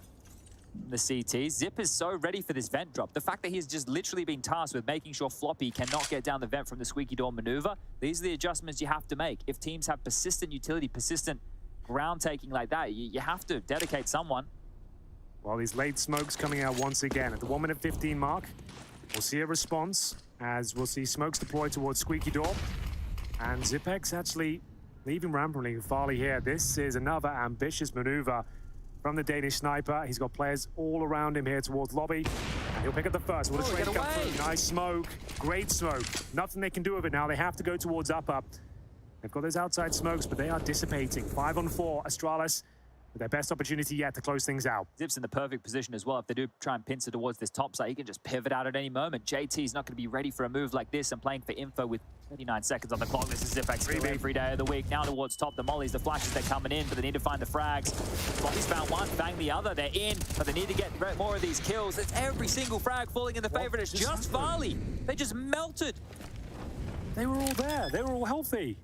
They're all dead. And they're all dead. What's just happened? Remember the finance situation. 1,900 is the loss bonus into the next to every single one of the names for Astralis here. This could be overtime. Complexity. Definitely could be overtime. The driver's cap on. They're ready and raring. That was essentially a 5-on-3, right? Because it was the opening kill from Farley. Zipex got the freebie towards main. Then everyone dies all at once. Floppy finding 2 big kills. Fang and Horzo both chiming in at the same time. And can you believe it? It's 15-14. Complexity bouncing back. Somehow, some way, we're going to round number 30, and Farley will have to save the AWP. He will do, by the looks of things, no one pushing towards his position, but still, that is catastrophic for Astralis. I was getting ready to wrap that one up. Yeah, it felt like it was done. So Floppy kills Zip outside, right? And then they get the top rafter frag, and then Blame and Glaive are both stuck in the site in similar positions. So, oh, damn. Oh, yeah. It's the... I think in that type of scenario, the linchpin is Config, but unfortunately, he's facing before the site players, who were presumably blind or tucking tail, one of the two, but timeout called. And understandably so. The hodgepodge buy, Henry. This is not something you'd want to go to a dinner date with. Absolutely not. After only finding 5 rounds in their CT campaign, chat, it looked like they were down and out, done and dusted, however you want to put it. We didn't think they stood a chance, but in this second half now, they have come to life. Complexity have come to play, and now just 1 round away from overtime. As we get into the final round of regulation here, they've got a nice full buy and anything but. On the ASTRALIS side here, they've got the saved AWP, an M4 and an MP9. There's an extra M4 on the ground, which has just been scooped. So at least they have 3 big guns to work with here, but I don't love seeing blame on a Deagle when he has so much responsibility. He's in a very key position here. This is not the area you want a Deagle to apply your trade. Yeah, I think you might be onto something there. The MP9 towards upper as well. It's serviceable, I suppose, but I think they need to catch a kill by surprise at this stage. They need to get an advantage somewhere. Farley, not super aggressive this time, towards main entrance. You can see there's so much uncertainty right now. Where can they find this advantage? Surely he doesn't swing into this, Henry. Surely he doesn't. Well, he does. That's a freebie. And overtime, getting closer and closer towards ramp he goes. Is anyone even there to defend it? No, Zippo is already starting lower, so at least blame. He's got the AWP. Yeah, but they're not going to let him have a freebie. They'll have to Molotov and that's him done. JT will find config as well. Looks like overtime is almost guaranteed at this stage. Couple more chances. ASTRALIS will need to steal a couple more if they even can get close to winning this round. Zipex, can he do anything? Nope. Yeah, he's screwed now, and they're pinned. He's going to swing. He's going to try and fight. Sure, give them something. That's a kill, but he should be one and done. Fang will find the trade as blame. I mentioned not known to be an AWP, but this is his time to shine. His moment in the sun right here. Malta, it's bloody hot, but it needs to get hotter now as the flames hit the feet. Forced back towards the decon door. Glaive's low, remember, and they know where he is, and he's also dead, so it's now just blame. He's got to do this alone. Here he comes. He recovers the M4. More familiar territory, but no kit, no utility, and a long, long walk for what feels like an eternity round towards the single door position. I think Complexity have done this. This could be enough now. It's a decent effort to open things up, but remember, he has no kit, and there we have it. Out of nowhere, complete desperation. Complexity find themselves in towards overtime. They can fight for a third map here, and my God, I think they might do it. They're looking very, very good on the T side, as we'll take a break and be back with overtime very shortly.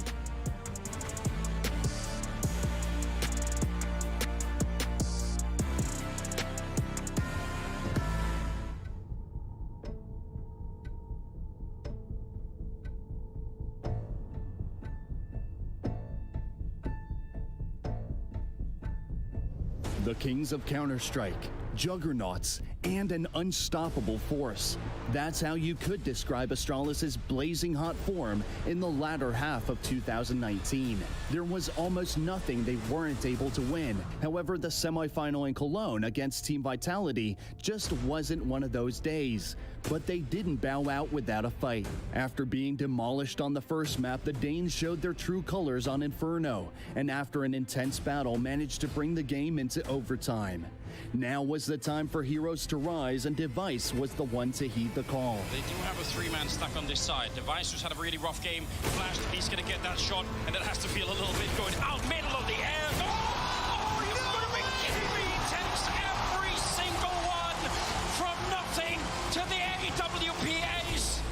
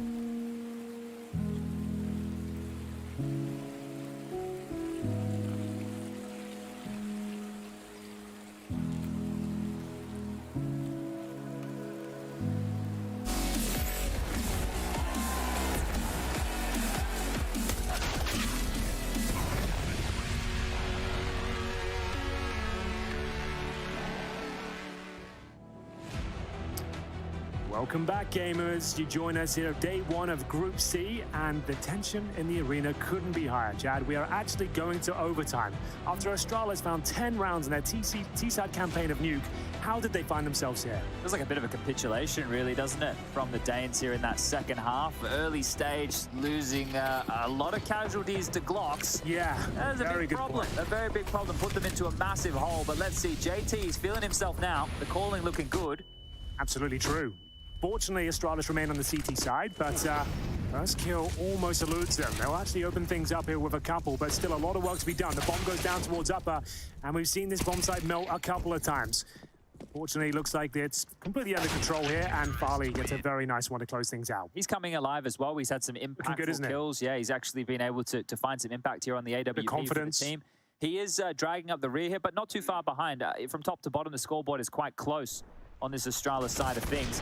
And that was a little bit around that had everything. It had outside smokes, but it also had a top split element, and it had the same top pop pieces, right? Floppy coming out the squeaky smoke, players out of hut. So it was a little bit of everything from JT there being thrown in the direction. And, well, he just had a 2-minute break. Grim doesn't look like he's had a break at all.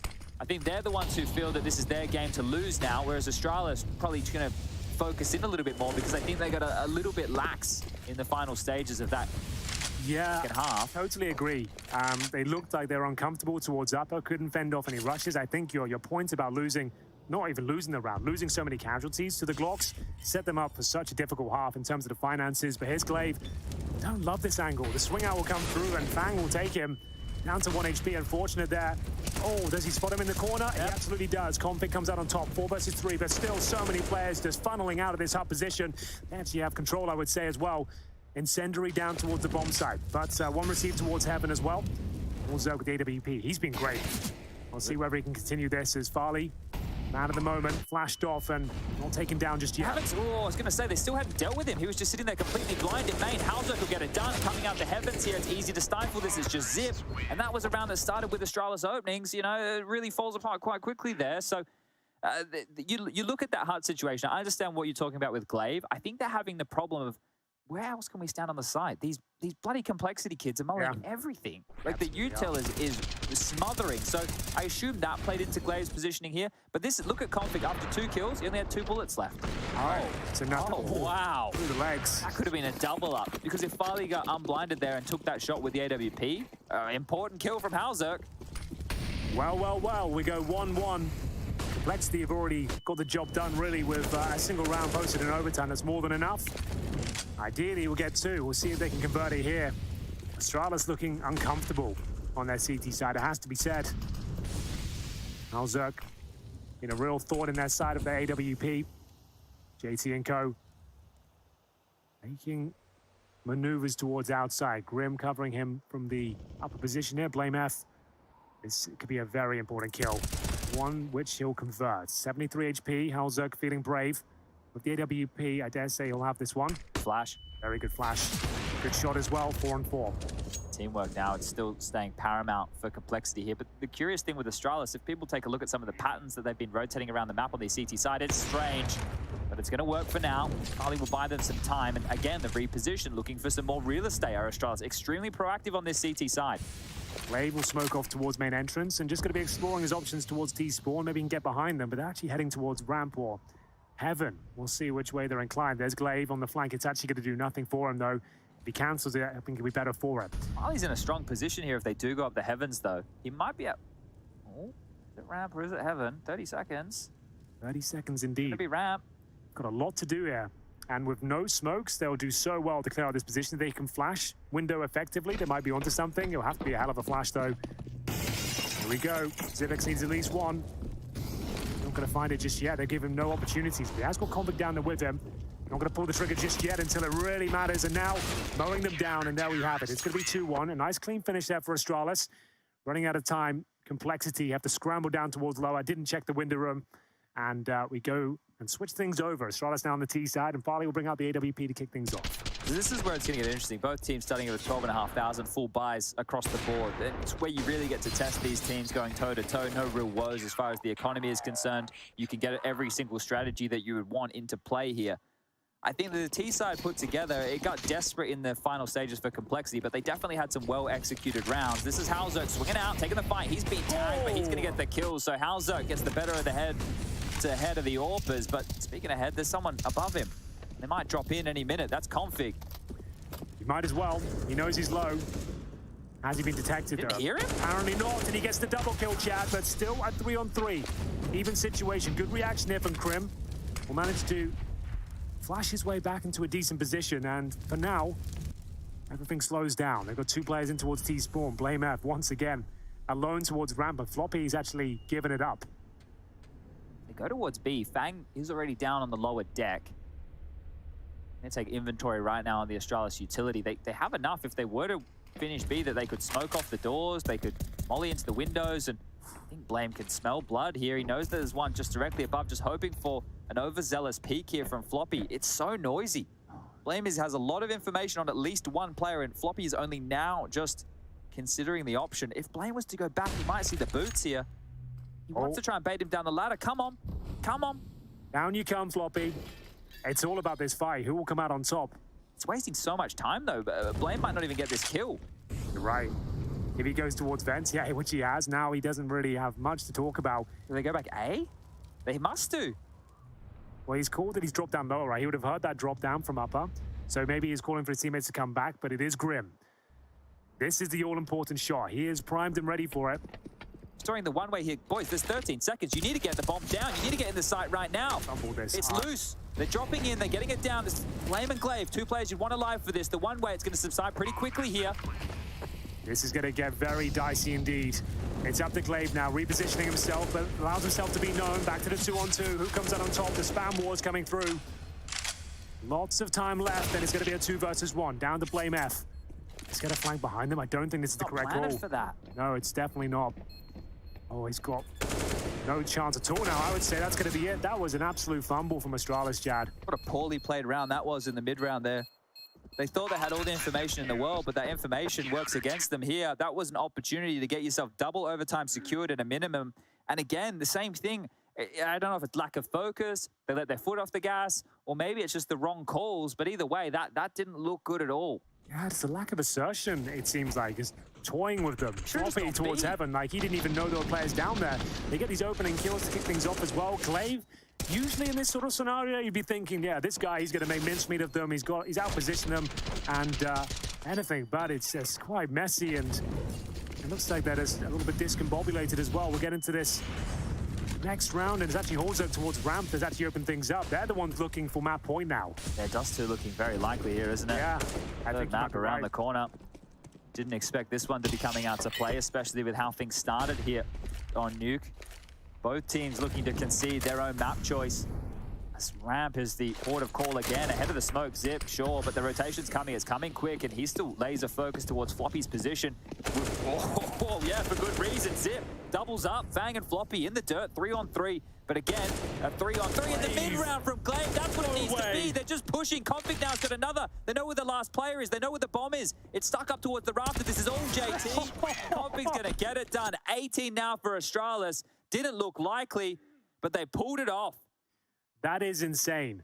The duels that we're taking there, the challenges that were being presented didn't look favorable whatsoever. Glaive taking Halzerk down in a 1v1 outside of the AK-47. That's nuts, but it's Zipex, the man of the moment there. Had to find 2 kills here. He delivered on all fronts, and it's not the cleanest victory, but Config will take it all day long, ducking and weaving there as we do. Oh, not again. Be careful. Boys. Can't be doing that. And series points once more for Astralis. Maybe the Hail Mary as Config just looks to take things into his own hands once again, but he's just running through utility now. And JT's got a guaranteed frag here. And looks like double overtime. Yeah, double overtime is a delectable morsel on the menu right now. JT has warded them off for now. The bomb has been scooped. The mid-rounds from Astralis haven't been convincing, so no. I'm having a hard time piecing this one together. And here's the bigger issue. Blame is going to want Farley to initiate first. And the reason that probably shouldn't happen is two big reasons. Farley has the AWP, and second of all, Blame's on 4 HP. Yeah. But I know the way that this tends to go down in a Blame clutch round. Let's see what he can do. Not a complete foregone conclusion, but not looking good at all. 1 minute remaining, and Blame makes his way towards May. Shot, back to a 2-on-2. And he is just dissecting the map now. Has to be a nuisance, has to catch one of them off. Farley will just be holding towards the lobby. See, Farley did initiate first, right? He bought all this space. All of this is through Farley's molly and the kill. Now some steps are being made, potentially heard from this vent position, but are you going to drop the bomb down, Blame? That's the question, or are you going to actually make the ascent yourself? Well, it'd be descent in this situation. Yeah. Oh, hold on. Speaking of ascent, up the ladder, it's not the map, it's the kill, and Blame on 4 HP. Maybe he's done it. Hauser to clutch again. The AWP, the Deagle, all the nades he can require right here. He's found the gap, he's threaded the needle, he's got this kill dead to rights. Farley's in the dirt right now, and that Molotov could get it done on its own. Just throw that, watch it burn as he's throwing one back to extinguish. He's got the kit, he's on the sit, and this should be it. Hauser is going to take us to double overtime, 18-18. We go again. That's amazing. A really exciting round there. Wasn't clear who'd be picking it up. A valiant effort from the Astralis boys up against it. They managed to bring it right down to the 1v1, but all the utility you could ask for there. An amazing comeback, and we'll get right back into the action here. Will be Astralis on the T side now. That was the moment. It looked like it collapsed, but the Desert Eagle, so composed, and a great incendiary. Even with the response, he's got the smoke to deal with it. I'll have that, thank you very much. I'll take the cover, and a full diffuse, there's nothing you can do. You've got 7 seconds on that incendiary towards the top, more than enough time to defuse. And there we have it, T-side campaign now for Astralis. Back towards ramp we go. Holzak, man of the moment, looking to deliver. Ouch, ouch, ouch. What's happened there? The wallbang from Zipex does 98 damage towards Grim. Woof. That hurts a lot. How is he alive? I don't know. Wonder if he knows how much damage he just inflicted there. That was kind of insane. So you can see they haven't purchased helmets because they're up against the AK-47s, but that one's back to bite them somewhat. Yeah, that'll happen. Oh, here's Config. Another one of these maneuvers. This time, Fang's going to catch him off guard, but Zip had some space as well to work with. They're holding hands right now. They're holding on tighter complexity here. And it's working. Not really any sort of response. The only damage they've done so far is through that speculative wallbang at the start. Oh, looking quite as clean as the old Astralis, this T-side nuke. It's a bit scrappy, just relying on individuals to leap in, try and find a gap. It evolved past them, that's for sure. Definitely. Yeah. Changes in the roster haven't helped the situation either, but no longer the trendsetters. This is looking quite rough. T-side has been a struggle. What's up? Either way, there's Glaive. He's dropped guaranteed round for complexity. They will open things up in double overtime, yeah? I feel like there are definitely more options on the T side for complexity to call at the moment than Astralis, but at the same time, this one's hard to call. I feel like complexity, and this is like the cliches as we're talking about. Finally, it's an emergency. He has broken the window, and he will be dead meat.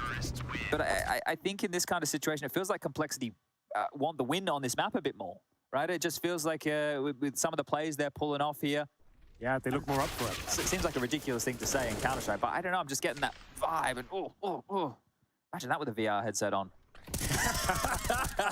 What is going on? Please stop shooting me. Well, there we go.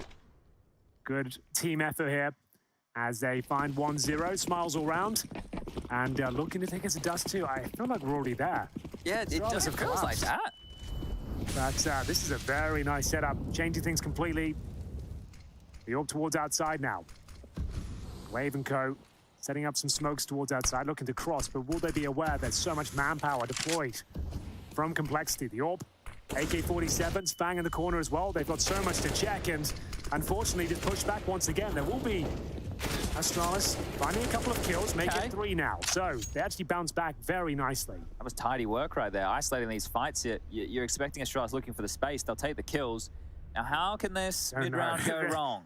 This is the problem with this team right now. I don't trust anything. Too many lurks. Group up, use the number advantage, use all your utility, hit a bomb site. Good point. Why are we lurking around the map in a 2v4 situation? If Flame goes down here, like you've made it a winnable scenario, right? Like you're dead on. I think at this point, just get together. You don't need to be backstabbing and finding those sort of kills. Either way, the way they like to operate, and 45 seconds remain. I would just say get together here, lads.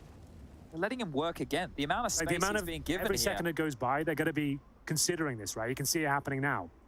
Oh, the timing does elude Floppy, unfortunately. So there we have it. That should be it, but you never know. JT's had a few moments here. First kill, but unfortunately that's all he'll get. We go 1-1 as they open up their T campaign. An outside stack from Complexity. Oh, ready for that, Chad, but couldn't convert. Farley with the picks and the side play coming through as well. Looking very good. Can they find a second? Yeah, poised stuff here, right? Fang did great on the first, but because they weren't in any rush here, Astralis, they were more than happy to take these fights. So well handled. The flank in the end doesn't cost them. And still just going through the motions here, not getting majorly fired up, right? They're just, I think they know they should have converted this map well before it got to overtime. They got 10 rounds in their T half, like after winning their opponent's map pick. Like, it's certainly a hollow victory if they do end up taking it. Zipex through the smoke will find Fang, who's been a thorn in their side the last few rounds. Farley, very aggressive. Both Orpers missed their shot and probably just go, you know what, let's just call that a day. Let's go find somewhere else, shall we? Let's vote for retreat. Let's call it a day. Call it done. You reposition, I will too. I like this from Floppy though, but surely falls back. Has he not learned his lesson? Well, that's actually working out very nicely indeed. Config has been dropped back to a 4-on-4. I suppose he had to get a kill back at that point. Like, they already were a man down, couldn't just grant them full ramp control. Look, we've got this flank coming in from Glaive now, so at this point they were unable to get back up to check the bomb. And as they push up, they won't be expecting this. It should be 2 kills in the back of the head, but Glaive is searching the wrong way, way. He's given this one over. Now there's a chance for Complexity here. The AWP over towards ramp to back up Floppy. Blame's got that kill, but they still don't know that Halzerk is here. JT's taken Farley. That might thrust them elsewhere, and they are starting to head back towards the top side. JT and Grim are the two they need to knock over. Oh, and if they tuck him behind the vent, this is a perfect setup right now. There is a smoke and a flashbang available. Zipex and Blame together. Two very good clutch players. Do they go down towards lower? No presence from the CT side there whatsoever. Grim, there is a gap here. They found it. If they can time it well, they're not even going to check the CT vent. Oh, no. Could have fallen apart. Definitely could have. Getting labored now at this stage. The teams are going blow for blow. Well, just one round for Complexity to secure triple overtime and another ad break, or will Astralis have enough to run it back? I don't know why Glaive was so committed to that peak. Like, if they're going to be anywhere, I doubt it would be in that tight corner, which is played like once a half. I'd be definitely trying to cut off the flanks towards ramp, but either way, it's Floppy that comes out on top, and there will be a tactical timeout here, called by Astralis, no less. Yeah, I think the bigger issue was the reluctancy to get the bomb, and that probably was facilitated by Glaive's position. He was like, hold up, I can flank. We don't have to overpeak this, but we could see there wasn't really any fight to be worried about. That molly from Blame was good. It thrust Floppy down towards the lower side. One and done was enough for him. Regardless, this is the minutia, this is the details in Counter-Strike, and with this timeout taken, some heavy talks need to be had here because Astralis, this isn't going to be easy. Certainly not. They have looked lackluster on their CT side. We'll see what they can come up with. Lots of aggressive plays from Farley, but they're high-risk maneuvers. Been working out the majority of the time. Play will just blow off the door here, and we get into it. No mistakes allowed at this stage. So many bullets being exchanged at the start, just trying to cause some spam damage. It's Grim toward the silo. Floppy looking for ramp pushes, and Glaive with incendiary towards the huts. In this direction, but they're coming out. Config, that's the bomb. Grim fortunately gets one back here. Blame pushes through the smoke, takes the fight. JT's found a kill elsewhere onto Zip as well. There's so much pressure. Fights everywhere across the map, but the bomb is still marooned right now, and Blame with the perfect time. 30 kills for him at this juncture. Yeah, it's looking very good. Fang, might as well go for it. It is overtime. Certainly got a chance. The first shot won't be his, though. Farley will bring it back to 2020, but as Chad mentioned, just one round will do it for Complexity to take us to triple overtime. So there it is. A scrappy round once again, not the cleanest, but Astralis will take it quite comfortably in the end. And we will have a tea timeout this time, called by Complexity. So Config. Tea time? I thought it was only in cricket. Yeah, some tea will be served, that's for sure. And having a look at this final kill from Farley. No problem, Fang. If he maybe gets that, he could be onto something, but it all comes down to this. Astralis need to tighten things up. They will have a chance to discuss their options as well. Top fragging is Config, 32 to his name. That's pretty tightly knit, though, between them. Glaive at the bottom with Farley as well. He's got 24, Glaive at 27. And this is a very pinnacle moment, of course. Well, League Ops is getting involved here as well. He's got his headset on. He's having a chat with someone down there at HQ. Maybe they're using this tactical timeout as well to talk strats. So here we go. What's the play going to be? I liked it when they were a bit slower, Complexity. They've still got a couple of opportunities. The post one. I would say when Floppy goes back and watches the demo, he needs to know that he's done his job, because the fact they task Zip with going towards the lower side just to watch the vent drop almost every round, that's crazy, right? The fact he's been able to... Oh, he can't get down. There he is. And this time, Zip's not down there watching for it. The one time Zip hasn't gone down there in the last few, Floppy finds the space again. So will that be the difference maker?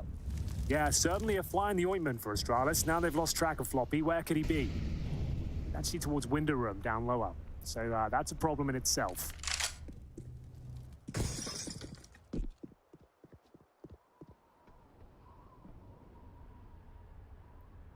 Nothing feels safe right now. Astralis are spread thin. They know there's a player down towards lower. There's plenty of time, though, and that's a huge kill.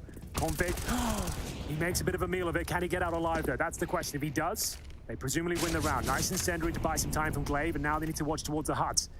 As we spilling out of there any second now. They've got the AWP. Fortunately, a missed shot from Holzerk has led them to a strong hold towards upper. Bang tucked in the corner, hoping for a mistake to be made. It would have to be Glaive that walks into his crosshair. Holzerk needs to try and activate the play here. If he can get a kill, get the CTs moving. It's a prime spot for Zipex, though. He knows he doesn't have to probe for any more kills. He just needs one. When they come through the bomb site, he's got that perfect position there. So he doesn't need to do much. That's the bomb loose. They know all the info now. They know the AWP was here as well, and that's going to be it. Everybody down. And that is triple overtime secured at an absolute minimum for Astralis. Series points once again. Astralis have had this 3 times now. Can they do it? Can they close things out here? Fortunately for Complexity on the T side, the $12,500 doesn't affect them too severely. There will be concessions, though. They won't have the AWP, it looks like. Holzerk will be there with the AK-47. Nice awareness from Zipex, patrolling towards ramp room, sussing that player out towards lower, and Glaive to close things out here. That's one of the first comfortable rounds we've seen in a while on the CT side. Yeah, frustration is really starting to boil over there for Complexity. We've seen it growing and growing. Everybody with a bit of a aggro moment or two. And the timeouts have been exhausted here. You can see none left for Complexity to call upon if we do go to a triple overtime. And if we do go to triple overtime, we will be going to another break.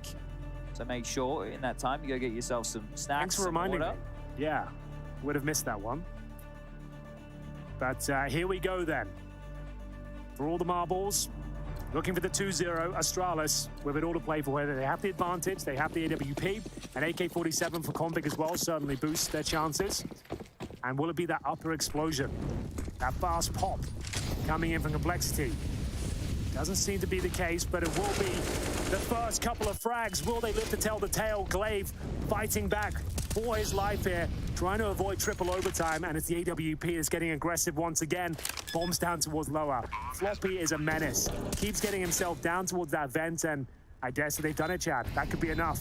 Hard round to win right now for Astralis here. They've also heard the rotation for Farley down the vent, so he's dead to rights. Another body hits the deck, and it's just 2. Zip and Glaive, as this game feels like it's never going to end. They step into Floppy's domain, and now Glaive in a 1-on-4 turned 1-on-3 by his own design would have to do all this work with 20 seconds left on the clock. He smoked off the single door. Doesn't have a bind for the molly. It comes out. Grim will get the kill, 21-21. And Complexity versus Astralis on map number 2. We can't separate them. We absolutely cannot. The action continues here, but as Chad rightly said, we do have a break for you here, so do not go anywhere. Get yourself comfortable. This one could be going for a while as we prepare for triple overtime. We'll be right back.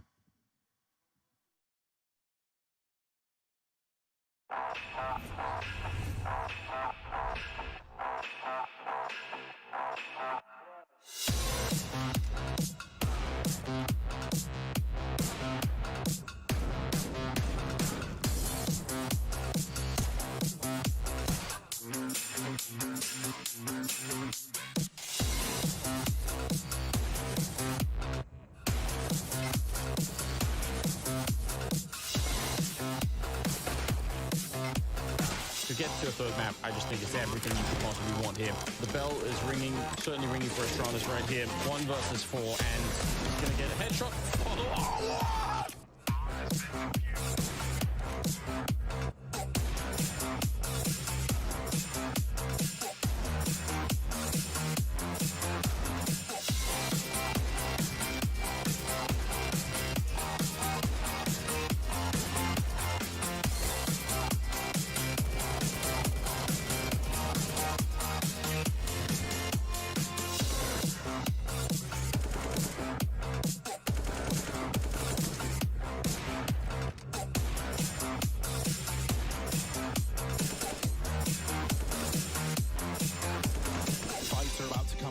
Ice is even here to help out. And now they give it the respect to get back to the car. Ice reads it, burning alive, and the collateral in the flames.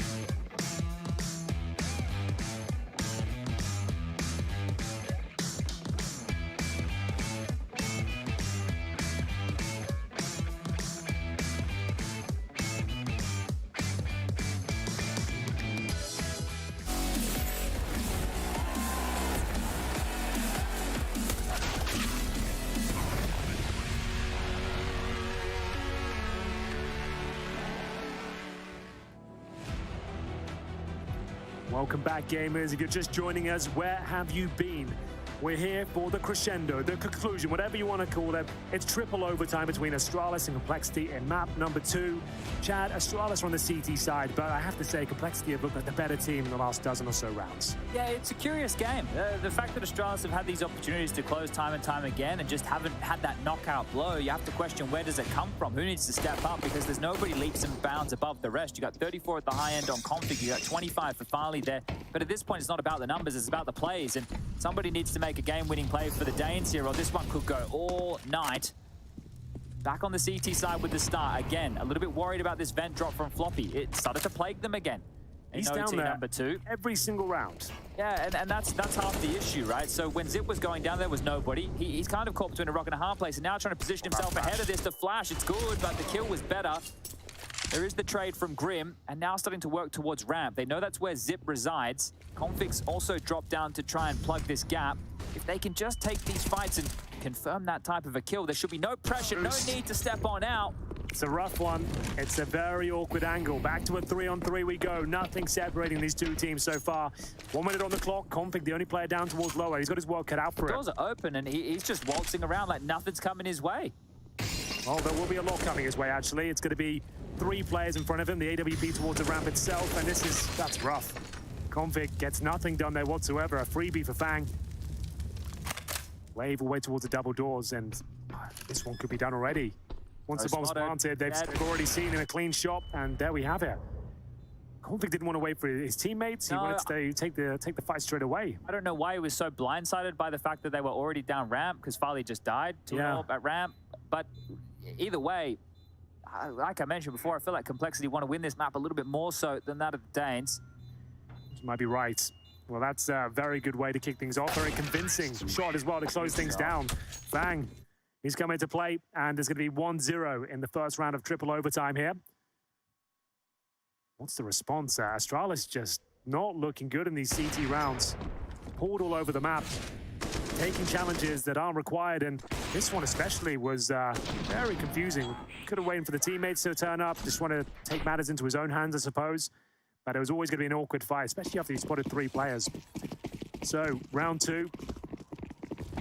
Still with a full buy, of course. You get $12,500 in overtime rounds, and BlameF will be trying to position himself towards outside of the red box. Call for a flashbang for the swing. Fancies up. There's the flash. Gets nothing for it. If anything, he got a bit of flash by it himself. Brings it back to a 4-on-4, but these are scrappy rounds, to say the least. Nice attempt there from Halzerk. He's going to quickly be on their tail. And Glaive, well, he's in lobby. He's just taking some fights. He's in, he's out, he's ducking all about, as it is just going to be Grim and Fang left alive. Now, considering how strung out Astralis have been, if Fang and Grim stay together, they might be able to isolate a fight. Glaive will be the first. He's just going to take this one. He's lonesome. Thinks it smokes a wall. Grim's another, and again, we've seen this happen time and time again. Yeah. Overcommitting to many fights and clean shots. Clean as your life and complexity. Fang and Grim working in tandem here towards the upper bomb side. They've got plenty of time. They don't have to commit to this plan just yet, but they will. Farley with the one-way smoke. The AWP so difficult to maneuver with towards heaven, trying to suggest he's dropped down. Zipex will get nothing from main entrance for now. How do they even get into this round? It's so hard. Farley's at least spotted one towards the back of the site, but Fang's just shown himself hut, so Zip knows where both are. He has the kit, but only Flash. Well, I thought he knew where both were. Didn't Farley spot the site guy on the jump? Maybe didn't quite catch the top of the head there, and that's 23 to 21. Right now, if I'm Astralis, get me out of here, get me to dust 2. Might need a clean slate on this. It feels like they've had the chance to close this game so many times. Yeah, and that was a 4-on-2 as well, Chad. That's just not good enough from them. So many solo fights, so many wide swings. Grim and Fang made light work of them. They make it look easy. Yeah, they really do. I didn't even take any damage there. Like, look how clean it was. Just ducking and weaving, bomb down. One by one they come through. The AWP towards the heaven position. That's an absolute collapse from Astralis. 2-0 now, looking for the clean sweep on the T side. I think I'm agreeing with you. I think we're going to dust 2. Who would have thought it? Zipex with all to play for here towards ramp, but they changed the pace up. Complexity not giving anything away in the third and final round here. A little bit of wall damage there from Zipex, but not much to speak of. Difficult position to get that 1 kill and drop off. See if he can make good. Halzerk, he did find the opener before on the boost, and I think if Zip is to swing out here, it might be a similar scene. He's just going to hold the line, allow the rifles to filter on in. The pressure has been applied, the space has been taken, and we have a 5-on-5 where it's worked out accordingly for complexity. They've been able to push Astralis across the map, force them into some of these heavy rotations. They're in a situation right now with 2 towards the lower side, 2 towards the upper, and, well, I would say in no man's land, Farley just out there in warehouse. He won't be to contribute to anything whatsoever unless they come out squeaky door. So no kills found just yet. Time ticking away. We hit the 40-second mark, and they have got ramp control and lobby. They're yet to make a dent on any real prime real estate on the map. Towards upper potential. It's a fake. They're going to go B. They're just hoping to draw one rotator away. That molly stalls them out for now. It is going to stifle this top hit. They have to go B. They have to go into Zipex's domain. He's down here behind the site. Needs to hit a couple of shots. The first is good. The pivot, not good enough. Halzerk survives. The bomb goes down. We have a 4. No, it doesn't go down. It's been denied. It's in the open right now. Farley's going to spill it even further. And fighting for survival are Astralis just through the smokes. They're continuing to claw their way into this. That'll be their only round on the CT side of OT number 3, but it's something to work with here. It's not pretty, but it will do for sure. Back and forth we go. 2-1 though for complexity. At the top of your screens, Astralis now switch over to the T side, and yeah, it has to be said, this is getting a little bit troublesome for them. But after slowing things down, time is of the essence, and 1.5 kills from Zipex is just about enough for Farley to come and rotate him with his M4, deny access to the plant, and then you can see how scrappy it gets to this stage as well. Just 8 seconds remaining, nothing can be done. At least they get 1 round on the board, and not sure what that piece of paper can say, but hopefully we'll have the solution to their problems. Outside smokes deployed, but what is that? Is that a gap? Well, could be the triple wall here, so that should be completely covered off. And Blame just took down JT, so that's a nice opener that's been provided from Blame. He's been relatively quiet as by his standards. They will get this secret control. I hate to feel that if Complexity just play a default round, they'll win it. Not sure where that JT exchange... Oh, there you go. You can see that body hunched over next to the hut. Now Halzerk searching, draws one back, and at this point in a 4-on-4, he can just batten down the hatches here. Spotted. Oof, dangerous. Poppy will send him towards a single side at least. Farley so far removed from this situation, they're going to have to pump the brakes somewhat. Blame F though, as you'd expect, lurking towards the hut position, finds Grim, and they've got the man advantage once again. Zipex patrols towards the vents, and in terms of utility, they still have a smoke, a few flashbangs, Molotovs as well. Halzerk's been so dangerous in these sort of situations. We have to be honest about this situation. Towards the lower side, it's all floppy.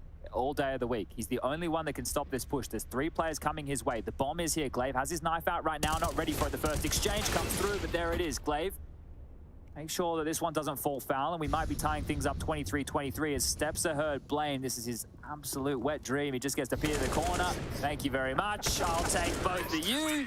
Not looking at your kills, everyone's favorite. That's a big 4-piece feed for him. Did it have to be wet dream? Couldn't it be a normal dream? Out, Henry. Okay, yeah, everyone's excited. It's hybrid casting right now. It's true.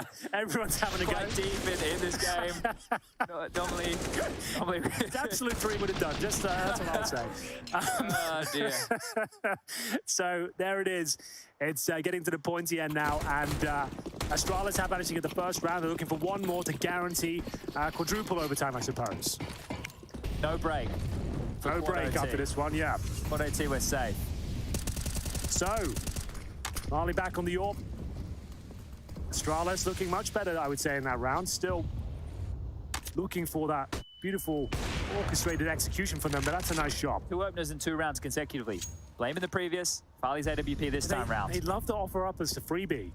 They'll just be elsewhere. Someone will take a peek and challenge Holzog somewhere. That's what keeps happening. But can they hold on to it? And at least give trade potential if it does. The Floppy just using the pixel gap here. See Incendiary in hand, ready to deploy as soon as he spots anyone. Not there to fight, just there to delay. Funnel them back towards upper, perhaps.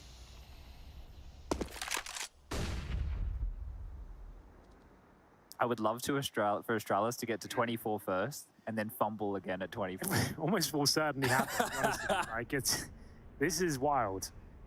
I was really looking forward to seeing some very clean and 2022 meta CS. It's not exactly that. Blame F doesn't quite convert the kill, but Grim certainly does. That's a nice one. Brings it back to a 4-4. JT looking for the double kill, can't quite find it. Farley will keep things even for now, and it's back and forth, but 2 versus 1. Farley can't do it. I think he might be in trouble here. Looking for map points. It's Complexity, and they've got it. One more will do it. All right, well, Dust 2. 1 round away here for Complexity, taking this the distance. They want to go to 3. They want to continue to push Astralis here, hoping to show their full power level. Astralis deserve to play a third, but they need to prove themselves in the third match. Actually, I'd like to see it. I'd like to see them actually have to be tested properly here, and Complexity deserve it as well. They've played tremendously well. After going down on their map pick of Inferno, which feels like a lifetime ago at this stage, they really have bounced back and looked solid. A real good team effort here. Looking at some of the kill counts, it doesn't seem like Complexity should even be in this game. That's the thing that's gobsmacking to me. You've got 22 kills for Floppy this deep, 27 for JT, and 29 for Halzerk. Everybody on Astralis is over 30 at this juncture. So when you start to really add up the X's and the O's, obviously a few extra saves here, there, and everywhere, but there's just certain situations where Astralis should have been destined to convert and haven't got across the line. Another round where Glaive has to try and call his way out of this hell. Yeah, this is a must-win round. Otherwise, we are going to Dust 2. Win it, and we're just going to quarter overtime. But you didn't think we'd be saying that today. So in terms of map control, they've been granted access towards lower in the form of Secret, but Floppy, he's down there once again. He'll be smoking them off.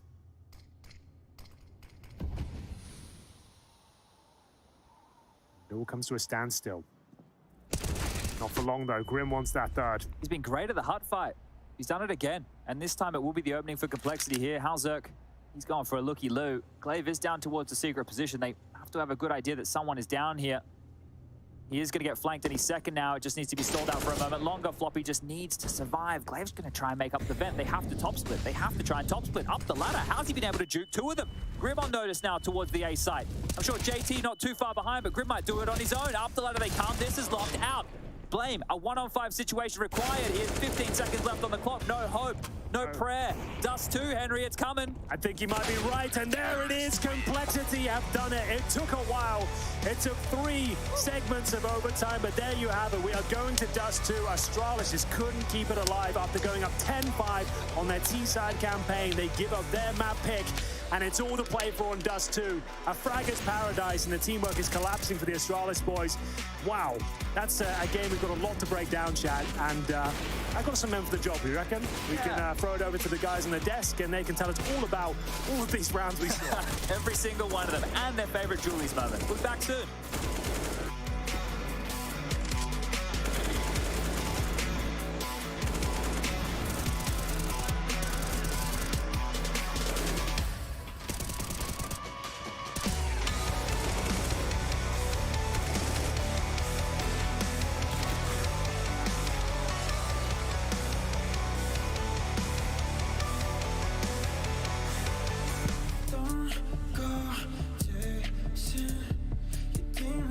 and goes.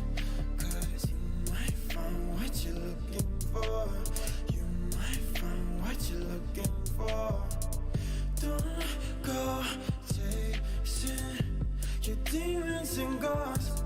Cause you might find what you're looking for. You might find what you're looking for. We both know we're not the same without rock bottom.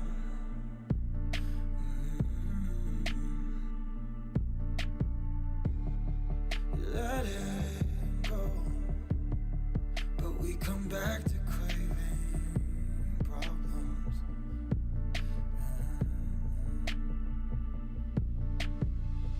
Am I your favorite kind of shame? Do I make you wanna hate?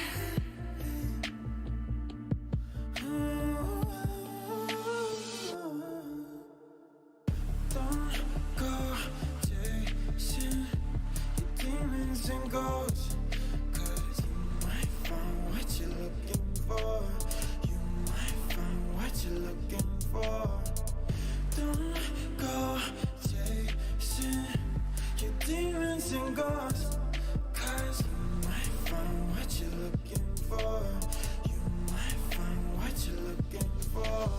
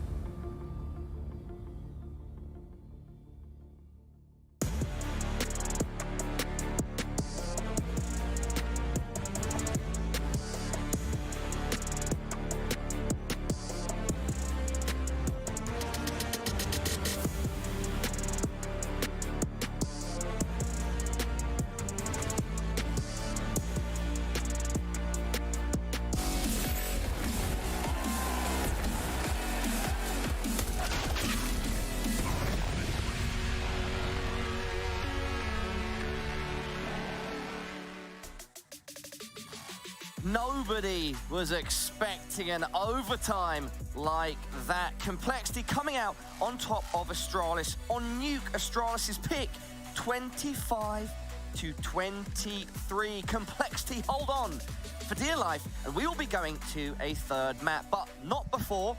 And wait a second, my producer's in my ear. This is going to be an hour-long analyst segment where Blair and Maui in real time go over every single round of that mammoth of a game. Blair and Maui, over to you. Where to begin, Paulo? Let's go to round one. Round number one. Round number one. What happened then? Where were we? I think they were pistols. They were dualies, but that's a second pistol. That was the second pistol round. All right. I mean, this was a game. It's been a while, man. That really was very hard to read because it felt like the rounds that Complexity. Yeah, Paul, are you gonna come back? You can Paul, are you gonna come back? All right, round number eight. Let's get it. I was hoping that there'd be a close-up on one of you and then I could come back in seamlessly, but it didn't happen. Anyway, first round, Fang's ace sort of set the tone for a bit. Yeah, we were able to see some great support flashes coming out from Halzerk in this one. You see just how these players from Astralis, first of all, they don't clear the angle. Second, though, look at how he's able to pick up all the other frags because there's these just flashes, raining in. Look at that support work from Halzerk. That's great support work, and that's also one of the two opening duels won by Complexity in the first half, which is wild. Right. Astralis' T side, they went 13-2 in opening duels and entries, basically. Yeah. And they still wound up losing the game overall, which just blows blows my mind. It shows that Complexity actually seems to have way more composure than they used to. If you see them losing an opening pick with the last lineup, I would never really assume that they were able to bring it back, but this one did it time and time again. This was a very impressive performance from Complexity because they were so consistently able to just make a plan, convert onto a bomb site, and then the Astralis players would oftentimes crumble at just one flash or one Molotov, whatever utility that Complexity threw out. Nonetheless, there were some rounds worth highlighting for Astralis, and here we have the Glaive Julies. Slow it down. Oh, slow it down. There we go. The Beretta M9A1. Based on the Beretta M9, by the way, introduced to the US military in the late 1980s. That's why Moses loved this gun so much. It's a hallmark of the American gun-loving nation. Yeah, that was like a John Wick scene right there. Like John Wick. It was like John Woo directed. Matrix. Yeah, the Matrix. Where do you want to go next? John Woo movies. I just said that. You said John Wick. I said both. Okay, said both of those. He said John Wick. I've said The Matrix. Pick a third reference, or you're getting kicked. I said John Woo already too. You gotta use two of them. It's not fair. I can come up with two, and you can't come up with. Okay, fine. I'll give you one. It's Glaive. Guys, we're losing direction here. Let's take a look at another round just before we got into overtime, round 29. This is such a huge round, right? And just the fact, this is what he pointed out as well, Maui. It was like Floppy and Fang, and then Halzak as well. There were 4 defenders from Astralis on that upper bomb set, and somehow they just capitulate. This is like Max Payne. We're just gonna keep going with these action references. With a slow-mo, it's like Fear. I was like, the Halzak turned into the Terminator right there. All I know, started going out. All I know right now is that like, Henry G and Sponge are not envious of our position at all. No, I mean, like I was in the beginning, I was like, this is a really hard game to break down because there were so many different types of rounds. But if I do want to characterize one thing that I think Complexity was doing very well, is that anytime they were trying to breach into a bomb site, they had great flashes to support their breach. Those were so important for them because you could see that the A players got discombobulated, that people would swing out by themselves, they'd break up crossfires because one guy's blind, the other guy isn't, and you think with a tier 1 team, they communicate those things, but in these hectic moments, Astralis weren't able to. There were also some individual moments of brilliance for Complexity, and Halzak's clutch in round 36 stands out to me. We just love the slow-mo, don't we?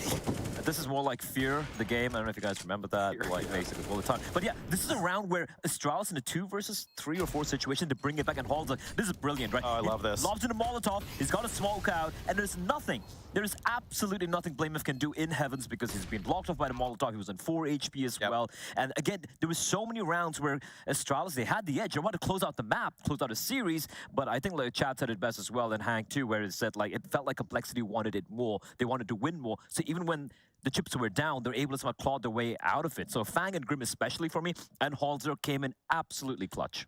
Maui, let me jump in and ask for both of your thoughts on Dust 2 before we go to a short break and watch the final map play out. Astralis, I think they allowed Dust 2 because we haven't seen Halzak play that map yet with Complexity. Hopefully, they might be in for a surprise here. I'm ready to flip-flop. Let's go, Cole. Oh, Bobby? We have a flippity-floppy from Maui on the end of the desk. Blair, still going with Astralis? Still going with Astralis. I think it's going to be 2-1. Okay, everybody at home, we've got an explosive third map coming up next between Complexity and Astralis. It's Dust 2, and of course, casting over it will be Henry G and Sponge. Do not go anywhere. Looking to get more out of your CSGO fan experience? Introducing CSGO Bingo, event pick'ems, and fan club showdown. Claim free bingo cards to win amazing prizes. Predict the winners of ESL events with pick'ems for prizes and glory. Show your favorite team you're the biggest fan by winning matches in the fan club showdown. Check out csgohub.com today to take part in all of these and more.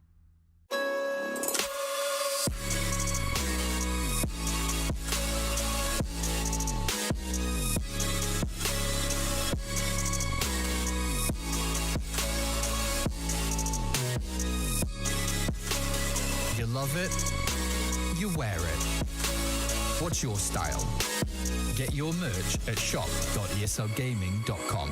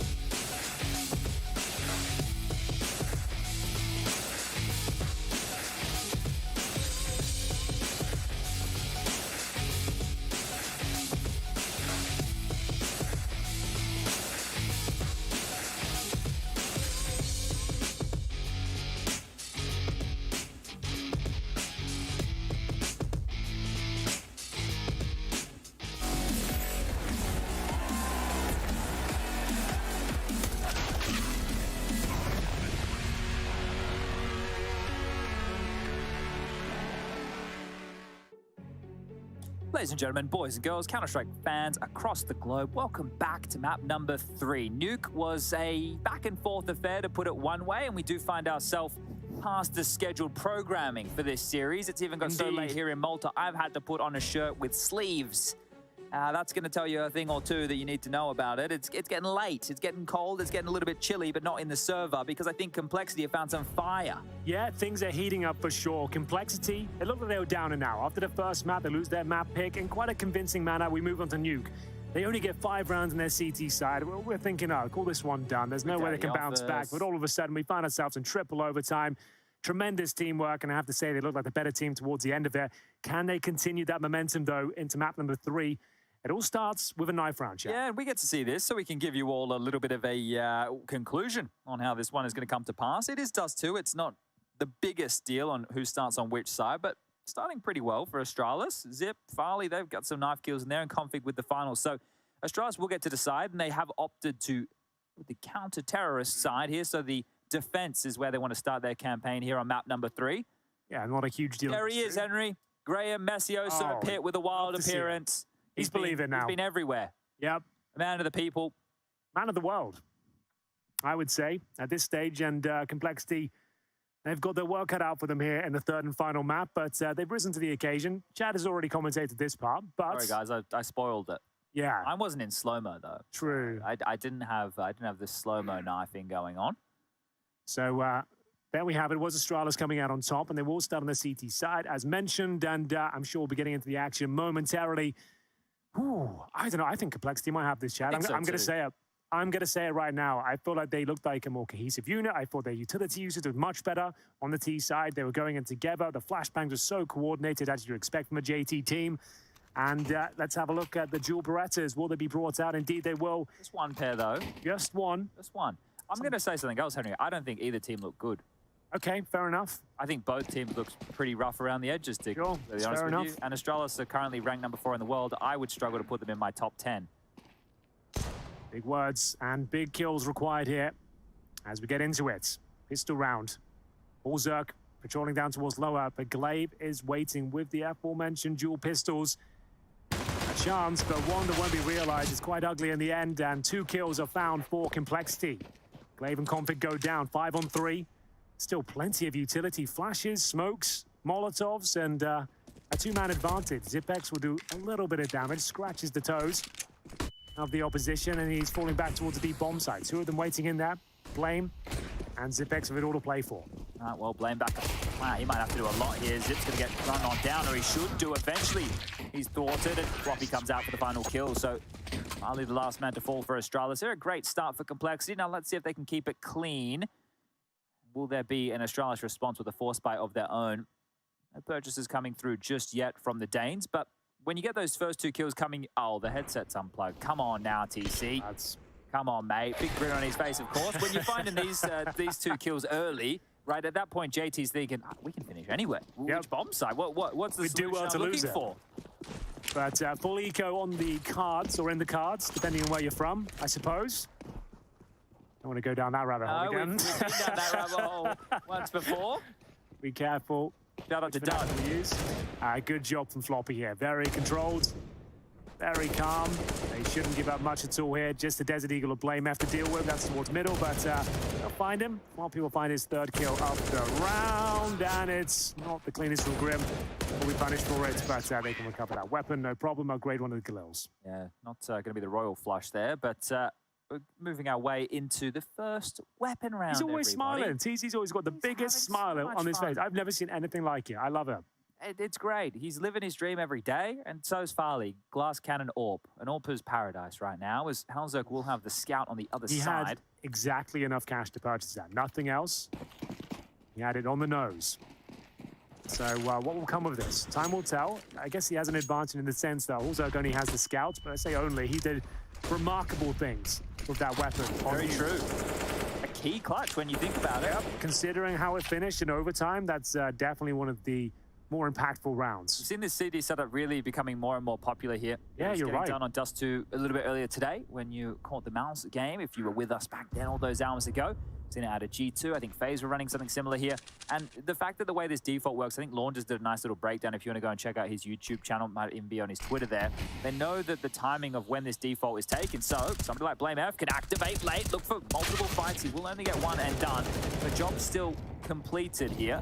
Some issues for Complexity when they're down a man. Hinge smoke was everything. Isolated the player who was pushed up, and Zipex, he's taken a face full of flash, somehow gets a kill there as well. He'll take that all day long, considering as to what his position was. And Farlek, as you mentioned, doesn't have armor. Manages to get his first kill. 3 versus 2, 45 seconds remaining. Can he find another? Do they want to cross here? Do they want to force the issue? The flashbang suggests they probably will. They know they've gained some sort of access here, but nails it. That's Fang going down. 3 versus 1 now. Great stuff. Yeah, really well played from Farley there. That's what you want from your AWPer. Yep. That's exactly what you want. More of that, Farley. Yes, please. That is great work here. So I think this will have stifled Complexity as far as a full buy goes for everybody in their server. Floppy can buy. Halzerk and JT can also invest. They can drop some guns across and make this as competitive possible. But the fact that Blame gets one and Zip gets one in those circumstances is great. And then Farley could just line them up, put them on the tee, bit of softball here, knock them out of the park. I don't know how the rules really work, but it could be a foul ball. Yeah, it could be, but it wasn't. That was clean as you like. As we get into round number 4, there is a buy available. They've only got 3 rifles, and to be fair, once again, that Halzerk scout will be brought out. Fang with just a Desert Eagle, but a much faster approach. They've been granted short control, and Glaive will hold towards Goose, gets himself a flashbang out, setting up for his teammate BlameF, who will be spotting from the A ramp, but they might not finish up there. They're going to see what's available to them in middle. Floppy looking confident with JT here. Smoke down, Molotov to flush anyone out on the right-hand side. Flashbang's going in as well. Config might be ready to challenge this one. Would need a flashbang from a teammate to swing on the corner. I don't think he will. Oh, he fancies it, Chad. Definitely not the right move. This is the issue now. The AWP, it's been tasked with holding the B bomb site, and that's just going to be Farley. 1 AWP, 1 man, and 5 members of Complexity charging his way. JT has made the call. They don't have another smoke for this mid to B cross here, so it will subside at some point. They have to come in through the upper tunnels, and which way is Farley looking? Currently, the wrong way. Farley, you poor lad. You've got the kill towards JT, but you need many more. He's found the second. There's a chance now. All things considered, the situation he was in, they can't be too mad of that outcome. No smoke to block the doors, and they're taking advantage of this. Fang and Floppy, though, decimate their opponents. Glaive and Zipex removed, and now just BlameF, who has got the kip, an HE grenade as well, but I dare say this one, call it done, because unless he finds a very early kill, there's no chance he can break in towards his B side. Trying to recover the orb, maybe. Wouldn't mind that. He's going to have a look at Lee, so up close towards the doors. They're going to get scooped up by Halzerk here, who he would love to get in his hands, and he will take it. Snatched, barrel spotted, head gone. Floppy with a nice little peek out there. Good awareness, 3-1. Blame loses it all. And so do ASTRALIS here. After a good round from Farley on the AWP, they're straight back into the losing ways. By the book, you have to say that after killing that player towards middle, you've got the call that the B bomb site's going to be weaker. You've already got CT spawn smoked off. You've got JT patrolling in rotation. Sure, he goes down, but that's the trigger point to move at that stage, right? Teammates get through. Sure, Farley gets 2, but the round pretty much is already over. They had so much to contend with, and now just down to pistols. It is a good sign here for Floppy. I know it's only early. I understand the type of rounds we've had played, but he was getting bullied over there at ramp on Nuke for a portion of that game. He also had to lock down lobby, so they were pushing him a lot there on that team side. Now, he was making space. We credit him a lot on Nuke for the space he was providing, but now back in the fragging department, 7-1. And yet to frag is Config and Glaive. Once he gets going, though, Chad, you can't stop the flop, famously. Can't stop the flop. Can't stop the flop. So once he gets in his zone, it's difficult to get him out of there. So be careful. All right, how many kills does he need before he's in the zone? Well, I don't know. The 7-1 start is pretty much there. On a map like this, for all to play for, he'll be making his way out, and unfortunately, he might be removed from the zone quite early. But flop has been stopped officially. Nice work from Halzerk, though. That's going to be a 4-4. As mentioned, though, they've only got the pistols. You can assume the B bomb site will be spread thin, to say the very least. Just one player there. 3 here, mate. Watch this. Come on now. It will be a clean procedure. That's the round over, but it's still they recover one. AK-47 for Glaive. Save that to the next round for sure. Maybe you can get one more rifle out of this. I say maybe with low confidence. How many overtimes in this one? I reckon 0. I think Complexity will take this in regulation. It's going to be 16-14. There's no way this game is going to be a close game. All right. Both of these teams doing their best to sabotage their own success. So we'll see which one is able to get across the line first. The race to the bottom, some could say. We'll see. I'm enjoying this from Complexity so far, though. This is very clean. only giving up 1 round and bouncing right back. There's another kill from Olzerk. It's towards Zipex, but it's Glaive who's got the rifle. He's currently positioned towards the pits. They won't be fighting him. BlameF with just a P250. No real reason to hunt. Can't imagine there's a world where the AK is looking for exits at this point. So yeah, they must be saving towards the tunnels, but well held after Floppy went down at the start of the round. After calling, there was, what, 3 or 4 players there. They just walked in towards B, found the quick kill, and that's it. Bob's your uncle, round over. Round 6 coming up, and we will have the orb for Farlig once again. The most insane replayers. Actually, just not a little bad. Cap, just Fair a little enough. tiny cap Fair there. enough, fair enough. Take it back. I think one of the keys here is how reactive Complexity can be to some of this information. On Nuke, it's a bit harder because they can be up and down. And one of the things that Astralis was doing well against Complexity on Inferno was over-rotating on the CT side and always having the stack, right? So it's going to be harder for them to do that here. And again, Halzerk will be tasked with taking long. The smoke is going to land. The flash is going to obscure his vision for now, but we'll have to back off. Back to default proceedings here as they comb towards mid with the Xbox smoke. They currently have Floppy over towards the upper tunnels alongside of JT. And not much util has been lobbed out early from Complexity here, so they really can make any decision they want. Yeah, not much at all. You don't really need much utility when you get that long spawn for your AWP player as well. Maybe 1 flash to set him up, but he had full control and it cost the CTs a lot of utility. But now starting to throw some grenades. Config will be pulled back over here, looking a little bit uncomfortable. They're expecting a full commitment off that with the smoke dropped on the bomb site. Not to be the case, though. They're actually focusing their efforts towards short.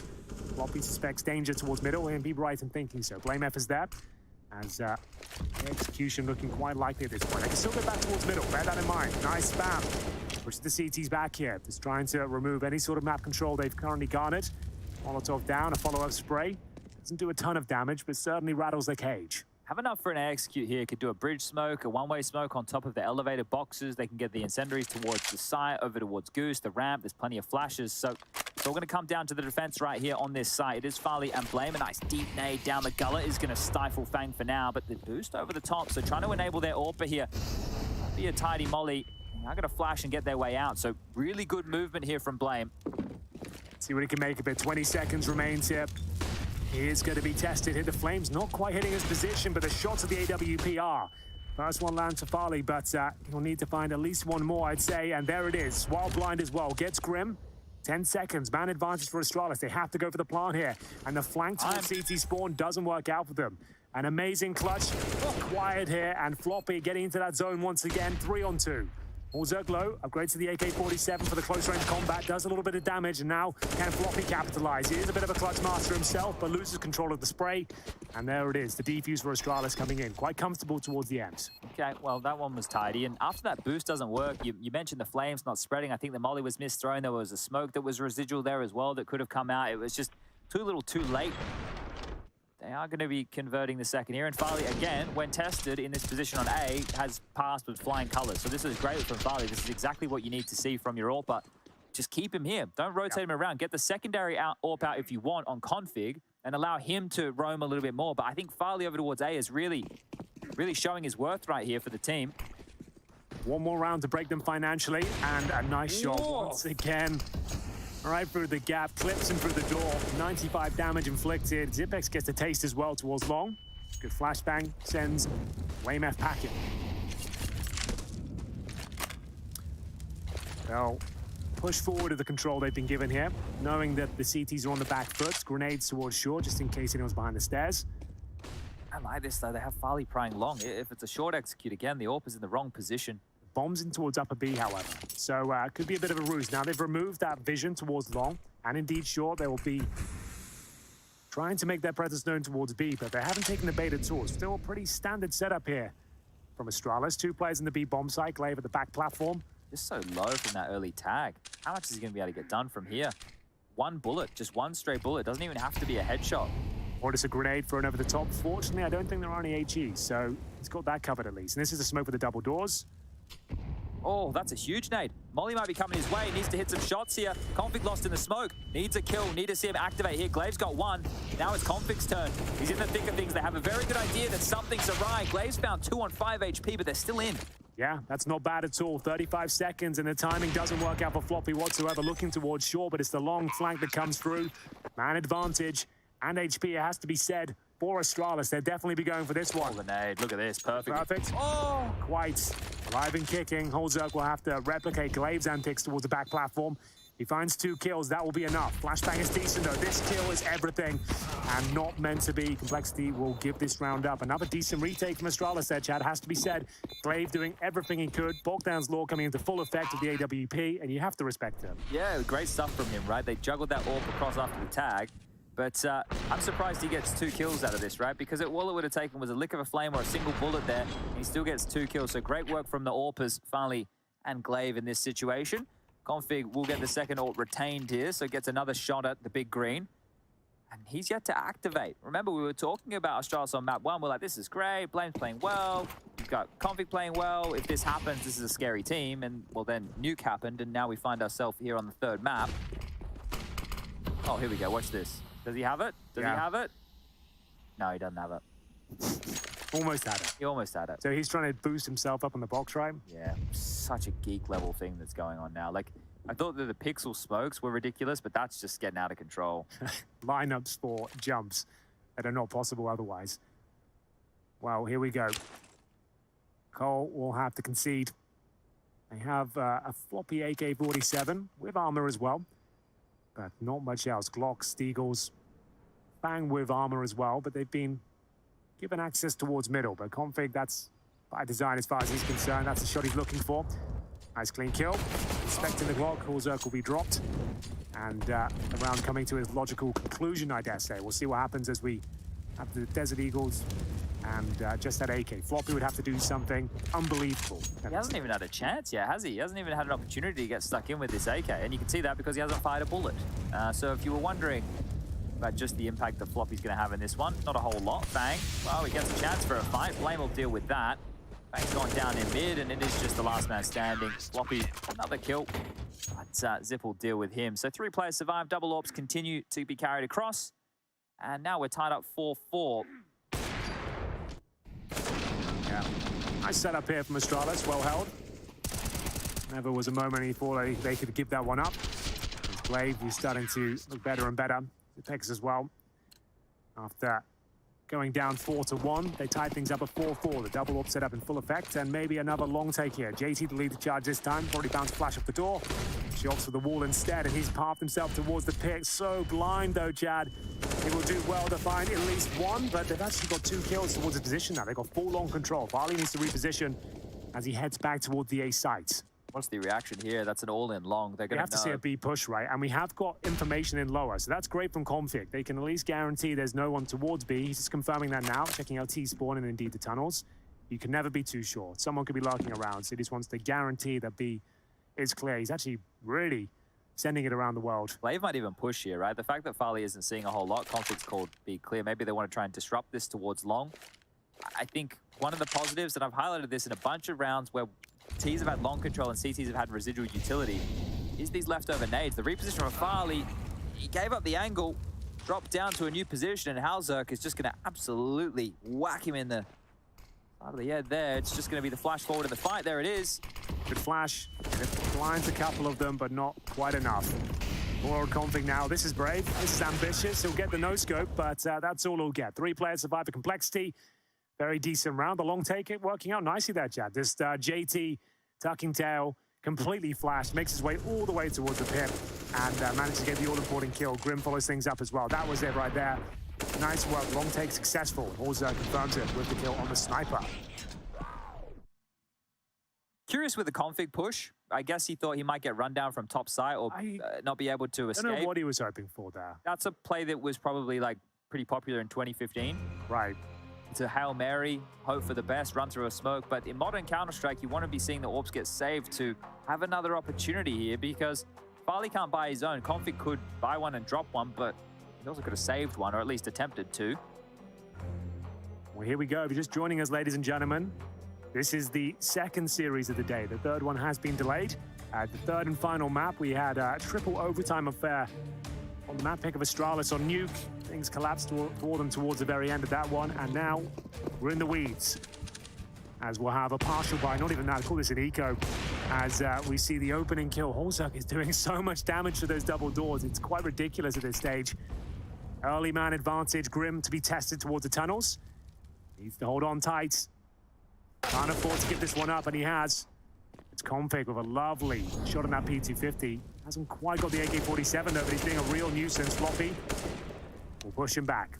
Man advantage once again, denies the access to the rifle. Flashbang towards the top as well.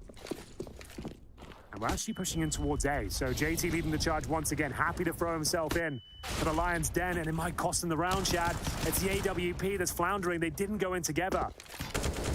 Oh, that's an amazing shot. The 5-7 at that range is unbelievable. Floppy now, no chance. And that's essentially an eco victory for Astralis. Didn't bring much at all into the round. It's the upper B push, forcing them in towards the A site, and it's just underwhelming towards the end. The 5-7 doing tremendous work, but they were segregated. Didn't necessarily have to force that particular push towards the A side. Yeah, another odd round to add to the tally here for this series. And now the questions have to be asked about complexity. Glaive with the 5-7 showing why it is so popular here, just continuing to strafe and shoot at the same time. But this one here, this one here is a beautiful shot.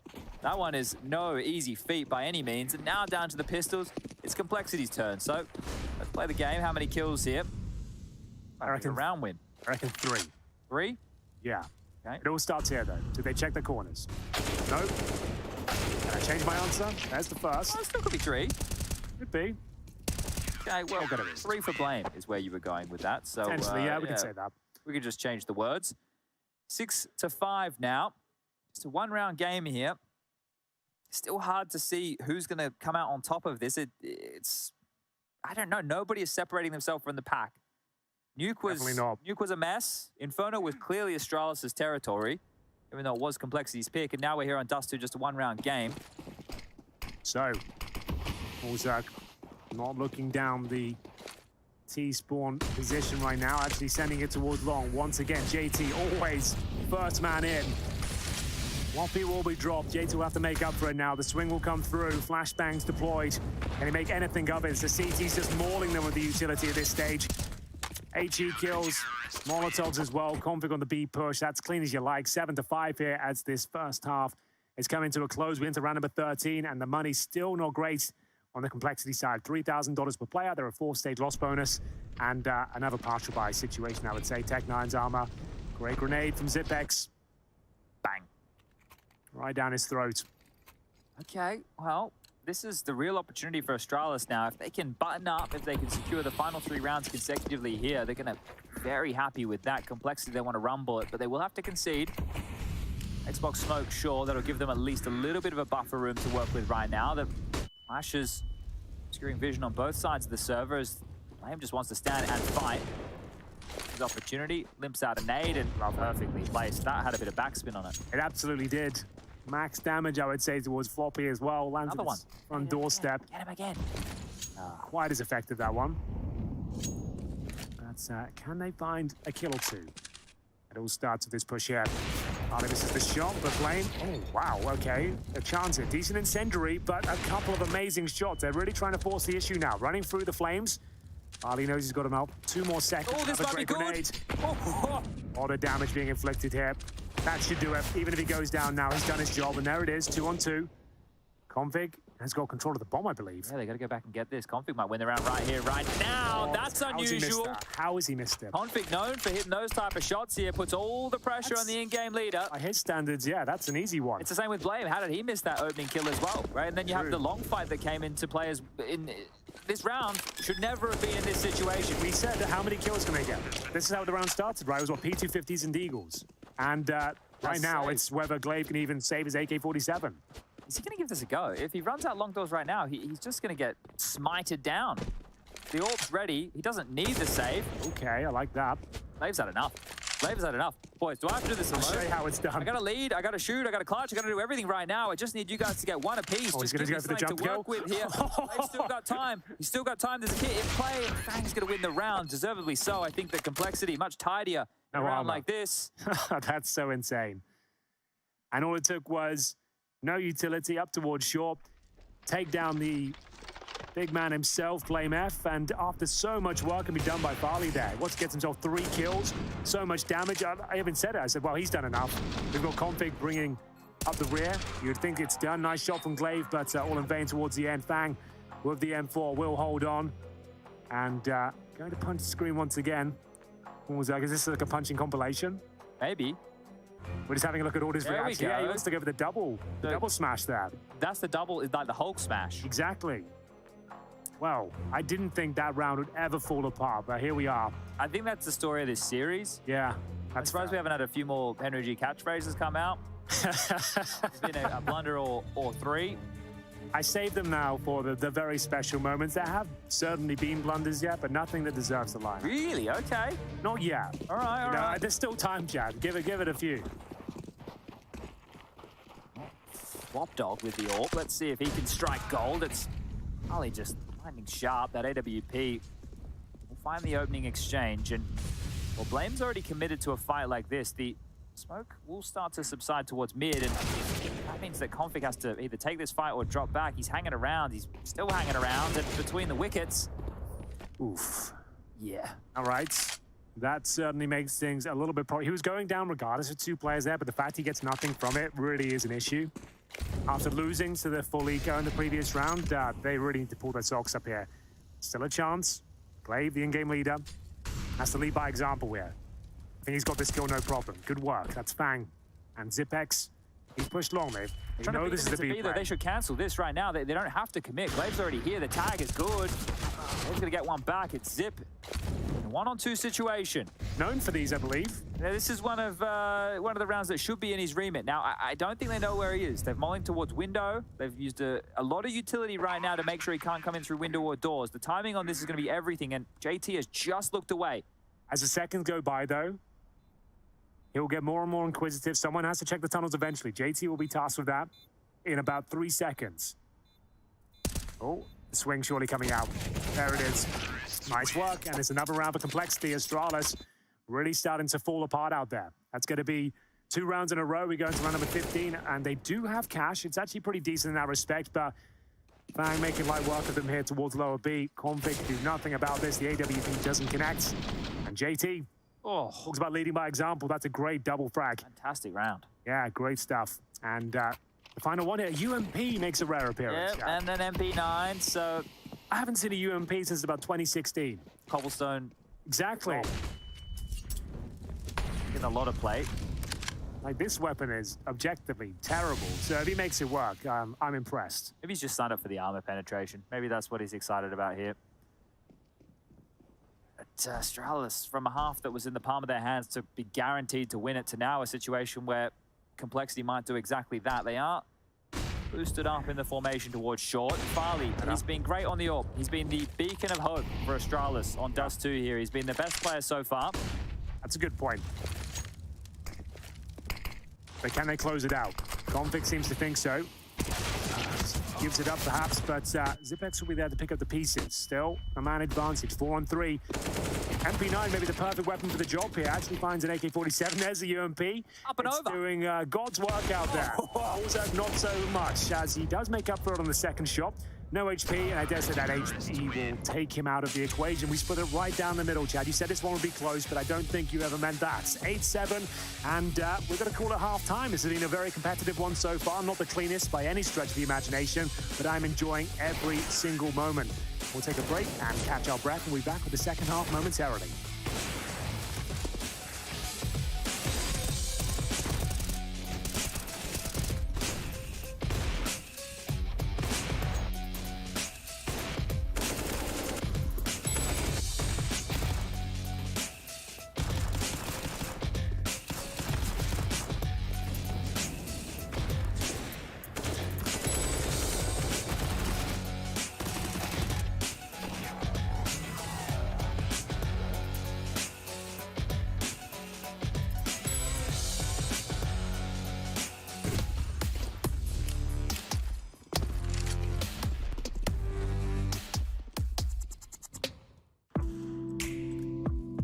Hey Future Pros, some people hate Dust 2. Anyway, here's a cool smoke that you can throw from T-spawn to land on the hinge of the mid double doors. Without going down a rabbit hole, you will need a scope to line this one up. To throw the smoke, get into this mini corner along the fence. Crouch down and double scope to find this smudge along the awning. then simply jump through the smoke while crouched. By some miracle, the smoke will land.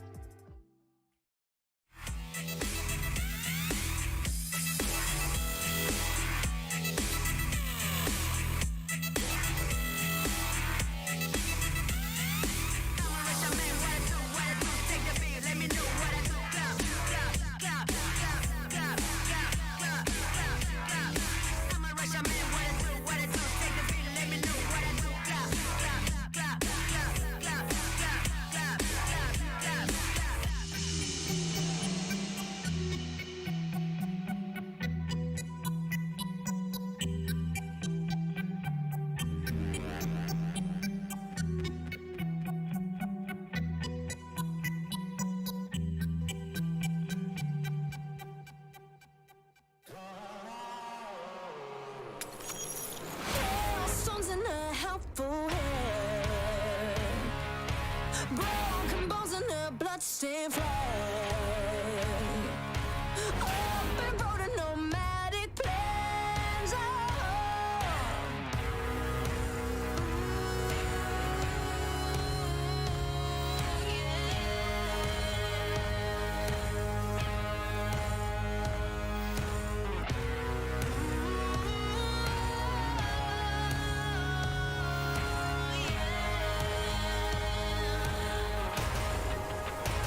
I'm coming to get ya. I'm coming to get ya. I'ma bring it in the firefight.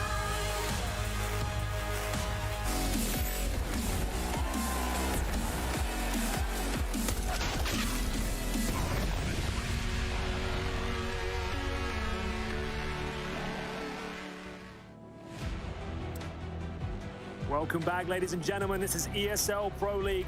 The third map we finally got here. It's been a long, treacherous road, Chad. A long series, but here we go. 8-7. We split it right down the middle. Complexity on the CT side. They have a chance to steal the series away. Without punching too many monitors. Just practicing that technique, just practicing the almost. Almost punching the screen. We all get frustrated. We do, has to be said. And let's get into it then, see if we can work out where things are heading. It looks like ASTRALIS are opting for a long take potentially. We know CT aggression is very prevalent in this meta, and P250s, they certainly are as well. Blame F trying to open things up. Significant damage out towards long.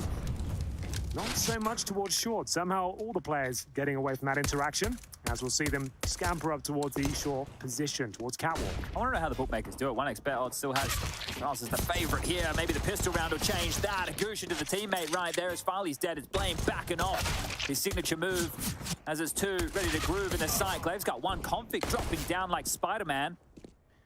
It's giving them something to work with here. A situation they might be able to turn on its head. Not much, but something. A glimmer. Exactly. The bomb is out of their control. They have just a flashbang. I say just, it could be enough in this sort of round. Two CTs waiting on the other side. Make it three now. Torzo joins them from the long double doors. They've given that away. The swing will come through, and now a good chance to get the bomb planted. Glaive, he's actually booking it towards the B-bomb site. He gets a kill here, Chad. Bit of a Benny Hill situation here. He might be able to make his way back up short if he really wants. Glaive, I've seen you do crazy things from this position before. I should have maybe just ran for the bomb. I'm not sure, but there's the first. All right, I take it all back. He has a chance to win it now. Yeah, and now they're strung out. Look at this. Not attached to the hip at all. Floppy is quite far away from Halzerk here. Pick that up. Nice little toggle there from I need it now. Yeah, and there's a flash available. Just flash and go. Send Halzerk in. There's the flash. There's the go. He needs to hit this fight. It's Glaive. He's battling for his life. 5 HP and will be finished off. It is a close round, all things considered. But 8-8. That was wild. A bit of a problem giving up the bomb there, but it wasn't planted. They didn't lose the round. So, as we say, chat, no harm, no foul, I believe. And this is where it all began. Floppy tested towards long, but he rose to the occasion. And a little bit of a spam there towards the car. Combi gets dropped. Nice idea from Glaive. Might as well try and make something of it. If he got the bomb planted, maybe a one-on-one, that would have been fantastic. But it will be the full eco instead. We're all tied up. 8-8. And just the Glocks and a couple of P250s for ASTRALIS. And ASTRALIS gave up a couple of these rounds in the first half, so I'm sure they'll be inquisitive at least to see what kind of damage they can do here. This is the scariest type of round I think we have at the moment in the server between Apparently, these two. yeah. So We'll see if the conversion can come through. An important one for Complexity here. Tunneling down the middle corridor and up the catwalk they go into JT's domain. He'll be flashed, he'll be fighting, and he'll be dropping. Halzerk now with the... Here we go. We're off. Bad M4, I think we should just call it. He's trying to at least give it a bit of shine here. He'll get 2. It's not bad, Chad. It's just different, you know? Oh, come on. It's just different. You got 30 bullets of doom there. More ammo. What more could you ask for? Can't spam through smokes.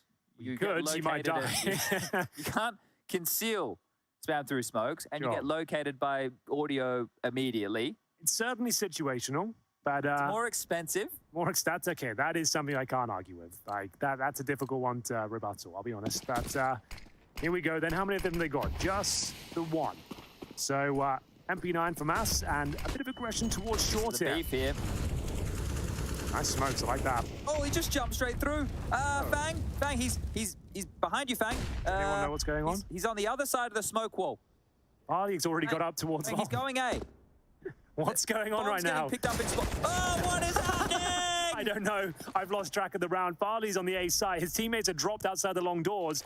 So they found a gap, but it's open. Useless. Farley's in A and B's open. Glaive has gone back towards T-spawn. Both sides are open. The round is reversed. They're leaving T-spawn down suicide. 4 of them are running down mid at a minute 13. I don't know what's happening. I don't think they do either. They're retaking short. Well, I'm losing my mind. Finally, there'll be a kill and a really sloppy spray from JT. He'll yield another kill here. They can't connect the dots here toward the B bomb side, so it's open. As you mentioned, I like this from Config. Suggesting he's in the bomb side, but he's in front of the smoke. Still the man advantage of Complexity, but I'm not sure they deserve it. We'll see what happens. This is rough as you like. Config, where are you headed? Your teammate's on 9 points of health. He's playing for the clutch, he's playing for the win. He's hoping that Glaive can buy enough time. You can see the plant there, it's elevated, but now he hasn't been able to make the kill. It's just Glaive. Just get this kill and get on the defuse. You know where he is. They can stick it. He's going to be able to be safe behind the wall. There's no way that Config can contribute to here. He should be stumped, he should be stunted, and he will be. What a round. That has to be the craziest round of Counter-Strike in all my years. Ever. Like, there's been some crazy... But think about that. There was 4 CTs at a minute 15 on the clock running down suicide. I've never seen anything like it. Like, how did they even get away with this with 2 kills? They didn't even look for the kills. And Config missing that as well. It's not looking like top tier CS, I'll say that much. No, that is true. It might sound harsh to people, but that's the truth of this. We're not gonna try and put lipstick on a pig. This series has been, it's been something. Well, it's just gonna be Tech 9s, P250s, and I'll send Glaive and Co packing. They're gonna focus their efforts towards short. What a series this has been. Coming to a dramatic finish, I'm sure. We're just getting warmed up here, Chad. Yeah, Group C just getting started. Yeah. Day 1 has been electric. Good grenade. A lot of damage inflicted there. That one really stings. ASTRALIS haven't forced up into this round, just a partial buy. Assessing their options. What's available to them? Right now, the A side's quite open. They could actually just walk up short here. Yeah. Almost completely undetected. All right, Halzerk, come on. This is your chance to give us a show. We need it to be clean. We need it to be mean. Let's go berserk on the Halzerk. He's only managed to stall out 1. They're going to plant the bomb. There was so much damage done with you 2, and they still get to plant the bomb. They could still win this. It's a 3-on-3. Kit's available short, but not really too much utility left. They've got a single incendiary on the CT side. That's deployed towards short. That's a big kill, though. Zipex looking for another. Not going to happen. Glaive without a weapon. Bomb planted in his position, but it would take something very special indeed at range with 23 points of health, and he knows he might just be backing out of this one. Gentlemen, almost 0 chance. They're overcooking the pooch for a second there. Diffuse is going to come in. They're going to get themselves up to 11 here. Plant's great, though. You'll take the plant every day of the week. Look at how much money they have to work with. I think they have to turn to Farley again. He's been good on the AWP on the CT side. See what he can pull off here. This is a... Look, as I mentioned, where the world rankings are right now, I don't buy it. I don't buy that ASTRALIS are the 4th best team in the world. I struggle to put them in my top 10. But regardless, that's where the rankings are at right now, and Complexity are nowhere near that. If Complexity pull up an upset victory against ASTRALIS in the opening day of play, Heroic have already gone down 2-0 to Mouse, and we haven't even seen ENCE play with a new roster against HEET coming up next. This French team that wants to get stuck in and make the world pay attention. This group is going to be crazy. Well, it's a good start there. Also towards lower B, does hit the thigh of Glaive. And they've actually got some decent control towards long as well. Significant damage inflicted towards JT. He'll fall back towards CT spawn. Here's the hinge smoke from Farley. See if he nails it. We've had a couple of missed ones today. Has to be said. Yeah, been a weird day for CS, hasn't it? It has been. Well, the Dust to Heroic pick was. Yeah. We already knew we were starting off in a crazy way. I've enjoyed it though. I like the scrappiness of these games. Molotov out to ensure the double doors are clear. Floppy will wait by the blue bin, however. And there's a swing from Grim. Oh, he's finding himself in hot water, but responds in due course, fighting fire with fire, and Floppy has no response. A little bit of damage inflicted there, but it's the man advantage though. They need this kill. They really need this kill. The pressure's going to be coming from long. That's a great find there. Config lurking towards lower is the next real issue here. There's still plenty of time on the clock to reposition and pivot, but if JT finds Config now, if he gets him in the fade, if he gets him up and over, it's going to be a number disadvantage that they'll have to stomach here. Fortunately, went for a quick ascent. The fade only happening just now, and it's Zipex. He's going to grant his head. JT would have to flick up. He spotted it. He's seen it. Does he expect another to come past? I don't know if the information went both ways, but finally we'll get the better of him. Scrappy onto the spam, but Hauser goes down, and both CT's here. They're turning this one on its head. 20 seconds left. They're going to commit into the site. Grim's dead, and so is Fang. So handled. Back in the winning ways are Astralis. A good round. And money is looking desperate on the CT side of things as well, averaging around $2,000 per player. Less in some cases as well. And Astralis should be able to tie things up with this situation. We'll see whether Complexity want to force into it. Let's have a look at the... Should take a timeout at least. Just I think have you're a right. chat. Yeah. Just to slow the roll. Simmer off a little bit. Yeah, it's very unlikely they buy here, and I can confirm they haven't. Floppy's just been tagged on the cross of the doors. We've got Glaive the AWPer now. We've already seen how this one goes before. Glaive able to get up mid, so there's a leak in this boat. And no, we're starting to flood. There's a bit of a flood coming, boys. It's getting out of control right now. Get your buckets. Can't keep our head above Taking on water. Oh, dearie me. That one almost fell apart. If they recovered a couple of rifles there and were allowed to settle down, that could have got well out of control. But ultimately, they win the round, I suppose. That's all that really matters. Some smiles there, only from the younger players, it seems. But Grim and Co. certainly being a nuisance, and Fang, JT all chiming in. They got the AK-47, but Config was there to pick up the pieces. Manages to close things out with a double kill towards the end. But again, the full USP round. Farley's having fun. He's loving it. I don't know why. He's having His fun. teammates certainly are. They look stressed as you like, but it's a five-man B push.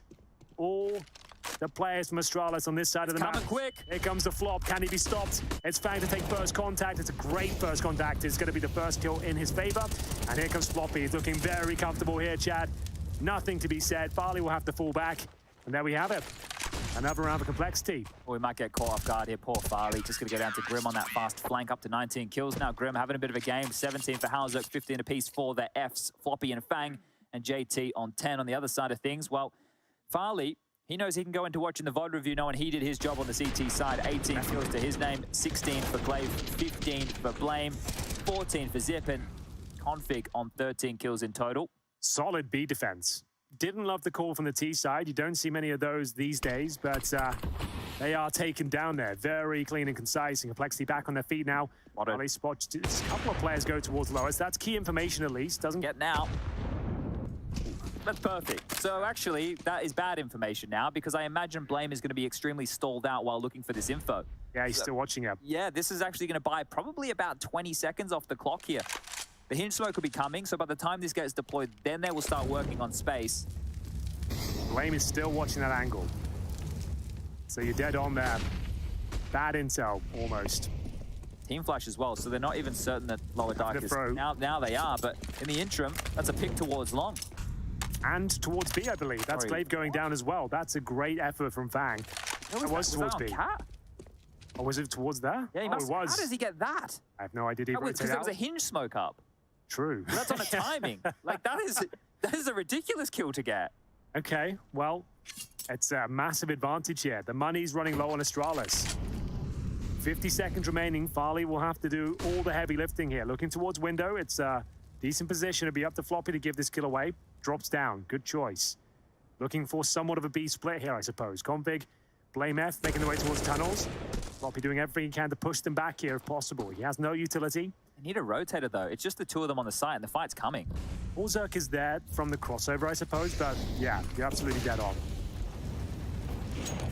There it is. Farley's confirmed there's probably only 2 in there.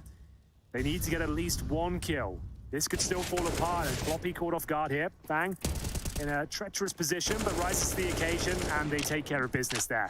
4 versus 1, Farley will have to give in and make his way towards T-spawn. There's only 5 seconds remaining. Do you try and hunt him down? It's a good flashbang. Coming. He'll fire off 1 shot and probably get it, but the rifle presumably takes him down, and there we have it after time as well. $200. That is brutal. Yes, and 13-10, Chad. At this point of the game here as well, this is the pick that Halzek finds in the opening, and then immediately after the spam kill came through, he's just having a blind spam. Yep. That is quite ridiculous there from Fang. Really good find from him, and then it's Floppy and Fang locking down this B-bomb site together. Well, well, well.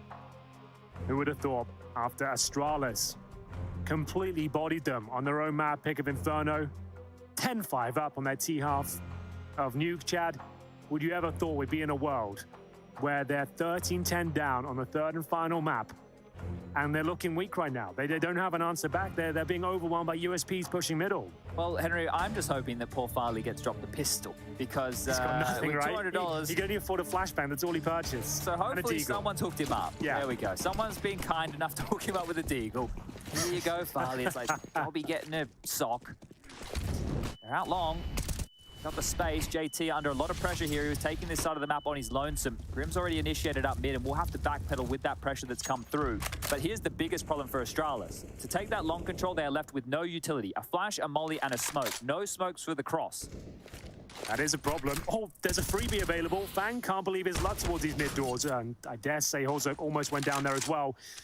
Here he comes, though. The shooting gallery has been set up. Take your shot, see what you can find, and he's hitting them all. 5-7 through the smoke, and that's a nice shot from Config, but I think it's all for naught. This was a full buy, Chad. If he gets 1 more kill, I guess that's something. We go 14-10, maximum loss bonus with no plant going down. This could be it.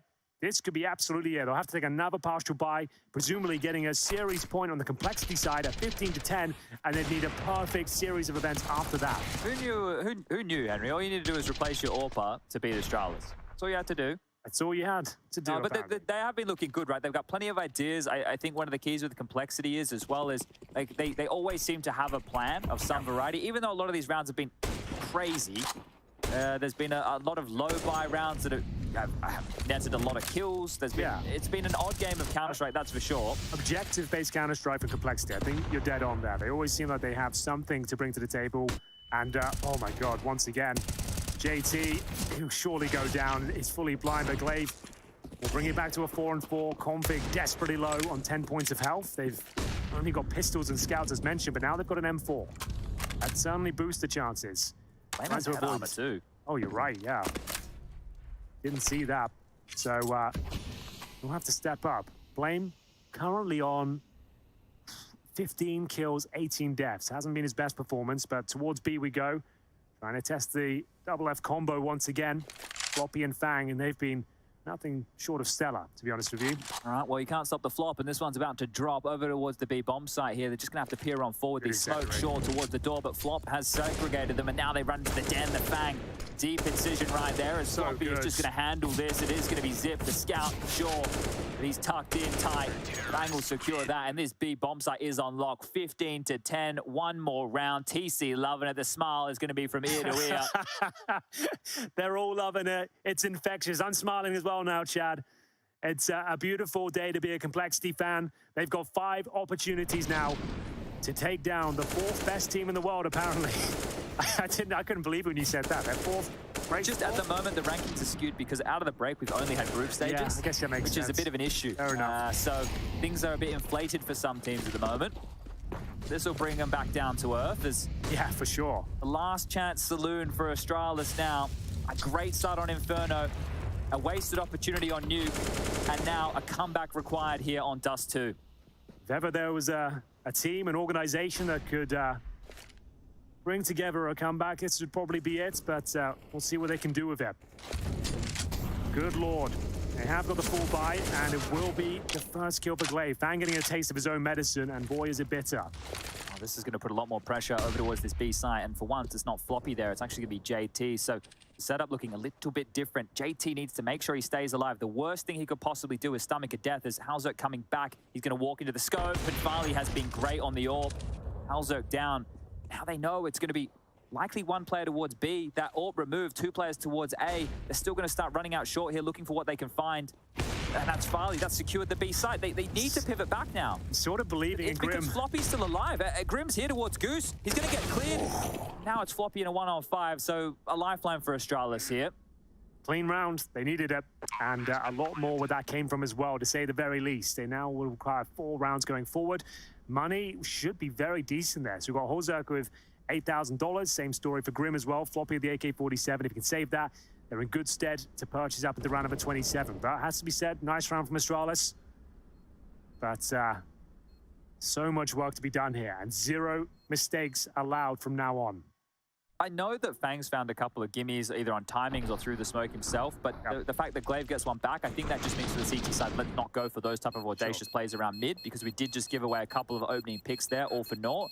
But here's the thought process. With 4 rounds left, right, you're going to get at least 1 more full gun round here, maybe 2.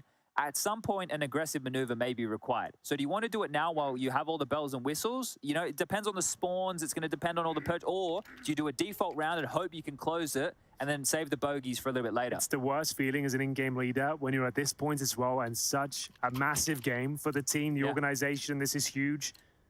Inaugural showing here at EPL.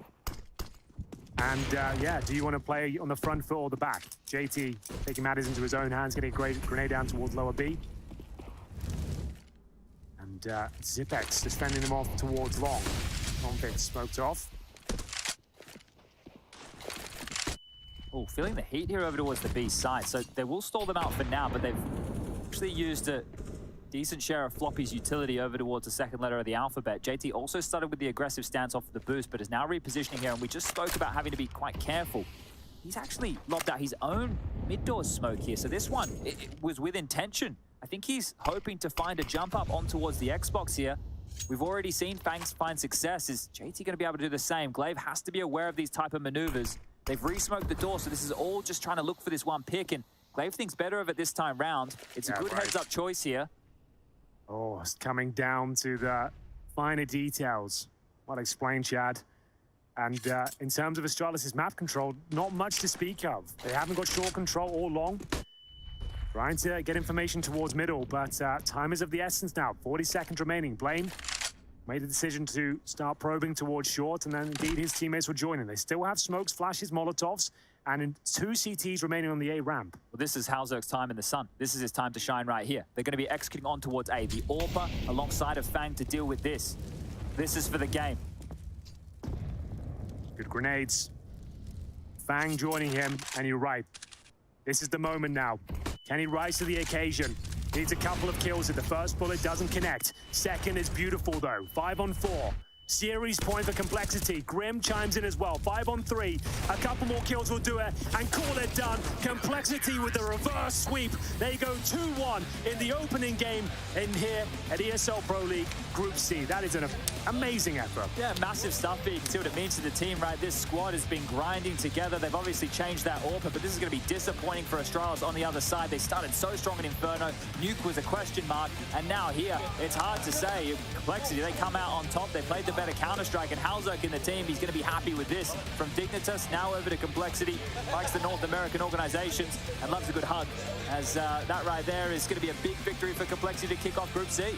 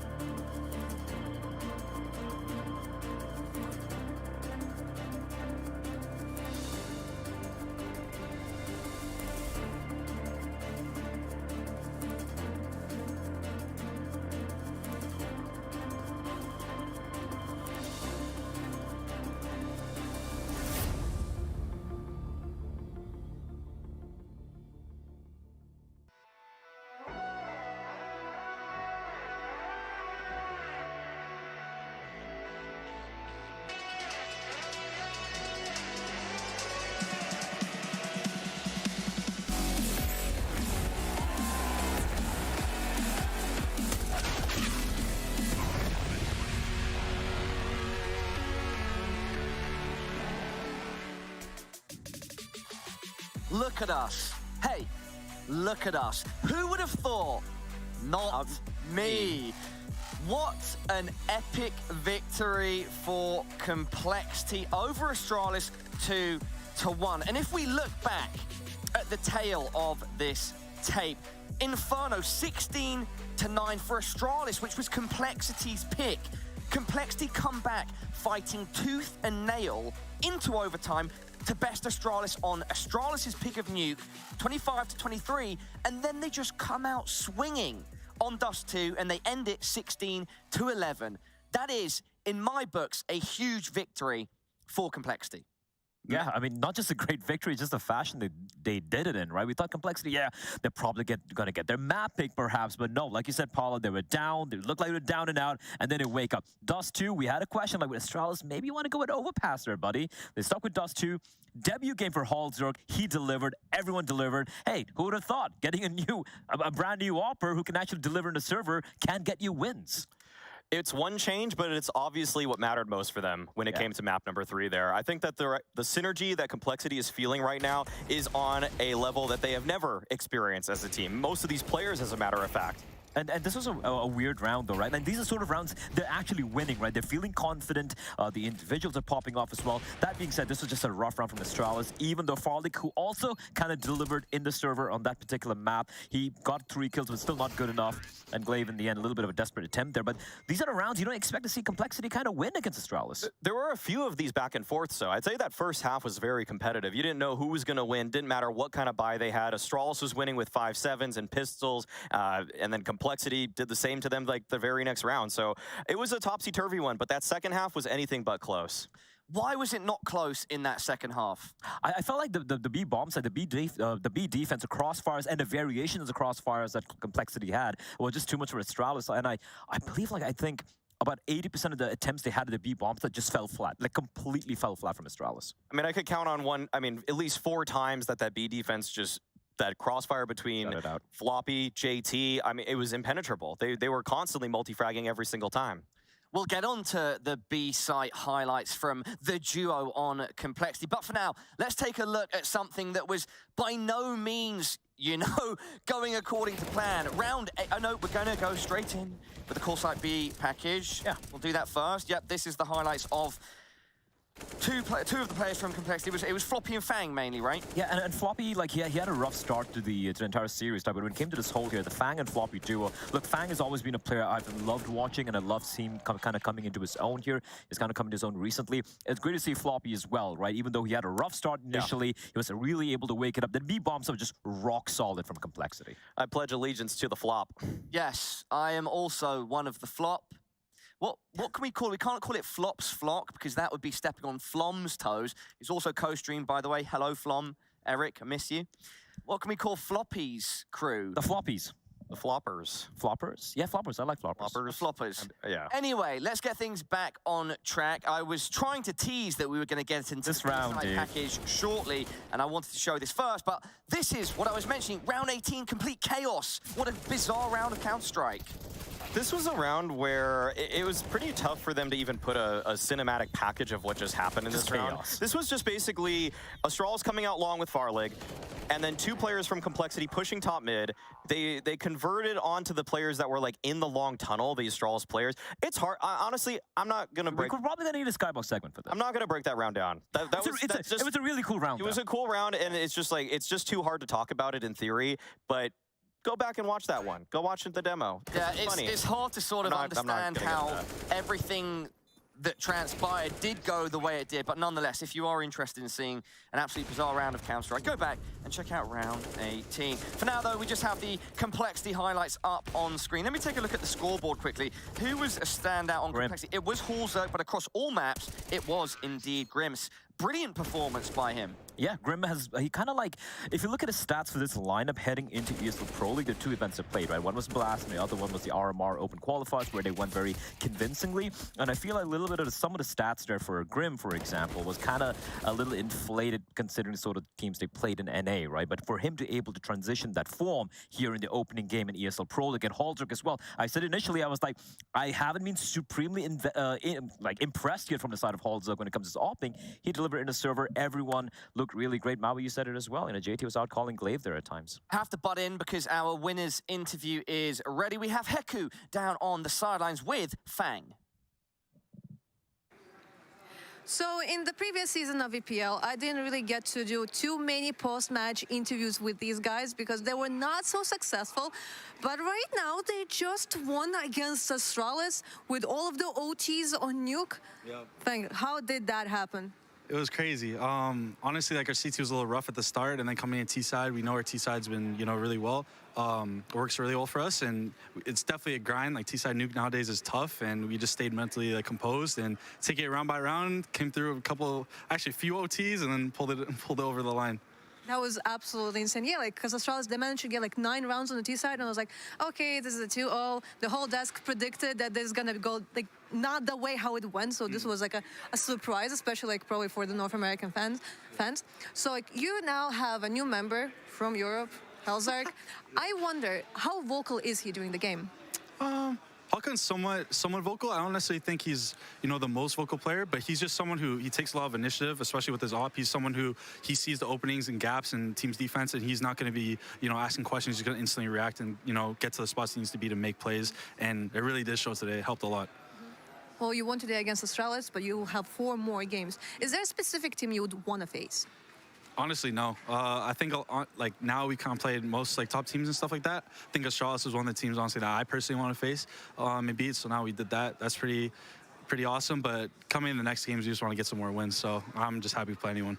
Awesome. Thanks a lot. Awesome. Peace.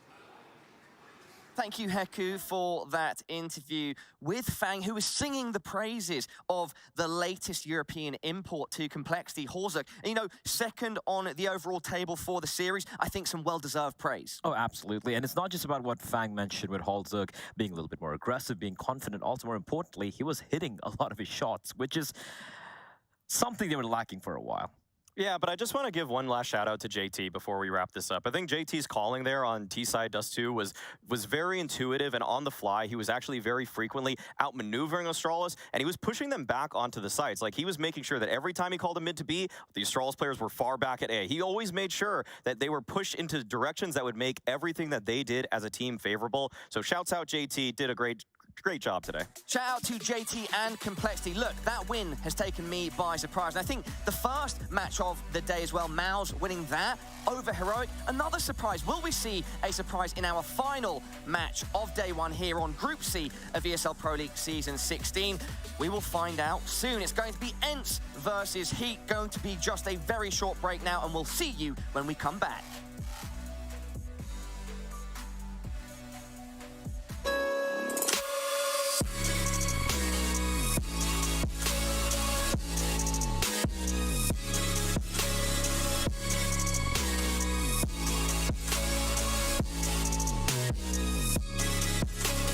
You love it, you wear it.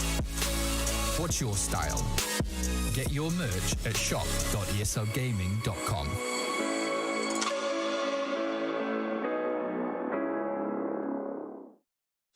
Looking to get more out of your CSGO fan experience? Introducing CSGO Bingo, event pick'ems, and fan club showdown. Claim free bingo cards to win amazing prizes. Predict the winners of ESL events with pick'ems for prizes and glory. Show your favorite team you're the biggest fan by winning matches in the fan club showdown. Check out csgohub.com today to take part in all of these and more.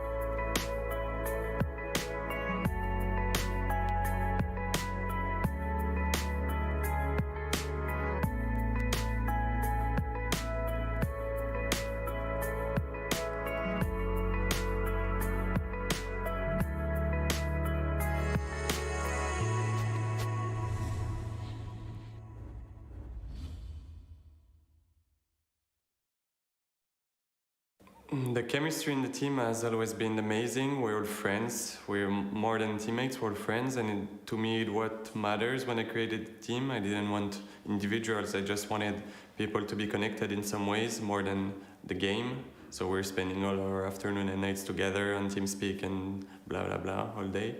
So it makes our team different than others to me. This is why we've been grinding like that hard and making it to where we are today. The chemistry is amazing. Like, they're my friends, and I'm really happy to say that they're actually my friends. Yeah, we obviously finished second last time. We beat FaZe in the group stage actually, but obviously lost in the final, the important game, sadly. It was our first big final, and now we also had Dallas. We had IM4 also, but that was kind of not as big of a tournament, I would say. So I think we had some reps in now. And the players we got in also have a good amount of experience. Like Valde has won big tournaments, and Sunpayas was in the semifinals of Cologne. So I believe we had a lot of experience now in the team, and I believe that we can go very far, and hopefully we can take the trophy.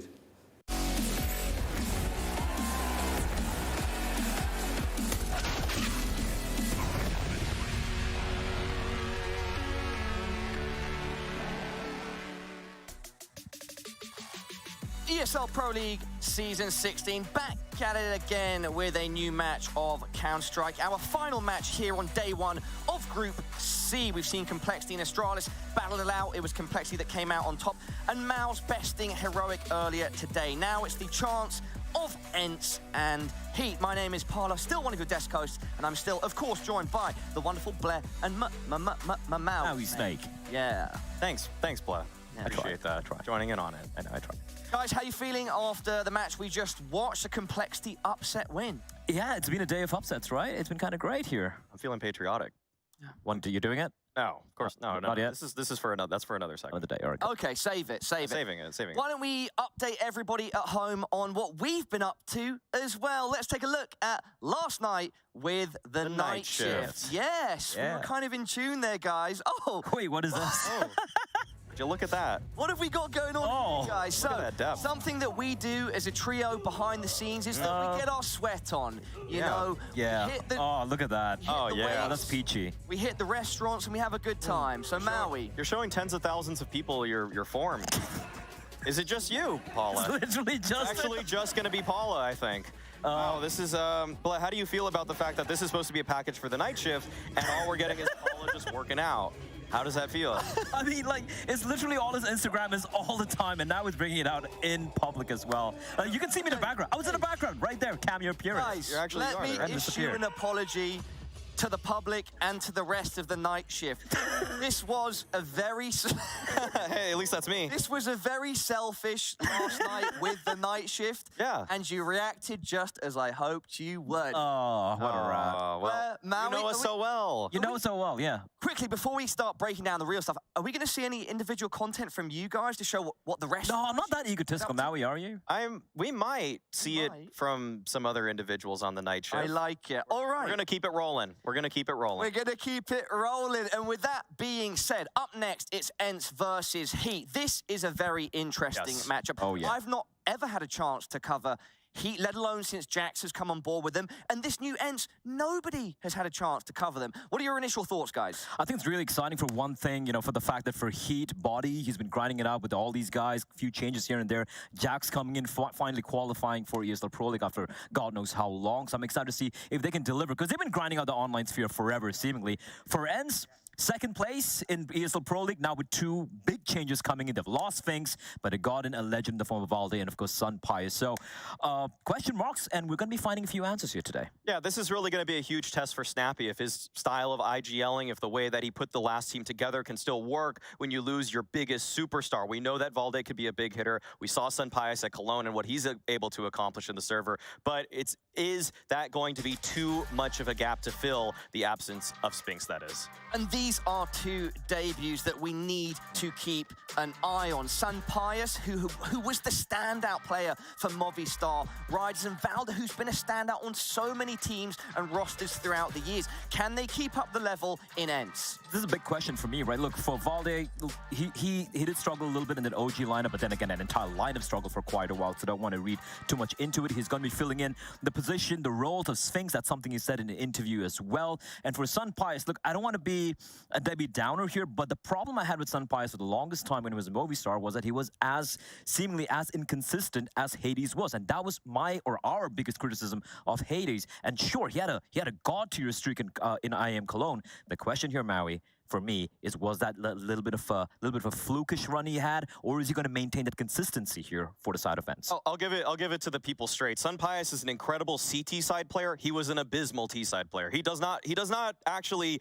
deliver or give much to the team on the offensive side. It's easy to look at what Sunpius was able to do at Cologne and say that he's going to be a great opper on the defense, and he probably will be better than Hades. But the thing is that Hades could occasionally contribute with the rifle. Have not seen that for Sunpius. At Cologne, he had a .83 rating on the T side. It was very bad. But on CT side, he was one of the best players in the entire tournament. Hot takes with the Maui Snake backed up by some serious statistics. Guys, anything else you'd like to put out there before we jump on board with our pre-match interview? Not much. Like I said, it's going to be an initial test, but if I'm ENCE, if I'm Snappy right now, you're going to be feeling a little bit more comfortable because you're going to be going up against one of the lowest rated teams in this group. That being said, we saw the results taking place here today, so I'm expecting Snappy to go in 110%. Yeah, the thing is that I think that with Snappy's style of calling, it's very easy for Sunpius to feel comfortable very quickly. Even though he's actually developed the playbook over his time with that last ENCE roster to incorporate more defaults, incorporate more mid-rounding, he usually starts at a foundation that involves just calls out of spawn. And when you have a call out of spawn, everybody just knows what they're doing. It's very simple. There's pretty much a set flow chart that you're just following as you go through a round. And I think Sunpius can probably elevate his T-side game under the tutelage of someone like Snappy. We've got to get into the interview, and it's the man that we've just spent some time talking about. Sunpius is on the sidelines with Heku. We're pretty much ready for the last series of the day, and before we do that, let's talk to the newest edition of ENCE. It is none other than Sunpius. Sunpius, previously you played only on Spanish teams, and right now you're playing an international one. Do you have any difficulties communicating in English? Bueno, a ver, yo creo que en inglés me comunico bastante bien y no tengo ningún problema. No, I'm joking. Yeah, I think I understand my team is so good and my English is used properly, so I can just play good and understand what is happening, so all good. But did you have to learn a lot of new things, maybe like the call-outs, the spots and things like that? Yeah, I think the spots was the most thing I understood. I had to understand again because they have so many spots and with different names, so yeah. I think that was the toughest thing I had to do. But now you're pretty much comfortable with that. Yeah, I'm super comfortable. I think the guys are just amazing. Well, another person who joined ENCE is actually Valde, and we know that he's a player with a lot of experience. So I wonder, how vocal is he? Does he also help Snappy to lead the team? Yeah, I think Valde is super vocal player, so I think this is gonna help us in long term. So yeah, I think that's good, and he's also amazing shooting. So yeah, it's perfect. Awesome. Looking forward to seeing you in ENCE. Thank you. Thank you. Thank you, Heku, for that interview. Now we have her down on the sidelines, us, the night shift, on the desk. But it would not be a CS broadcast without some casters, and I take so much pleasure introducing these next two men. They go by the names of Moses and Sadakis. Boys, it's great to have you here. How are you both doing? Yeah, doing super well. Obviously, ESL was releasing the talent lineup last night. Gave a little teaser in there, but yeah, they did. We're going to keep it straight up NA for this one. Moses, this is going to be a ton of fun. Pro League again. Dusseldorf was, I think, a coming out party for ENCE. Now we've got a very different team. Yeah, a whole different lineup, which I mean is going to be obviously the fun thing is seeing the new lineup in action. We just saw Sunpius there, a little bit of fun with the Spanish, the English. I like that. But also, I mean, on the other side of things, HEET. I'm just kind of interested to see what we're going to get out of these guys. They haven't really played to this level of competition with any kind of consistency quite yet, so this is still kind of a first glimpse for them as well. Yeah, I think this is cool, right? We saw this in a bunch of different scenes where NIP, Fnatic kind of walked out Sweden. I use them as the first sort of example of that. Obviously, Denmark did a little bit of that. You get young talent coming through, but this is almost like Body looking and saying, right, I played at the top level. He's won a Pro League, Season 5. You got to go way back with G2 originally. And he says, there's other talent here. Why don't I foster some of that? And then he gets Jackson on board with him. Good friends between the two of them. They have the experience. You've got some firepower. This could be an exciting lineup. I'm not expecting them to break any world records, but they have already qualified for an RMR. They won the conference to get here against another French team. They can absolutely make an impression. Yeah, it seems like a little gasp of the French scene. See if we can get some new infusion of talent. Either way, we'll send it back to the night shift. We'll see if they got any more squats, deadlifts, anything. Esports, Any more gym content over there? Esports. Guys, thank you so much for your thoughts. This match is pretty much ready to go, so I think we have to jump straight into the map veto. So I'm super excited to see how Moses and Sado spin the words over the action. Here's the interesting thing, right? Like, Inferno Mirage is going to be getting banned out early on by HEET and ENCE respectively. The picks, though, HEET, they really like this Dust 2. Yes. And the thing is, I think it might make sense because, again, we haven't seen Sunpies play Dust 2 in the past. Even in Movistar lineup, Movistar Riders lineup, he was not wheeling the op on that particular map. So this could be a test for them. The pick for the side of ENCE should be Nuke, in my opinion. I think Nuke too. They go with Vertigo. All right, that's a little bit of a switch up there. So I think we both wanted Nuke, Bleb, because we really wanted to see if they can build out that tactical side. And so in the second veto, you would probably expect that they ban out Overpass to get us to a Nuke. So actually, looking at this veto already, I think it's a surprise pick for HEET that ENCE are going for Vertigo. And the fact that Nuke is there as the decider, this to me speaks to a very ENCE favored veto. I have to agree with you on that, and I think ENCE is just going to try. I think they try to catch them off guard as well. We have seen Snappy in the past as well try to be a little cheeky, a little Carrigan-esque, if you ask me, with the vetoes. But yeah, Dust 2, Sunpies. I'm curious to see what he's going to do. Never seen him on this map. Yeah, and I want to see if Valde is actually still playing his old B rotator spot, or if he's going to switch it up here on the ENCE side of things. So many factors to look out for and to potentially enjoy in this best of 3 between ENCE and HEET. It's ready to go. Let's head on over to the casting booth with the legends themselves, Moses and Sadakist. Thank you very much, Paula. That's, I think, a perfect way to look into this. HEET, a new team looking to make some impressions on the scene, and ENCE trying to rebuild and reorganize. And you listened to a lot of the conversation with Richard Lewis and Snappy today, Jason. Yeah, it was a really cool one. I mean, just to touch on kind of some of his, that last point by Maui Snake on Valde. I mean, Snappy's kind of opinion is looking at some of his previous teams, didn't think Valde was in a position to have as much impact as he can. It couldn't really, he wasn't put in a position where he could actually capitalize on all the skill and all the talent that he's got. So let's see how he positions him. Let's see how Valde does in this roster. At one point was considered to be one of the next big stars coming out of Denmark, and a lot of his career has been relegated to a bit more of a role player, but it'd be great to see him on ENCE just go nuts. Here he is, pushing into upper dark, finding a timing as Body just shifts down the stairs and gives up the angle right as Valde makes his move. 3 players in lower dark. HEET headed towards middle. Dia out in the open, overexposed. No chance of getting away, but he's still going to deliver a 1-for-1.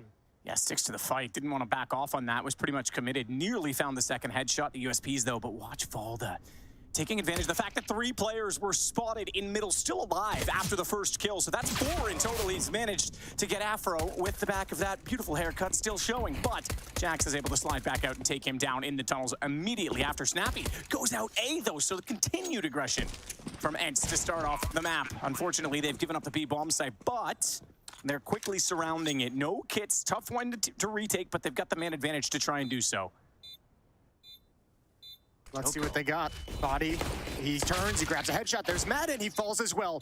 And it's Sunpies, the new addition, left in the 1v1. He's going to slow play it. He's going to give it a little bit of time, a little bit of breathing room. Joko did exactly what he had to do, not only winning exchanges, but peeked window before supporting his teammate. Gave the information that Body was safe, not to worry about the door. They could focus on the tunnels. He gets the kill on Sunpies, and it's the first round to HEET. Yeah, that's spicy. Nice little quad kill from Body. Coming out of nowhere. Beautiful stuff from him. 1-0 for HEET. I thought for sure Dio was going to go down. He got caught out in the open in that mid-fight. An impressive 1-for-1, but it all goes to naught. Even Valde, this felt like it was in ENCE's control for a moment. Now, this is going to be kind of an interesting point as well, as we know with all these different rosters, all these different international rosters coming together. We heard Sunpies say that his English, not really too much of an issue, just had to learn some new names for spots. That's obviously going to play into effect, especially not only new spots, but in the crunch moments. As we all know, that's when the communication kind of lapses. But interestingly enough as well, Snappy mentioned in the interview, talked to Madden about it, believe Sun Pius is someone who can just take control and be a secondary caller. And for the moment, it's Snappy, landing pop shots with the scout out towards long. A pair of kills for him, and ends in a 4-on-2. Massive, right? Win the pistol, lose subsequent anti-eco. Pretty straightforward stuff in Counter-Strike these days. The scout being absolutely menacing for Snappy. He's not done there. They're going to push out. He's going to support his teammate, enable him to get a gun, and even swap off the scout. Valde will grab the Galil. He's going to swing it. Ooh, easy find. Joko goes down. That's bomb as well. They know they have the round in control. They just have to figure out where Jax is remaining, and he's going to work up the catwalk position. A Galil in his hand as well. Maiden, by the way, I mentioned he went up to find a gun. He got the AK, so he's looking pretty ominous with that at long headshot position. Jax nearly found it, but couldn't, and that gives Snappy a second shot at it. 1-1, ENCE strike back immediately. Yeah, that's a sick round from Snappy. What, 3 kills at the end of the day? I think a tag even lines up an assist also. That looked real easy for ENCE in that second round. Wonderful spin on their heads for HEET. Back to just pistols. Sun Pius has the opening kill. There's the scout coming in. There's Snappy out towards long, and he just rains down death at range. Beautiful stuff. You having server issues over there? So they've left me 2 IPs, Jason, and I brought up your Tilda, and yours is different than mine, so someone's trolled me here. I cannot get into the server, but it's okay. I just talked about what's in front of me, and I have program in front of me, so perfect. I'm going to be all right. Yeah, it's a giant mini-map. Yeah, absolutely. Either way, it's going to be the tunnels again that HEET want to take over early. Bomb in that position as well. Trying to push back the B players so that they won't get the aggression we saw in the pistol round. They've managed to at least hold them back so far with smokes. The pin smoke at that on top of the door means that no one's going to be able to spot through and get information to get aggressive, and Jax is making noise at long. So the CT is going to have to sit back in this round, try and wait it out, knowing that they have the advantage of the weapons.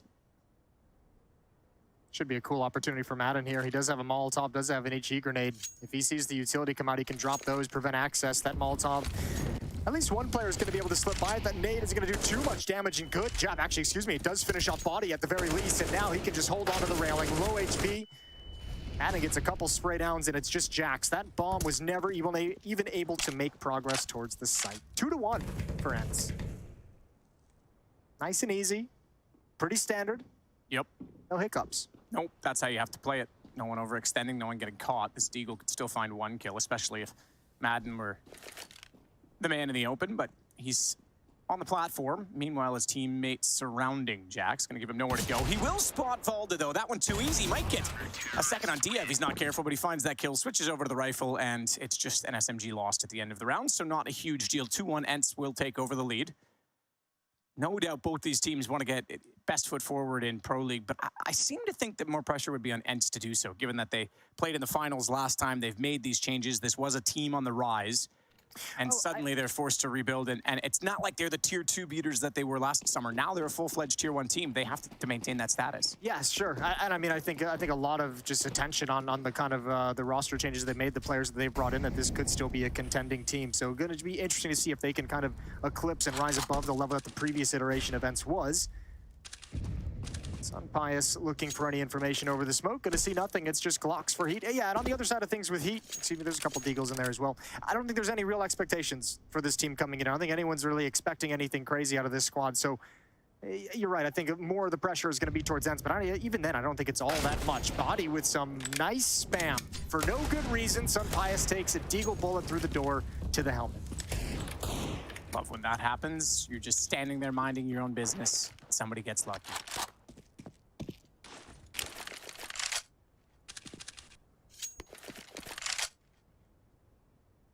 Looking back towards CT spawn. Himself in a position to support both middle and catwalk. Nade could do significant damage every time. could being the key word. Didn't say that it would. Yeah. But yeah, armorless players and just Glocks on catwalk. He overthrows it. Didn't realize they were that close. Second bit of utility. Going to be going in that direction.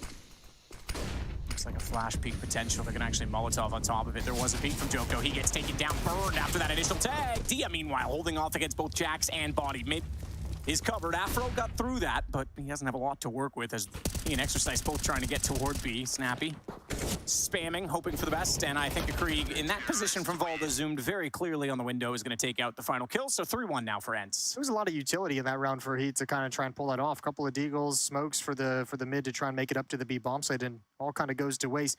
That B bomb site with Diha and Valda defending it is going to, it feels like a very difficult bomb site to crack into. I'm going to be very curious to see if HEET can have a whole lot of success there. So much attention is going to be on Sunpius and Valda. Speaking of him, don't forget, I mean, someone like Diha was absolutely magnificent for this ENCE roster going into the previous iteration. Madden as well had some very, very big games also. There's still so much talent on this team. Good nade that time. Fully armored and equipped players against them, but does take Joko down to 68. He's been getting picked on this game. Both he and Afro struggling to get going, and Afro certainly for me statistically, and I know it's early for this HEET lineup. Yeah, he's their heavy hitter. Exactly that. And the reason I say I know it's early is sometimes the opposition, tier 2, tier 1, who are you playing against, who's sort of countering you, but you still got to look at those stats as something to go off of. Ooh, this is dangerous. Snappy's just going to tuck in behind the door, avoids the danger right around the edge of that smoke. Yeah, statistically, Afro's up there. He's way above at the top for this team, but I mean, if you look at some of like their bigger games against this tougher opposition, it's someone like Jax who's actually performed super well. Exactly. Likely due to just the experience of playing against these teams so many times already. Afro spots one over, but a narrow miss. He goes for the blind shot. That's not going to work either. And Madden comes right through. Flash from Sunpius. And Snappy's still alive, gonna back away. Madden eventually falls, but he's done his job. Audie does well to recover it. You're absolutely right, Madden. That was almost unlucky for Afro. The boost up, the right read. Just a missed shot by the narrowest of margins. Valda holding an angle. He's already got the scope sets on the AUG. He's going to work out now from CT. He quick slopes to get away, and he quick switches to get away without making noise. Catches out Exercise. They know he's there, but he'll fall off because he wants them to commit to get trapped off by window. Meanwhile, Diaz knows they didn't go that way. That's a huge kill. Jax has opened the site. Smoke to go down as well. They have to cross, and Valda's going to spray in. Oh, Jax made the wrong call. Stops inside the smoke and gave an easy lineup for the AUG. He chaps the bomb as well, and Valda into it will go down. It's a chance still for Body, but that's enough time as he's got to switch over on guns, trying to bait them in, can't do it, and they want his gun as the round expires. He'll hold the corner, AK at least held for HEET, but ENCE get their 4. That could have been something special. They were to get into that bomb site. That's a good kill provided by Jax, but I think it's mostly due to Diha wanting to move out of that position with the Galil. A little bit of a headshot angle. Didn't like that fight against an AK-47, and you could see why. Good job on Valda to recover. Both in middle and at the B bomb site. So 4-1. HEET still with just the pistol beneath their belt. 4 toward B out of the spawn. Body still with that AK that's carried over. An early Molotov thrown in the halls. That'll be consumed and then covered by smoke. So every bit of utility being thrown in there so far. Flash in, Body with that AK. They're trying to find him a chance to see someone in the back of the site. He's got it. He knew the flash was thrown from on the platform, so he had the perfect lineup to take down Valda. Exactly what they need. And they won't be able to obviously get that rifle given its position, but they can slow things down further, try and thin out the defense. An interesting position just to note for Snappy. As we look at Valda's corpse on the ground, Snappy's all the way up inside of the pits. Off headshot angle. But that means they've got to also wrap around. You'd expect support from Long to come in. There isn't anyone there toward the platform. Sunpius is pushed up watching Catwalk at this point. In fact, excuse me, he's underneath. He's at the CT spawn. It may not matter. Snappy's going to get it. That'll give Sunpius time to rotate back around. Flashing in. Snappy sees that coming. Second one's going to catch him, though. That's unfortunate, but Sunpius does his job to support him. Meanwhile, Exercise could have taken down Madden. That would have opened up Long. Yeah, this is actually a really cool round from HEET. It's almost unfortunate they haven't been able to get more out of it. They had a nice crunch onto this A defense. Madden and Diha going to have to back away. Wall of Smokes is set up, using utility to delay the plants. But both of them coming up the ramp for the moment in this 2v2. Joko over at the car. Afro trying to move into the bomb site still. Madden that wants in. Oh, that nade's so close. Not quite. It is going to be Joko down. They know he planted. They know he's stuck on that smoke. He doesn't have the information that they're both there. As Afro tries to slide away, and Madden will get him. Yet to get on the board, Afro, but he's definitely getting closer. That was a tough position to be in at the end of the round. Still got the plants, but again, not the rounds. Yeah, he ate that nade as well. That nade almost was just about as perfect as you would have liked it. And also over towards the car. Nice shot from Diha. Just an easy spam through. 2-on-2 victory for ENCE, and they're off to the races. 5-1, 4-round lead. Look at this, he's just chilling, considering, fires a few bullets. Madden as well, finishing things off. That's the nade that gets cleaned up, the nade damage that's cleaned up. Round number 7.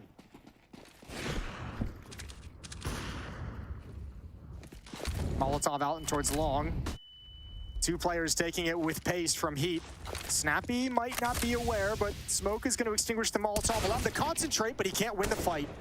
Drop down with these. Long access is available to Heat. Madden's still the one that wants to watch that position as they're all wanting around the corner. Flashes and AK spam. Certainly a presence detected. Madden will reposition. Sunpius is AWP on the platform. Afro is trying to find it again, though he's so close, he gets tagged. He actually hit the shot. This guy is getting so unlucky to start out this game, but it was a leg shot, and he goes down as a result of it. Brutal. Equalized, though, and this position from Diha is so nice. Shrinks the map. Valda can start rotating out towards mid. They can actually set up a pretty decent trap here. Especially with Sunpius, the AWP coming to peer over the smoke. Valda's going to get close up, so a shift in the defense for the moment. Another deep, beefy nade, followed up by an even better op shot. Another one! Ooh. Sunpius looking pretty spicy so far for ENCE as he finds that one through the door. Good tracing of Jax, and he may not be done. Only 17 HP though, and AK is too ominous as it sneaks through, but D is already on the doorstep as he walks back in from the lower tunnels. So another round for ENCE, 6-1. Yes, Sunpius is looking sharp, and this is, correct me if I'm wrong, Jason, what you were saying along the lines of, if you're going to change one player based on Spinks leaving, you might as well change 2, and Sunpius had been on their radar. Yeah, this is kind of what we talked about earlier, where, you know, the change of Spinks obviously was not really initiated by ENCE so much. I mean, that's him departing and them having to kind of fill that in, and obviously, even Snappy kind of said in the interview, they'd looked at Sunpius as an opper previously during kind of the winter break, so they'd already had some research into him, they'd already kind of, you know they like him, and just decided to bring him in as well and make a deeper change to try and make sure they can look. That's a lot of skill that Spinks, you know, that's a hole that they need to fill with multiple players. You're not going to find a whole lot of Spinkses out there in the world, so able to pick up 2 players to fill the gap, and at least here in this first map for them, it's looking good. Timeout taken. Yeah, rightfully so. And pistol round, the only round so far that they have won, just to keep that in mind. And we mentioned Afro. It's unfortunate. I mean, we talked about him statistically for the short lifespan of this lineup with Heat has been their top performer in that stretch. Stuck on 0 kills at the moment, not able to get onto the scoreboard. He had that narrow miss above the smoke. You have this situation 1-on-2 where he plants the bomb, eats the nade. Not really his fault he can't get a kill in that one as they chase him down. And then he gets the leg shot last round. He's been there. He's been there. He just can't get it done. Look at this call as well for ENCE. There's a blind counter on the defensive side of things. 2 players inside the bomb site. Sunpius in middle is going to have a fast rotation. This is a round Heat is trying to just pop into this B site. Oh, they pull Madden away. This could be perfect. Exorcist wants to be the first one through. Madden comes back, though. He sees above, but he's blinded off. That's going to force him out. They can't capitalize. They can't get any further forward, and that means he's still there, despite that the Molotov goes down. And Valda has the confidence and comfort of a companion inside of the site. It's Body, though, that gets the first one, but he's the last. He needs 5. He's got 2. Snappy's not going to allow any further than that as it goes 7-1. Oh, man, they just couldn't get out of the tunnels. That third player being over at the B bomb site, able to just kind of chuck support utility over the wall and through the doors. Eventually, when Madden is able to take out the first player, there's nobody actually progressing onto the bomb site. Completely blind. That's Sunpius. That's that third player who gets 2 flash assists in the round. Absolutely perfect from ENCE, 7-1. Now, money's starting to build up, too, on the CT side. ENCE has got to be feeling good. Oh, they got to be loving this. It's exactly the start they want. And again, Heat being the underdog in this group, it's probably the exact draw you want as well to play into this with the new lineup. Valda takes out Jax.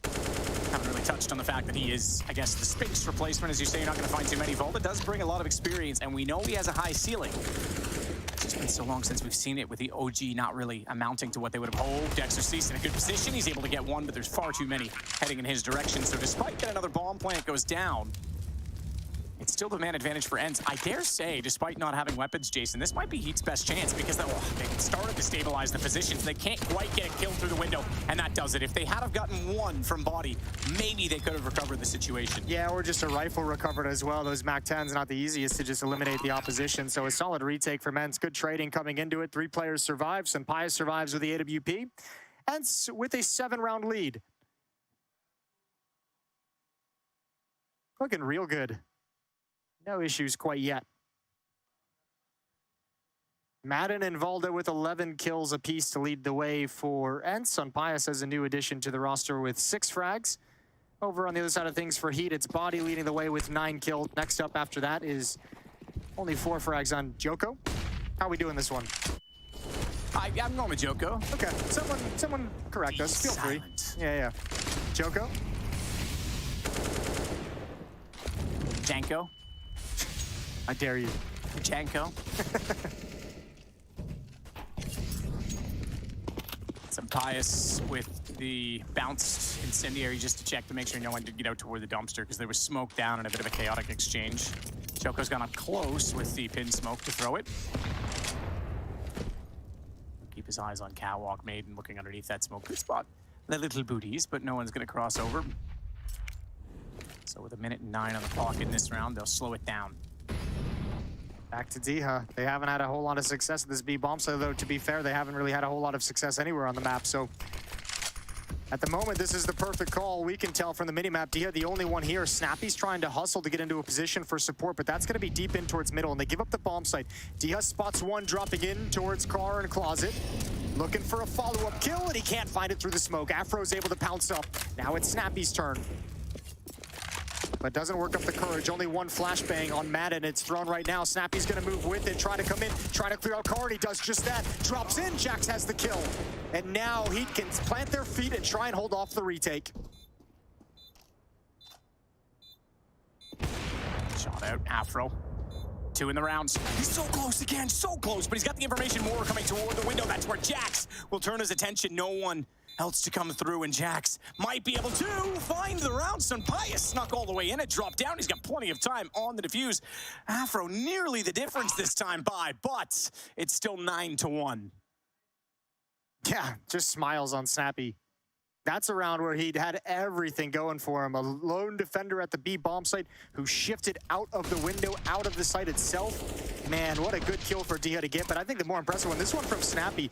This is him basically saying, I'm going for 1 kill. It's the guy at car. I want to clear this position for the retake for my teammates to make things easier. He got an extra one after the fact and was able to survive a little bit longer. But that's a big boy play to just kind of swing out and go for that 1 impact kill. 9-1. Another timeout taken from HEET. Yeah, use him up. You might as well. 4 per game. Coach in. This is a big step up for this HEET team in competition that they're used to playing against. If you just go look at their match history on HLTV. Biggest win is over in Tropic. Next best team that they played against was ASTRALIS. They lost a nuke game 16-9, so they just don't have a lot of experience at this level, and it's showing here. ENCE is really putting some hurt on him in Dust 2, and this is HEET's map pick as well. Back towards long A, and Pius, the only player there with an op, doesn't want to mess with it. He's going to back away and give up control, but he wants to preserve his life. Gapping that smoke to work with. Snappy's positioned himself for exactly that reason. He's got a support player on Catwalk as well as directly beside him. Pius further above him, I suppose, but beside of the minimap has that AWP, fires a shot, and everyone has to scurry. Afro gets better placement as a result of this, because as that op resets on the CT side, he's able to drop it down and get inside of the pit. There's some nades around and go about business one more time. Good flash eye. Oh, done. Well played, Pius. Read that one far too easily. Beautiful shot as well. Good flashbang to set it all up. That scares HEET away from long, and they rotate back, and our boy Joko's taking a lot of utility damage, a lot of spam damage. He's down to 32 HP. Utility is an issue for this HEET attack. They've got no more flashbangs. 1 smoke just deployed. They have 1 remaining and a Molotov. That's it to try and break into a bomb site.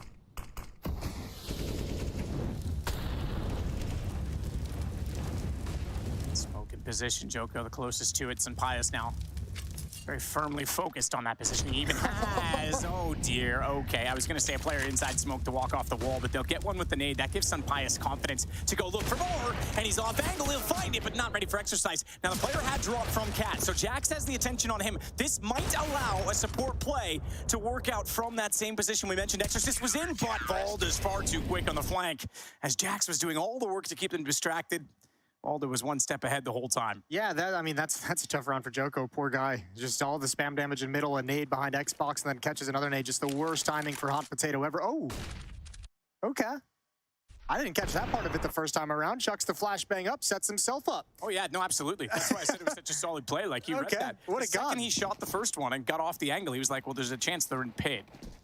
And then the head was brighter than yours standing down there, so it was easy for me to hit the shot. Sure. Look, I had to get a ball joke in that one, Jason. Yeah. Quota, Get back into the swing of things, for sure.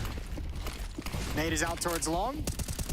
Madden gonna spam and back away. Deagle from Jax isn't connecting, and he's gonna huddle down in towards pit. Cover of smoke is allowing Snappy to be pretty safe. Always nice to have long control, but what do you do with it when you've only got Deagles? Yeah. I mean, I don't know. I never have confidence in the Deagle, but certainly at a pro level, 5 of them, if they're working, attacking, enough coordination and sequence, especially where it's sort of a passive approach right now. Snappy stuck inside CT. I could certainly get a bomb plant off of this. No one else is going to be working around long either, so it's not like they're going to be able to pincer them in, force the play, but Snappy's got the opener. Yeah, this one's going to go down too easily as the shots all come in. Shooting gallery, not enough utility. 11-1 now for ENCE. 11-1 for ENCE. 10-round lead. 10 rounds straight. Had to be a deep smoke. It was the only one they had, which makes it easy shooting for Snappy and Madden.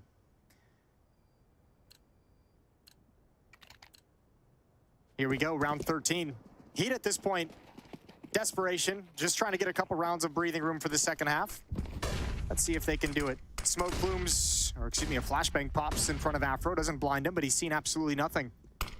There's the smoke coming in, and why not be bold? 1-11, take some risks. Just to point out the utility damage in this game as well as Afro goes down again. Voldus and Pius starting it off. It's a ridiculous amount. It's 21 total utility damage right now for Heat. That's from Afro. 21 across the whole team. Whereas Maiden, 304, 210 Volda, 17 is the lowest. Sun Pius, he's on the op. Everyone's over 100. Let me just put it that way. 107, 106, D and Snappy respectively. I know CT side, yes, you're fighting against the choke points. It's easier to do, but that's a ridiculous amount. Yeah, I was gonna say the same thing. CT side's always gonna have the higher utility damage, but only 21 across the whole half is a little bit frightening, a little bit scary. And at this round, they're just getting deleted and picked apart from every single angle. Volda gonna be flanking in middle, takes a duel, exercise. Ooh, good spin, good headshot onto Volda. But not really a whole lot to do from here. He's boxed in, he's even being pushed down the stairs. Some Pius, USP and he's got that kill, 12-1. Yeah, this is a pretty... This is where ENCE should test out the complexity strat and rush mid. Yeah? Yeah. Okay, I don't know if there's any need for that, but sure. Mostly just fun. Shits and giggles. Yeah, I know, you're looking for some entertainment here. No, you're right. Look, I think the 21 is one thing, but it's also the sheer amount that they've received as well. I mean, everyone over 100 except for the offer, 300 over one player in the first half. That's it's been a huge amount of utility. So it's kind of both ends of the spectrum, I guess. I think it also kind of just tells the story of how we painted this matchup. Is just this is a team that is going to be way more coordinated, that has way more structure and resources, and ENCE replacing 2 players that have been competing at the top of Counter-Strike for a while against a Heat team that's still trying to put together a squad that can actually be competitive at this level. So I think the disparity is just a good indication of the levels we're playing at here. And it's looking dominant. So again, they'll work with the Eagles, exercise the only AK. We have seen them work one particular round with a boost on body where they got the opening pick on a single AK, but this time it's not going to be that. It's going to be straight up to middle, and Madden pops out from the window, already takes down Joko. He'll back away. When he does, that's when they strike, but my oh my. They turn around and don't let them go any further than the single kill on Volda, and we now find ourselves 13-1. I don't think I expected this. Okay. Yeah, I kind of did. I expected ENCE to be the favorite, but I don't know, especially after the pistol round, that I expected Heat to come out swinging cold. That was, sometimes it's not worth it. Well, 13-1 and 13 straight now for ENCE. Sun Pius peeking over the smoke in middle.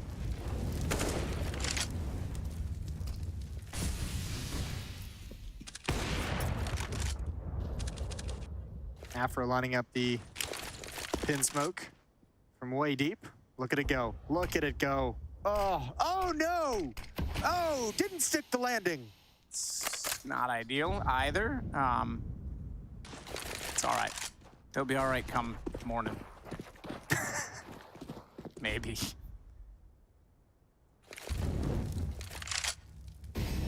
And HEET, like you say, we haven't seen a ton of this. They are qualified for the RMR. You never want to lose like this. But again, I wouldn't be putting too much pressure on yourselves. I'd be looking just for how a solid event, build on it, get used to the environment with the team, but you definitely need to be picking up on a few of the mistakes here. Afro, yeah, he's had some bad luck, but he's also been in some situations where he's caught himself out. Good battle through smoke that time. Exercise actually finding it with the AK, despite that he was up against the Tracerless A1S. Madden's going to try and capitalize on this, though, and rightfully so. They've got all the confidence in the world. He's in the corner. That's a kill. I don't think Exercise even checks this. He might. He's a smart enough player. He'll take a peek. He's looking back the other way, so he was aware of it, but they still get to. Madden still finds double in that situation. And that's the big kill to find, his body lurking on catwalk. They can hustle over. Got to be careful about Afro and lower dark. It's snappy to figure that one out, and a missed shot is going to give the opportunity. Now ENCE on this retake towards the B bomb site coming in. They're coming in quick as well. Do they realize that the Alpha's made it all the way back towards the tunnels? Jack's over the top. Now they know. Now they know because Afro's got one.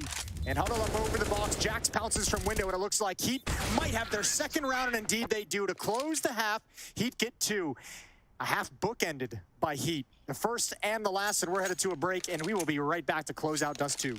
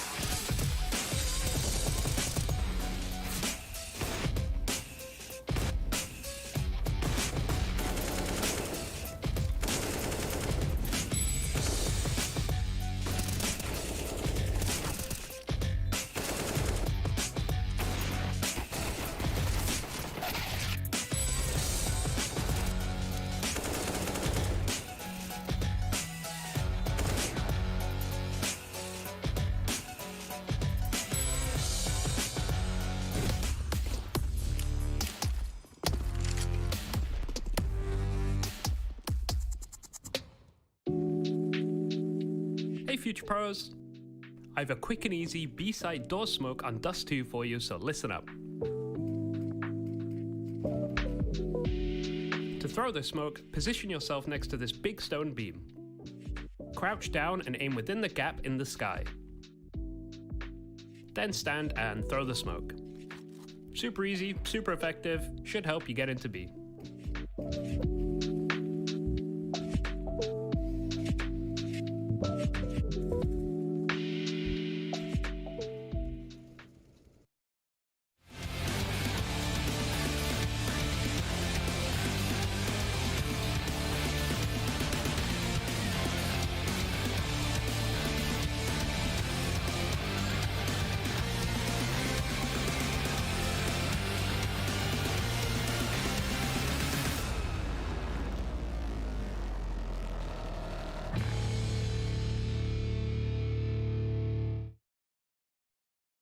So to answer this question, I have to get back to a year and a half when I created the roster. The pool of players in France is actually not that deep, to be honest. It's really not that deep. So I've been in contact with Lucky back in the days. I got out of my team and Lucky got out of his, and we managed to build something together. Firstly, I thought about Jax. When he was out of G2, he was benched. So that's the first guy I contacted. I knew this guy Afro I played with in LDLC, and for a year we've been grading our way back. And he had this friend that was Joko he played with like for 2 or 3 months, and I totally trusted the guy when I first had a speak with him. And I mean, it was kind of easy to make, like it was kind of made by itself to be this group of people. And then Exercise was the one that we needed when Jax got out.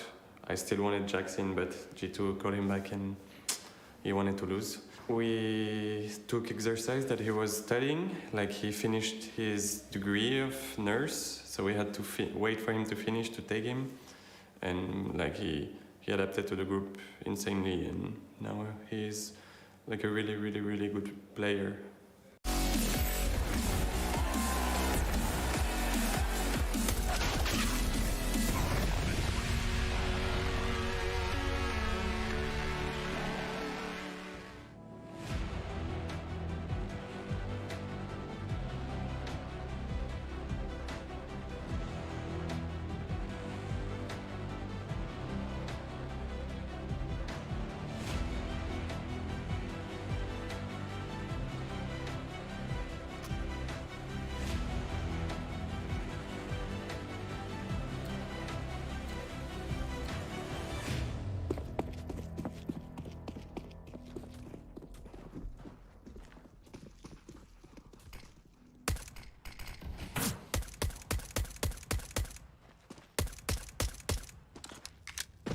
Line firing taking place. Utility being spent by ENCE towards Catwalk.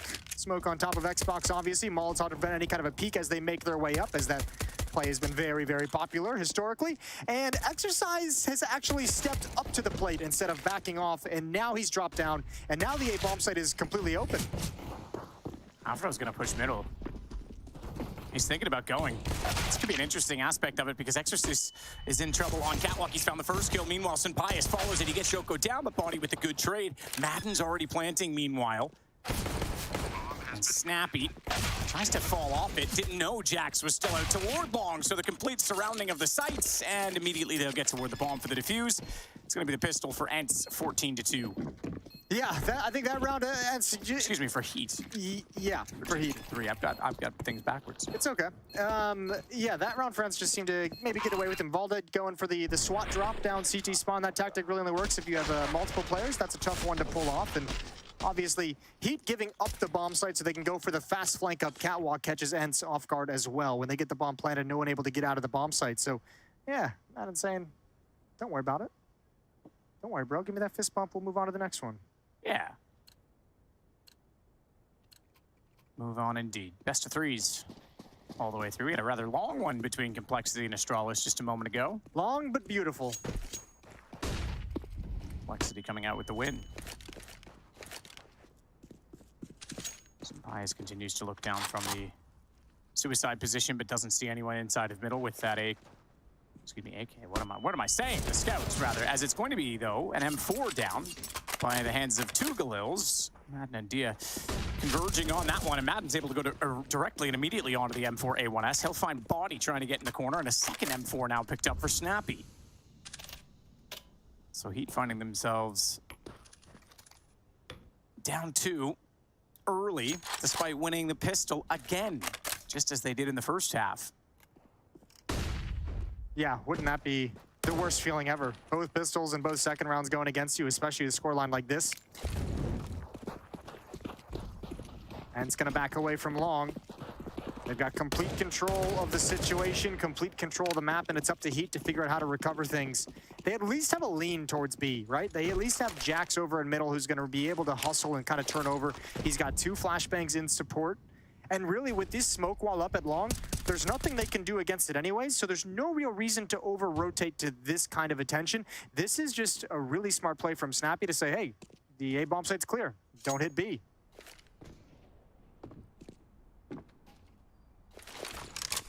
Now they're not going to. Rotation heading back toward Catwalk bomb. Dia, he'll be the first to arrive. Madden will join him after a bit of utility thrown toward middle, and Senpaius waits for the rotations, the inevitable rotations. CT spawn, though, is already occupied. Afro working his way out. Unsure where to look. Goes for the jump scope. Can't find it. Goes for the second one. Does land on Dia. Oh, no scope as well as he jumps up on the second. Needs to find the headshot over the box. Knows he has the position to follow with, and he absolutely nails it on Madden. Much more like it from Afro. I don't think he spotted Senpaius on the initial peek. Maybe he did. Either way, put the nade in toward Gandalf to make sure there's no one else nearer to the site. But Senpaius, despite having a scout, is in a very strong position as Jax and Afro are on very, very low HP, and Jax gone trying to tap that bomb and force the peek. He's doubled up. Senpaius finds Afro. Bit optimistic to go for the double bait on that one. Yo, I don't even care. What a sick round from Afro. I don't think we saw the kill onto Snappy, but the follow-up shot, the jumping to take the bomb planter, the third kill he gets is amazing. This is some good shooting. Afro almost brings this all the way back. If that one lands, maybe he's got a chance. Ooh, this third one is a thing of beauty. But scout duels between the two Oppers and Sunpius able to win a 1v2. I think even if he doesn't get that kill, right, there's no real time without a kit. 14-3. And ENCE hitting a very weak defense at this B bomb site. Joko with the deagle. Jax gonna do some scout tricks of his own from outside middle, but nobody keeping him away from Joko. The deagle sings, gets another one as well. Double kill, make it all 3, and he's even gonna go for more. Diha, oh, the ace is on, and he can't find it. 12 HP away from a deagle ace. Volda manages to double up and find a second as well. There's no armor on... I take it back, Afro does have, okay? I didn't quite see his in the bottom. I was gonna say no armor on at least Afro, but 12 HP head armor, nothing to do in this round. I think Volda trying to just draw this one out as long as possible. Bomb already down, that's massive from Joko. Yeah, He didn't do it alone, let's be clear. There was some good assists on that, but gotta hit the shots. Yeah, I mean, that was a nice distraction from Jax. Maybe about the biggest thing he did. He tagged one as well, but that deagle was perfect. What a round. Let's check it out again. There's the first one. It was a 1D anyway, so the tag didn't matter. A follow-up. There's the cleanup out of the Jax tag, and another one brought very, very low. So good work from Joko and Jax, but especially that deagle. So this one, they're just going to let go. Perfectionist, one of the ace. He's not happy with himself. When you're that close, he did swing for it. He was all about that life. Close only counts in hand shoes and... Hand shoes. Hand grenades and horseshoes. That's what I meant to say. Hand shoes and horse grenades. That's why you don't do these things on air. That's a perfect example right there. Okay. I think talking on air is actually your job, so I think you do have to do it on air, Jason. All right, well. I'll give him a discount for the day. Nice. You're more generous than I am. 14-4 is going to be the scoreline. 10-round lead for ENCE.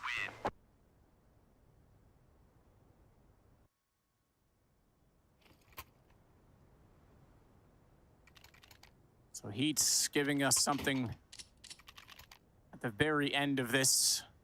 And they'll have the AK as well as 3 M4s and a Galil to work with in this round. They try and build up their economy. But they are against a 4-spy. Tech9's 2. A P250 and a Deagle, as well as Maiden still on that Galil that was carried over.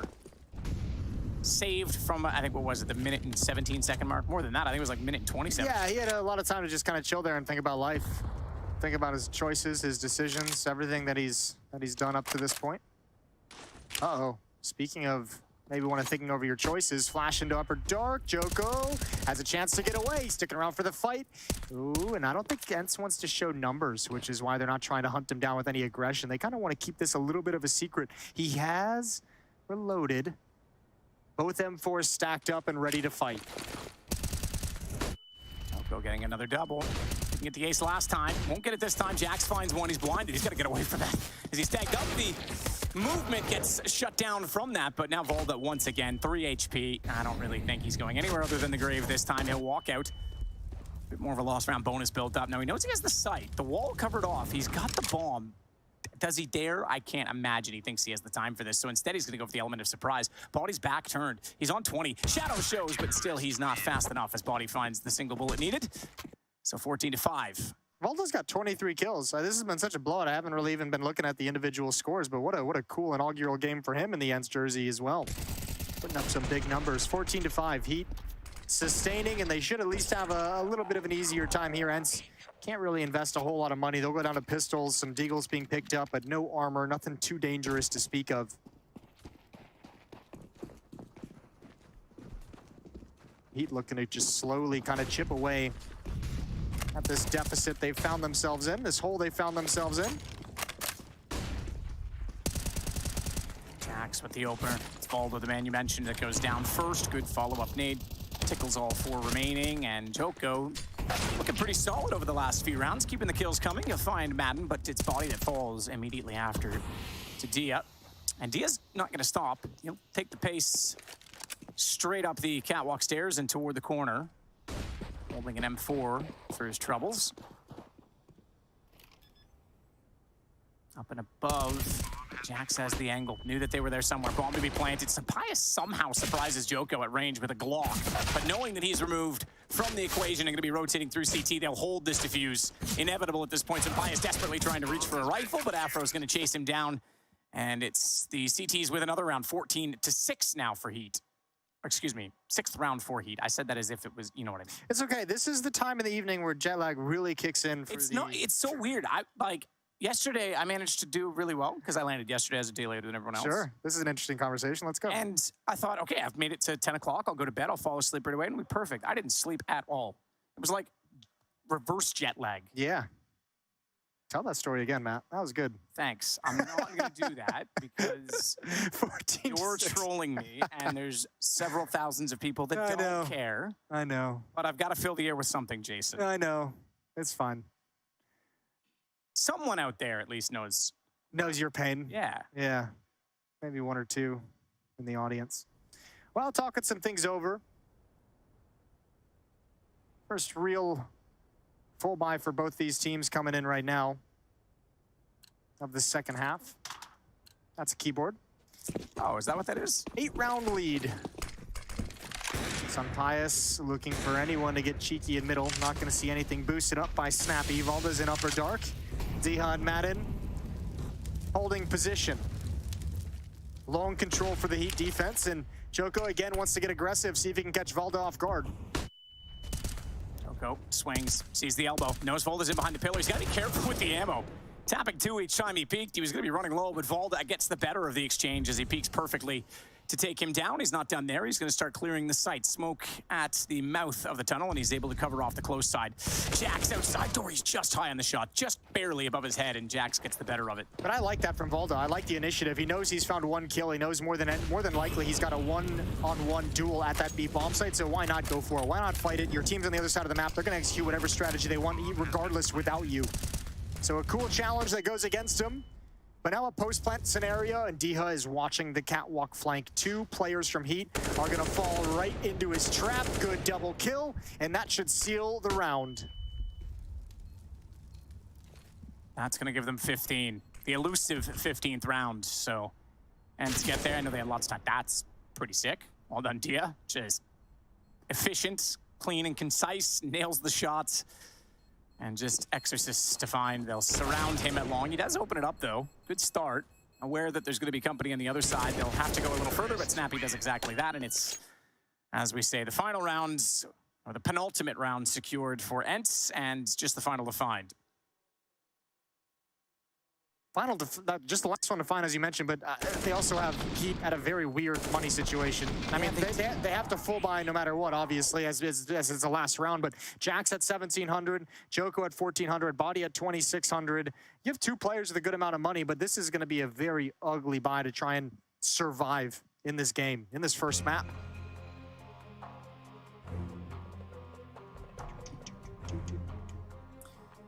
So the timeout called.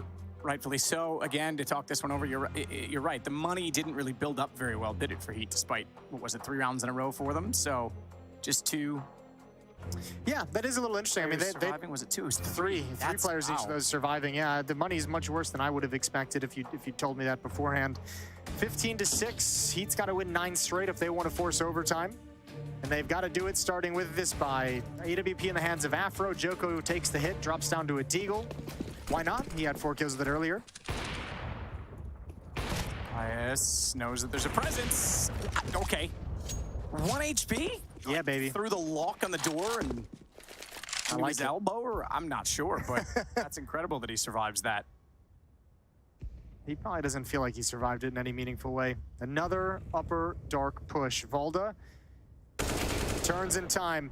Finds Afro as well. Missed shot with the AWP, and Valda now knows. He's like, oh, there's a 3rd one here. And no, there's a 4th one here. Okay. All right, guys. He's happy he survived. 1 HP, 1 kill. Yeah, well, now Valda's just saying, okay, there was literally 4 people at this side of the map, so just hit A. Who cares? He does very well, Valda. Again, the corner smoke for Exorcist. He's trying to find a way to fight through this and catch off anyone who dare jump up onto the platform. Good Molotov, though. Great read that there's a gap behind that smoke, and it's going to force him into the open. Don't need to peek this. Snappy has the bomb down. They're in command. They're in the position of power as Jax tries to rotate in behind at this point as well. Exorcist still survives, but very low. Jax caught off Sunpius with the kill. Snappy on Exorcist and Body, the last alive. The man who created this team has to try and save them in this map. Dust 2, again, their choice.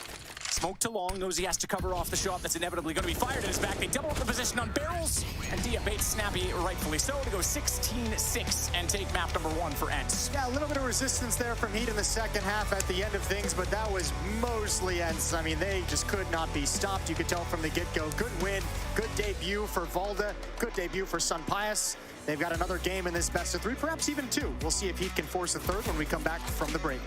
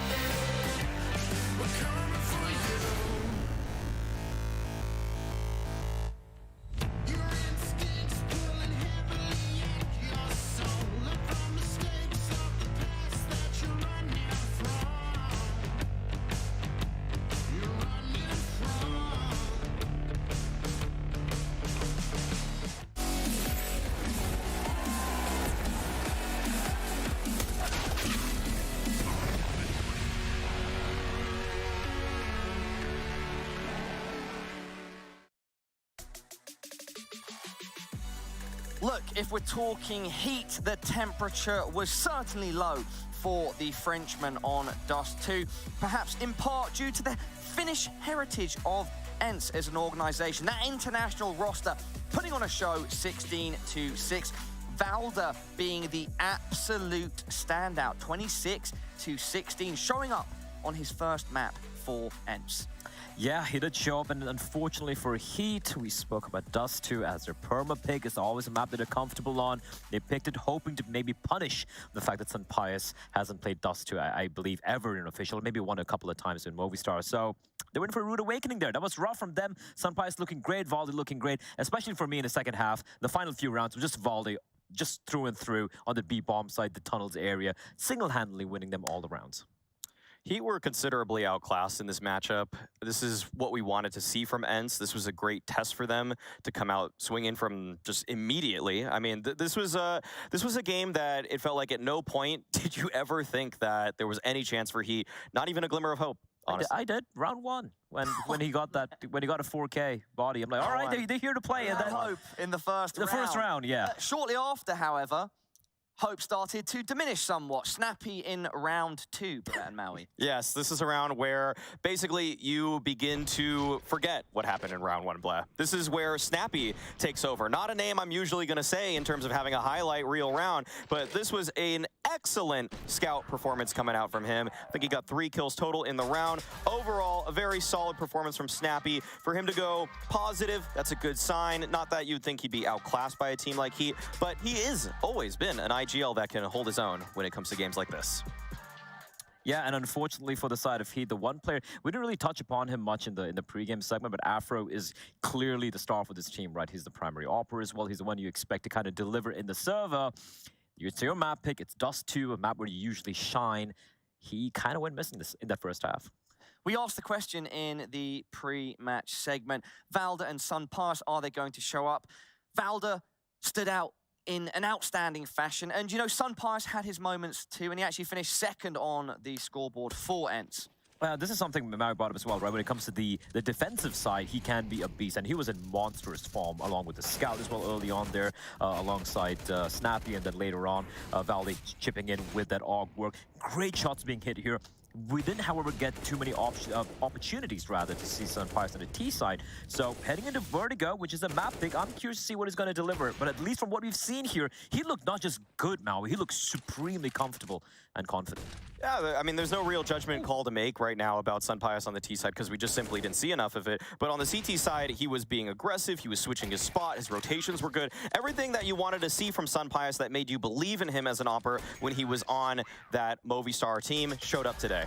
And our Air Force Aim High head-to-head features the Sun God himself, Sunpius and Valda.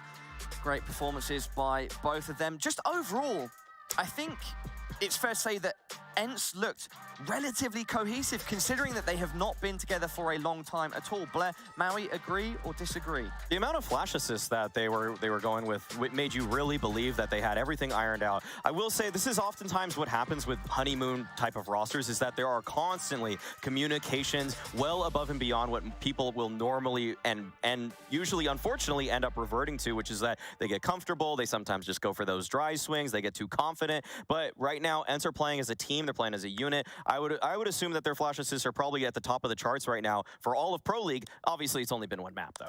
Dust 2 was, of course, Heat's pick up next. It's Vertigo, which is ENCE's guys. What's going to play out on our favorite skyscraper? One interesting thing you're going to be seeing from ENCE on that CT side, although that's going to be the second half, I would assume, considering it is their map pick, is going to be the fact that we used to see Hades actually pick up the rifling duties, and actually Spinks being the primary operator in the CT side for ENCE quite often. In fact, I believe most of the games they played before he left the team. So with that being said, I don't think they're going to be sticking with that same system. I expect Sunpius to be the primary operator on the CD side, and Valde is going to be the rifle. So that's going to be an interesting switch up, I guess, on the CD side here for ENCE. Yeah, that's something that I think people should definitely look out for. I would say that if you want to believe in Heat right now, what you have to do is believe in Jax. He just had a pretty solid Dust 2. He was the only one that really showed up in the server, I would say, comprehensively. And right now, for this team, he used to be the B anchor for G2. Now he's the B rotator. So he has a little bit more responsibility. They're giving him those sort of options in the middle of rounds. So it's going to be up to him to try to read the situation.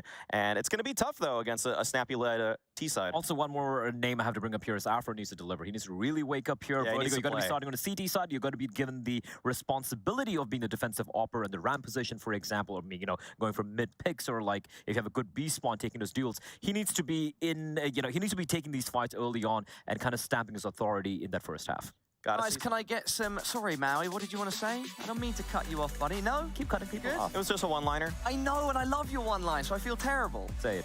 Say it. Just got to see the Afro grow out. Okay, can I get some map 2 predictions before we head to a small, short break? It's going to be ENCE. I'm even going to give a scoreline. I think it's going to be about 16-8. Oh, okay, I'll say HEET just get one more round than that. Okay, 16-8 from Blair, 16-9 for the Maui Snake. Everybody at home, what do you think is going to happen? Can't wait to see how it all plays out in reality on Vertigo. Looking to get more out of your CSGO fan experience? Introducing CSGO Bingo, event pick'ems, and fan club showdown. Claim free bingo cards to win amazing prizes. Predict the winners of ESL events with pick'ems for prizes and glory. Show your favorite team you're the biggest fan by winning matches in the fan club showdown. Check out csgohub.com today to take part in all of these and more.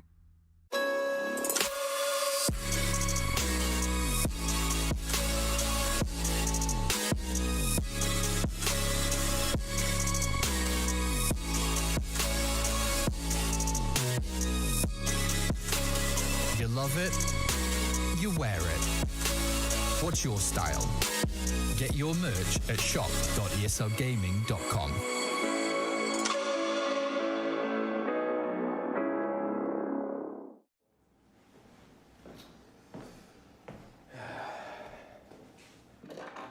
Hi, good to see you, Michael. Thank you so much. Thank you. Right. Perfect. And we're all set here. Shall we kick things off? Live in 3, 2, 1.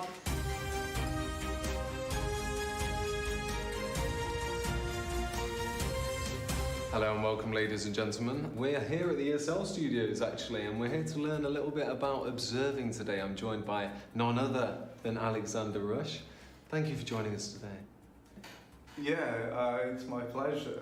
So tell me, observing, it's the new craze. What's it all about?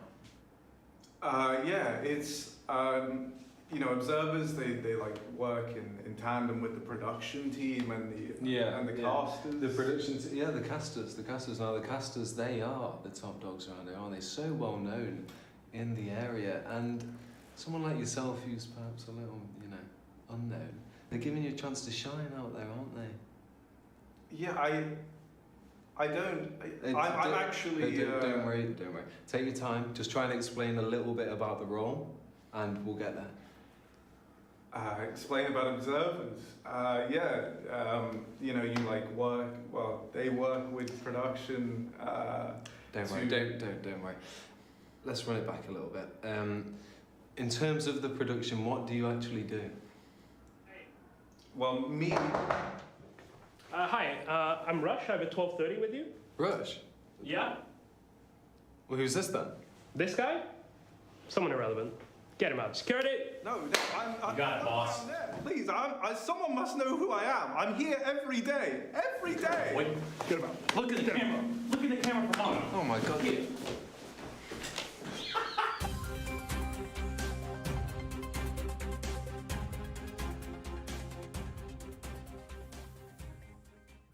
Antidote. It's an answer to silence. The future is here to revolt.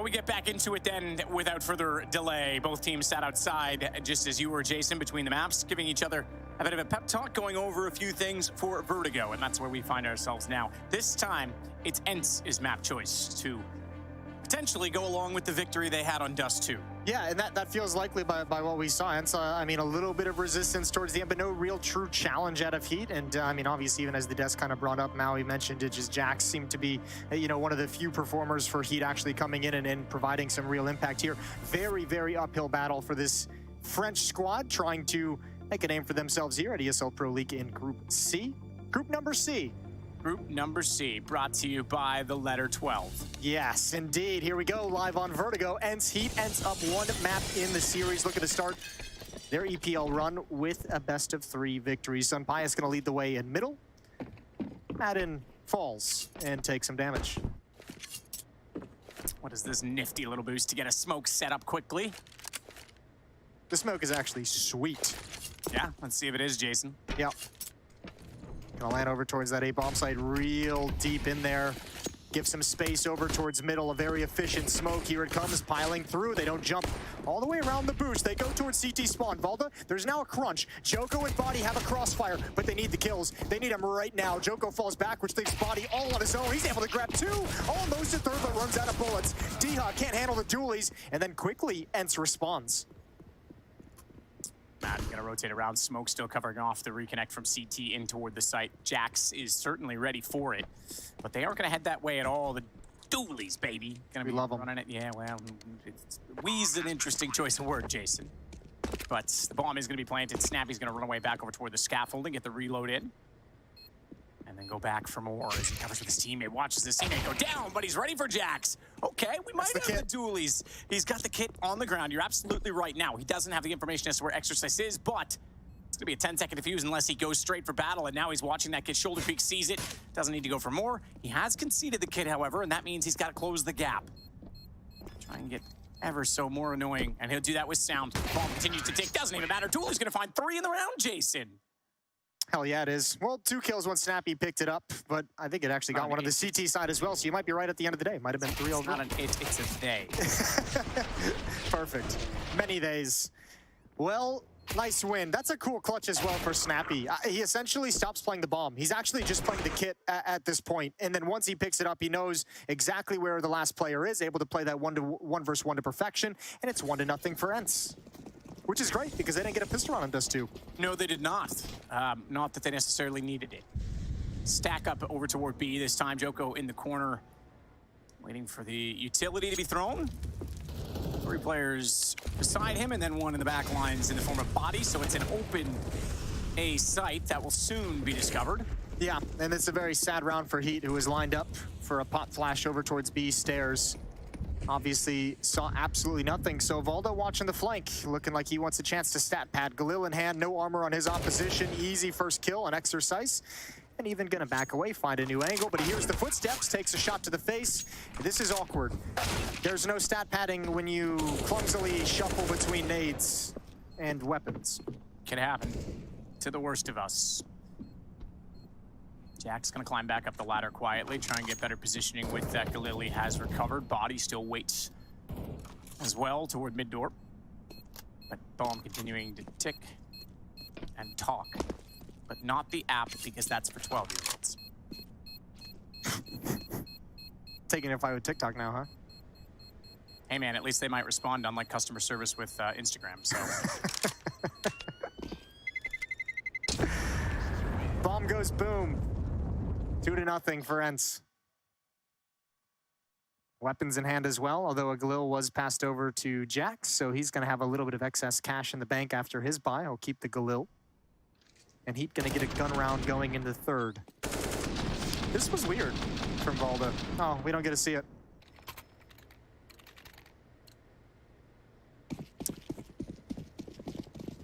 Well, either way, we get ENCE back-to-back and guns out early. For HEET on the CT sides, no helmet for Exorcists, the rest of them do.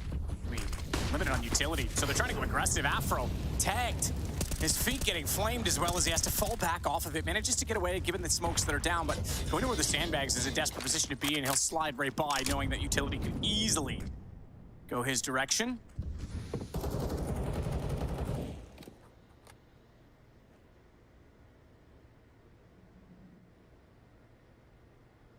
Might go for this boost.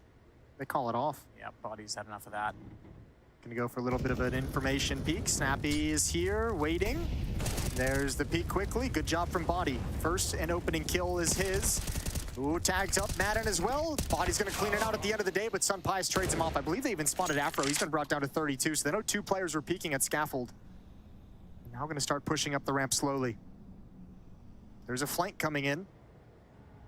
Joko's cut this map in half. Are you a JoJo fan? I don't even know who JoJo is. The singer?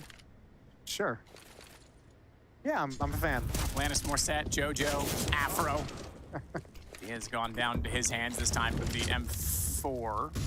Jax, oh yeah. Oh dear. Take your time, son. On a platter, Volta goes down. Joko's got some pies. Not before he could find a kill, so it will be a little bit of an economic disgrace that they lost a 3rd gun, but they'll get the kill nonetheless, and it is going to be 2-1.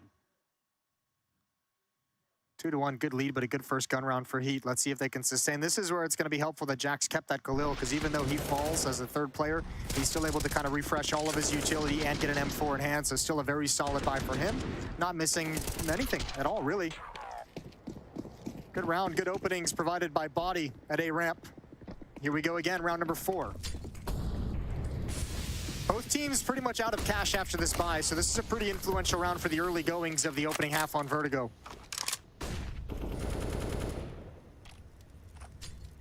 ENCE is going to be light on utility throughout this round. Flashbang to allow them to peek around the corner. Jax ready and waiting on top of the sandbags.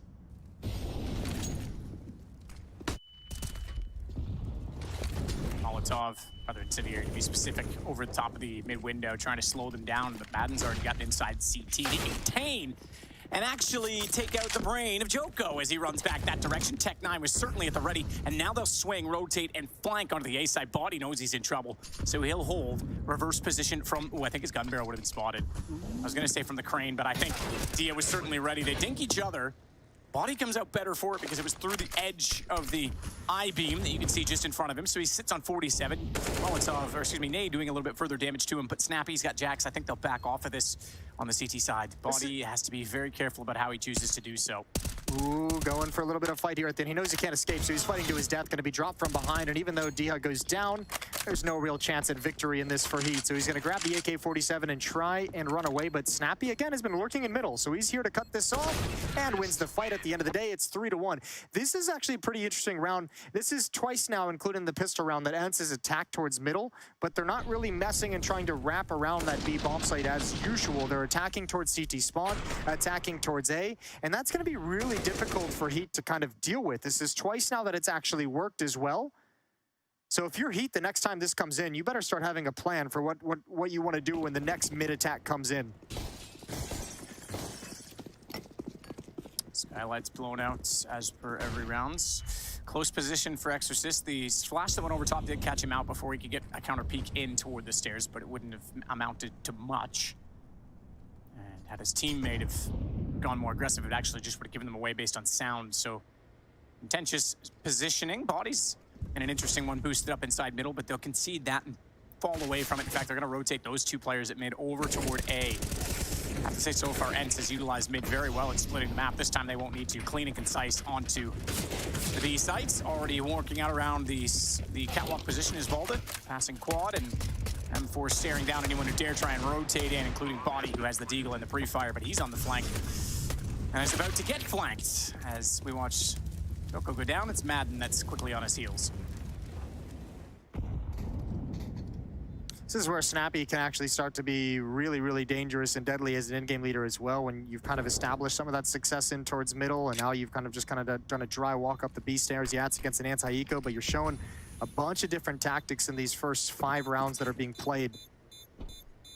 At least 3 different openings between A ramp pressure, mid pressure, and now B stairs pressure that the defense is going to have to contend with.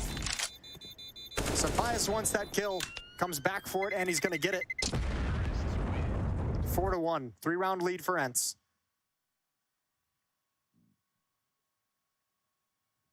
What if he just actually is named Sun Pay Us because he hasn't been paid by this guy named Sun for a long time? Yeah. So he's just like putting it in the name, you know? And hoping somebody notices? Yeah. That's a good point. Early days of esports, you know, no one ever got paid. We call those the good old days. Is that what we call them? Can think of a few other words. Yeah. Utilities out. Here we go towards a ramp. D-Molotov behind the sandbags. Snappy with the MAC-10 waiting for his moment. Afro's going to be on the other side of the smoke. Tense and dangerous. Afro might be forced forward. Snappy's trying to pull him into the magazine. Afro's still just waiting. I don't think they have any clue. Smoke starts to dissipate, though, and the vision reveals he's only good for one. CAMPEONATOS is actually got the kill in return. He now works with Madden to try and boost him up on the sandbags, clear close corners at the ramp. Needs a whole lot of utility, including 2 flashes thrown high in the sky behind them as they swing, but it actually caught them out. The second one was thrown too soon. Madden gets blinded. CAMPEONATOS has gone aggressive, though. He'll double it up. And it is a 2-on-2 situation. Volda's going to try and recover the bomb inside of the smoke.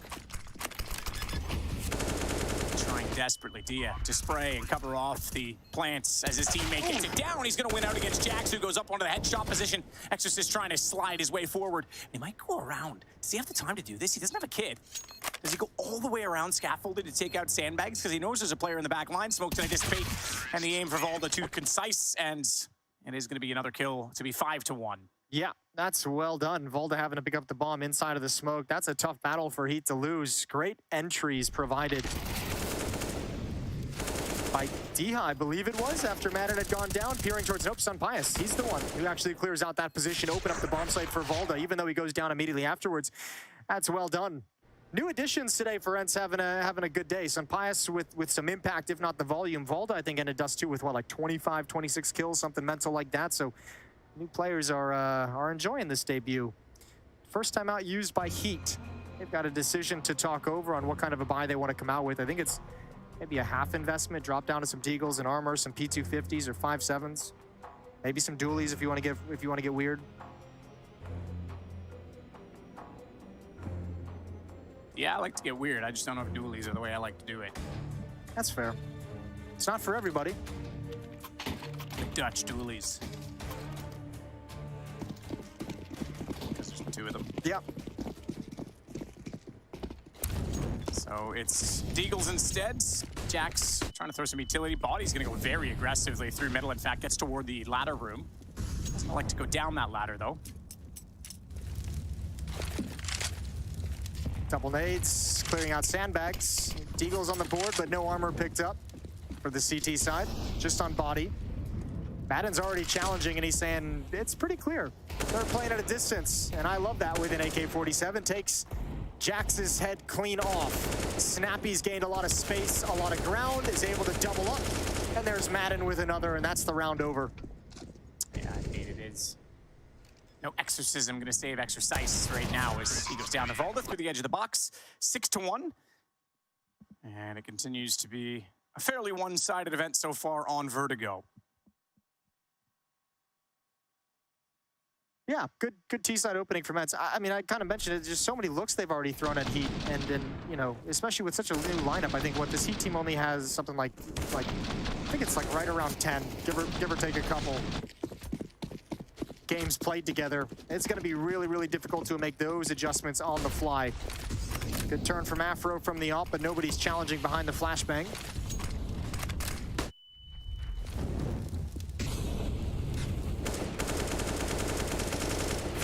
Joko gets Volda, but he gets traded out. Snappy's able to find that in exchange. Madden's in a bit of trouble here. He's trying to scurry away from damage being dealt consecutively to him. Afro's been bypassed, and that's going to favor him because smoke goes down through the smoke, or excuse me, yeah, Shadow goes down through the smoke. Sure. But you got what I meant as he pushes forward, knowing that the first kill meant he likely would have become a target. Like when you said hand feet, that was weird in the last game. 3 on 4. First grenade. Snappy moving up, low HP. Here comes the utility. 2 players to defend. Oh, good boost. Good opening kill. Now Exorcise needs to hold on. Exorcise needs to hold on. Gonna hold the site desperately with that M4. Gets the first shot. Snappy actually took damage from that. I'm sure I heard the dig, despite not a lot of red showing up on the HUD. Boost himself up in the double box as well to try and see further down that stairwell. He was panicking. He just did a whole utility dump and it worked. Snappy and CAMPEONATOS backed off. Final nade connects. 1v3.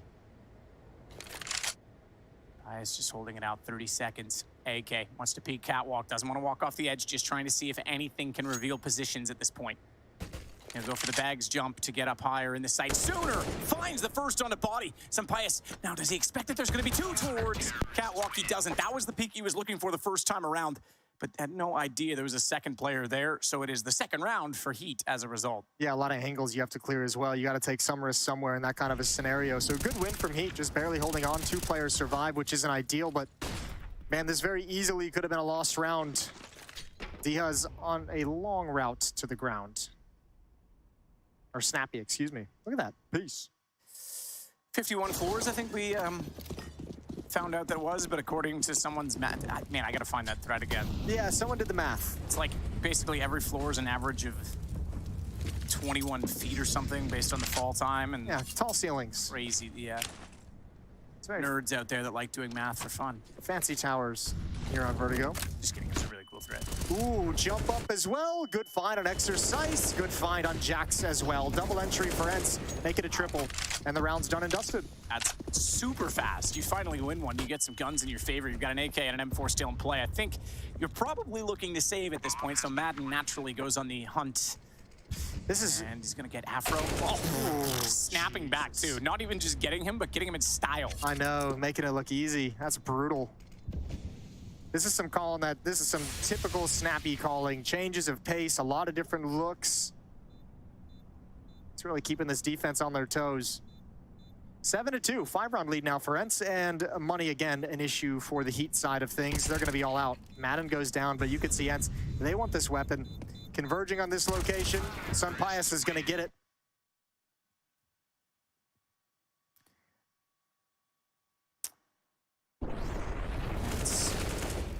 Immediately take back charge of the game at 7-2. AWP picked up for Sampayas. So you've like mentally wrecked yourself into calling him Sampayas. Definitely was intentional, man. Just like that time I called Tim Stewie in the food line. Oh no, you didn't. Oh no. You hate to see that. Sampayas is gonna be... Okay, now I have wrecked myself. Yes, you have. I don't know why you brought that one up. Sunpiss. Someone told us that was how it was said once. We'll just keep going with all of them here. Snappy. Clearing already. In fact, they've already got sandbags covered off. Minute 30 to go. Smoke, close, catwalk. Afro is going to get absolutely annihilated by that nade. Still did damage to Snappy, but not enough to really report any deaths against the ensuing terrorists. As Sampayas is able to get down Jax as well, and I think the round pretty much done here. Exercise again, just going to be rotating all the way around. These defenses are scrambling so much to try and close the gap that they're just getting wrecked by the utility from ENCE. Like they're like trying. They're like, okay, this guy died. I need to shift here, and in transition, they're just getting caught by so much flashbangs as they're trying to solve so many problems at the same time. None of it's working. 6-round lead for ENCE.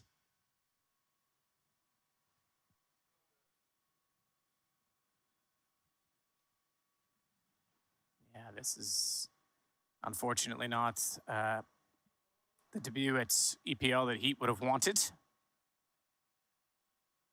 Shake this one off, get back into the server tomorrow. Remember, they have qualified for the RMR as well, so they'll be back here in Malta in 3 weeks, although I'm sure they'd like to be back in 2 weeks for the final of EPL if they can get Maybe you just stay, right? Maybe just hang out. You know what? I don't think they are, just based on the fact that I was talking to Body and he said we would, like, you know, the RMR. They weren't even sure. They were like, are we back here? I was like, well, yeah, I think so. Like, we are, so you should be. Like, but I think more than anything, yeah, I would have expected them to do that if they know they're going to be here. Boot camp with some of the teams not in your group at EPL. You're a great scrim team there for teams that are already here. And you can, yeah, like you say, use it as a boot camp, get the team on the same page, be in the same room, and but that obviously comes at a cost. When you're not actually playing the tournament, you're expected to cover that yourself, and they're a newer team and organization, and therefore that may not have been on the cards for them. And you know, it's a quick flight home to France. Nothing too crazy. Back to mid we go. 3 players.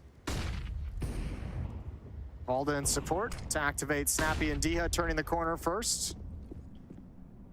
Sampayas waiting patiently with utility. Hello. Where's this bad boy going? Don't know. Let's get on nade watch on that one. Ooh, great counter flash. 1 for 1. There's the Molotov. Cheeky. That is a bit cheeky, yeah. Not too bad at all, bouncing over and covering off the corner, but either way, the bomb low on HP. I say low on HP. Snappy actually on 100, so excuse me, forgive the red circle around the player as well as it misleads, but Exercise gonna take down Sunpace. It's Jax that actually gets Snappy back, so it's the round to HEET, their third, 8-3. They're keeping themselves somewhat in this, but again, it is CT side. Vertigo and ENCE are still in a great position economically.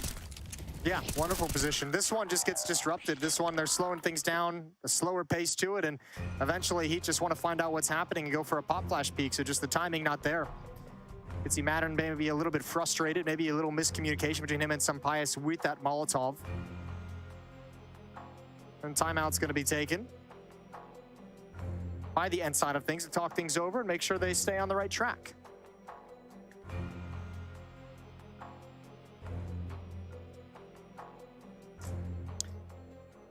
HEET's an interesting one. Their map pool, being a new team, their best map as a team is actually CS 747, because at this rate, they're going to be flying home.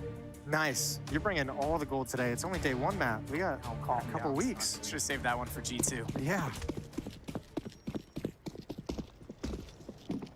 It's all right. I'm just seeing if I still got it, Jason. Oh, you do. I don't know. A little rusty, but we'll get there. This isn't back yet. We'll find out. Here we go, some aggression behind the smoke, down A ramp, Afro. How frisky does he want to get? Afro is very close to the corner. Gets one as the smoke's gone, but he can't find the second. He fully committed to it, and D is able to slide out and easily take him down as he's occupied. Good nade. A lot of utility damage onto both Madden and Dia, and that's going to make things a little easier for Body as he finds Snappy as well with a headshot through the smoke. Yeah, he does wonderful work in the follow-up. Great damage, as you mentioned, with a nade, with a little bit of spam as well. Finds himself a kill even though blind. 4-on-3 advantage for HEET. Last time they had this kind of a man advantage, they went back and attacked in a deficit towards the B bomb site. They were stopped cold. This time they're going to progress along the scaffold. Tag onto Body softens the defense. They still have to deal with sandbags. There is a Molotov on Sunpace, but again, that's going to give away the control you're going for, and he double scopes to look at the feet and gets shot in the head. Go with it. Body follows it up, so they're pulling this back. Dia, all on his own. He's got Choco down, but he's unaware of the fact that there is a player waiting with an AWP. It's Jax. He's got the shot, 8-4. Still, by virtue of such a dominant half from ENCE, they still have so much money, so another buy coming in. Nothing easy for HEET at the moment. This is now, what, 2 straight that HEET have won? They need to keep going with it. Might even need 4 victories before they're going to get to any kind of a real significant save. So 2 in a row. The best they achieved on Dust 2 was actually 3 rounds in a row. Sick. Second half late. Okay, don't rub it. I'm just trying to make a point, Jason. They can get something going earlier this time. We're almost there. Madden and Snappy, but Afro getting aggressive. He's on the rifle this time a lot more. Remember in the first map, he was obviously the one that was holding on to the AWP. We're seeing Jax wield that on Vertigo. I wonder if that was something they discussed between games that Afro just wasn't comfortable with it. He's not comfortable in that position. The Afro getting shaved up close and personal by Madden, but Body gets the recovery as he slides out. That was a double take. Hey, oh, that is you. He's hitting when he's crouched down, when he peeks up. That's a tough fight to win. That's really well done from Diha. That is not an easy fight to take and win. Exercise going to start taking liberties and pushing up. So is Snappy. He gets dropped down. 3-on-3.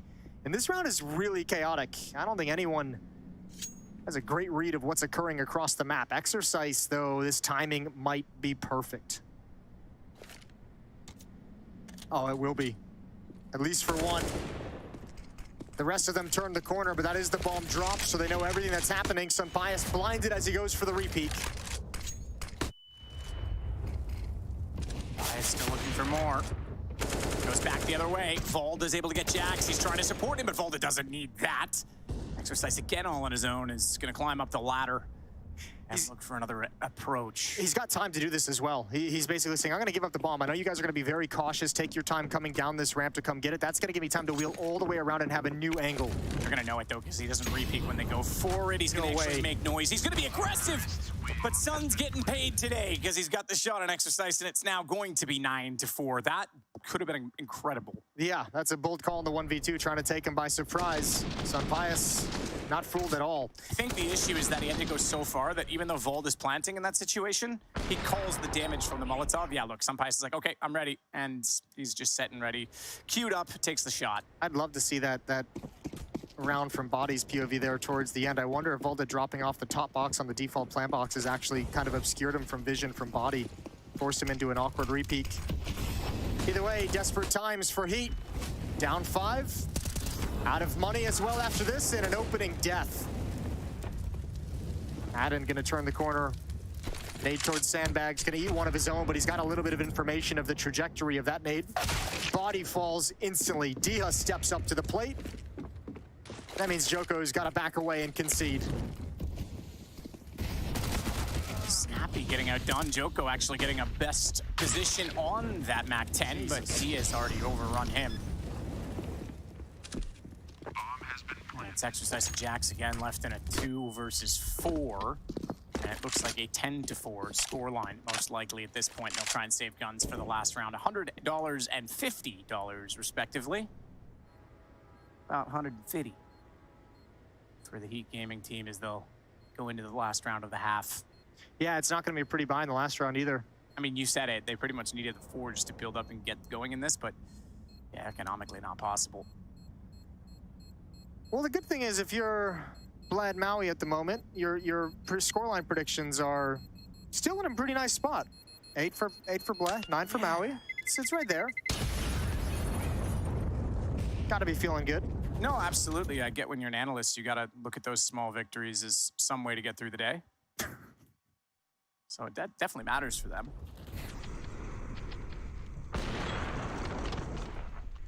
It's good to see them having fun, though, I think.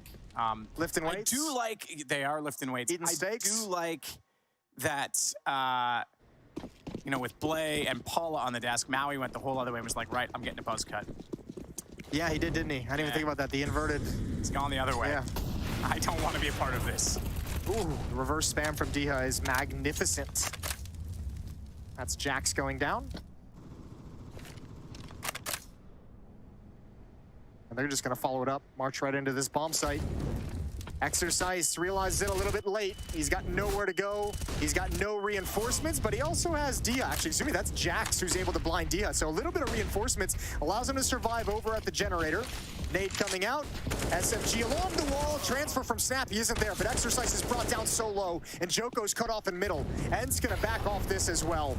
Exercise, 27 HP. Smoke to hold. Oh, don't walk too far back. He's got just a gap. I thought on our camera angle that Molotov was too close to his feet for that, but he gets away from it. Sampaio still holding to try and cover off the site directly. They're just trying to play the patient game. They want Heat to make the mistake. They want the time to be pressure. 45 seconds still left in the round. A lot of time for Heat to play without information, and ENCE is counting on a peek at sometime soon. Afro's so far away, does at least catch off Volta. That's the flank. Now they know they've got to get aggressive because they're going to be coming from CT and Exercise. Concedes the site directly. Maiden, this is a decent spot to be in. It's a tough one because if you come over from window, you're locked out there. But you can control the situation from CT and they're both going to go over.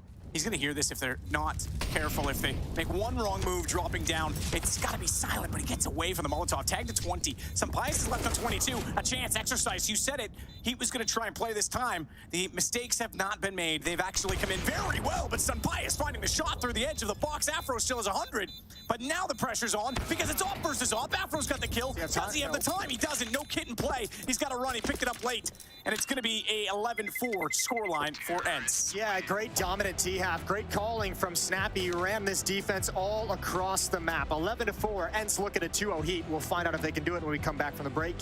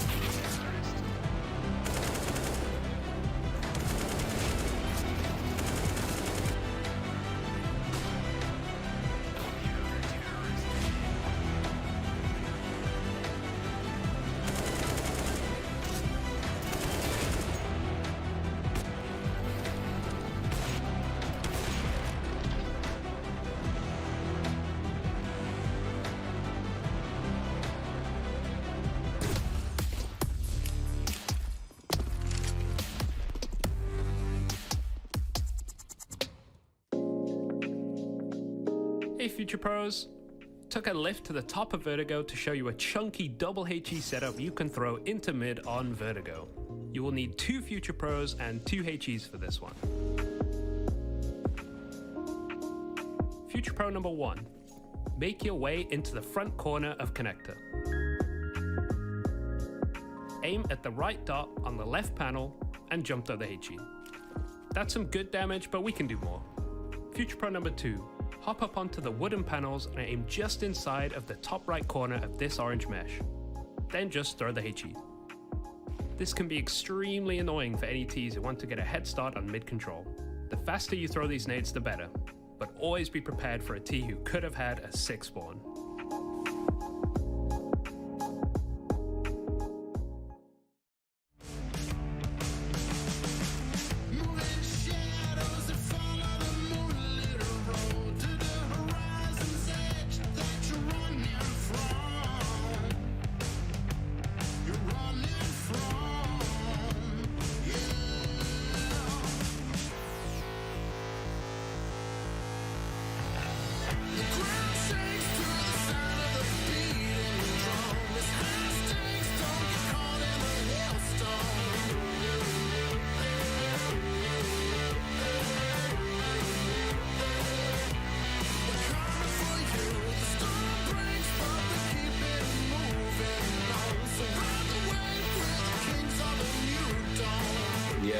Our performance at Cologne wasn't good. Obviously, we had a tough draw with Vitality and G2, but I still would say that we underperformed pretty heavily.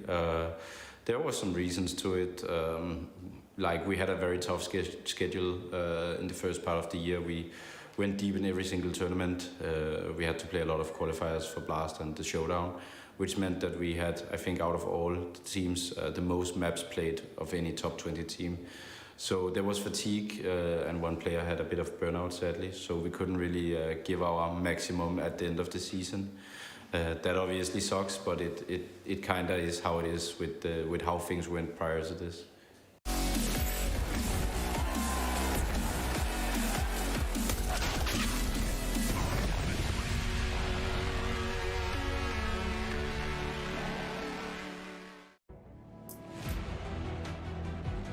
When we get back underway, HEET trying to fight in this series and get back into it against a team that's looking rather jovial and relaxed in the form of ENCE. And for good reason. They've had their way in the server so far. A bit of rounds, or a few in a row, I guess we should say, for HEET to give them some life in that first half, but it just wasn't enough at the end, and the economy broke away from them right at the bitter end to give away 2 rounds. Yeah, I think it's been a great opening half for ENCE, and on top of that, I mean, no reason to not be happy. You had Volda going off on Dust 2 in the first map. Now you got SunPius having a phenomenal game. 15 frags for him so far, but the team is actually led by Snappy with 16. He's had some great entries. Pistol round for HEET. Rinse and repeat. Same thing as ENCE. Same smoke being thrown. Snappy's gonna have a rough time. Blocked off, no information from him. Takes an initial shot, and HEET's gonna wrap around with the Molotov into CT spawn. This time, though, they're gonna crunch towards the B-bomb site. Jax gets absolutely destroyed by Dia. Volda goes underneath the stairs to try and survive. They're jumping down on both sides of him, and they'll make good on it. Dia followed up by Volda falling. Bomb planted. HEET looking all right in this situation. As SunPius, though, trying to jump around, goes back out. He's got the shot. Snappy knows exactly where he is. It comes from the alternate angle. Dualies. Well, 1 gun for each player he has to find. Snappy. He won it with dualies in the first half. See if he can follow it up this time. He's already got exercise down. He's on 34. Joko knows he's just got to play out the time, but the smoke's going to make the situation awkward. He saw him running over, taps it. Gets close, though, Joko, and it's no joke that HEET have won the round. 3rd pistol for them in this series of 4. Yeah, indeed. 3rd pistol. However, 2 of those, they ended up losing the 2nd round, so we'll see if it follows true here. That would be a crappy way to start the second half. 11-5. Nice little SWAT drop on each side of Volda. I like the play from ENCE. All you really can do, that kind of split is coming in through CT spawn, and you take control of stairs, find yourself a kill, but those fights are still very difficult. Good on HEET to take control of that situation really quickly, really early on. Snappy doing his best dualies impression. Deep nade drop down the stairs. 11-5. Oh, this nade can be brutal. The timing of it is everything. It's a flashbang, excuse me, here. Sunpias turn to the corner. They return from it. Everyone's very low. They might want to get the hell out of that choke point because now ENCE knows they're there, and the nades are going to rain in.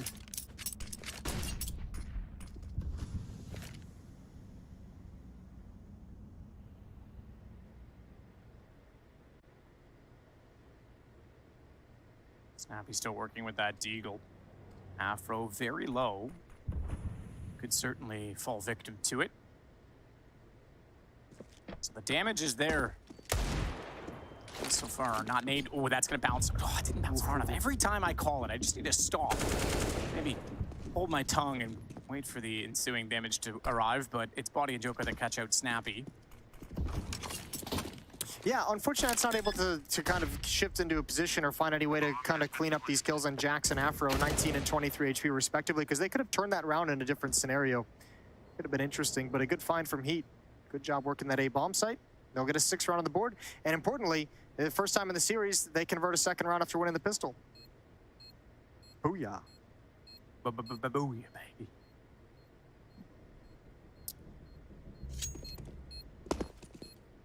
Jump around. Get up, get and get down. Jump, jump, jump. Nice. That's a boomer song. Well, speaking of boomers, Jason, it's not just you and I, because it's also the bomb right now. Would have been nicer if we could have heard it. Thanks, sound guy. Didn't really work out for me, did it? I actually appreciate that.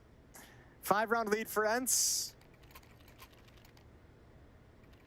No investment here in this next round. Stuck with the pistols they saved previously. Although, excuse me, Snappy and Madden do upgrade their pistols as well. No armor, no nades behind them. Just some of the other players who are going to shuffle those flashbangs around. Round number 18.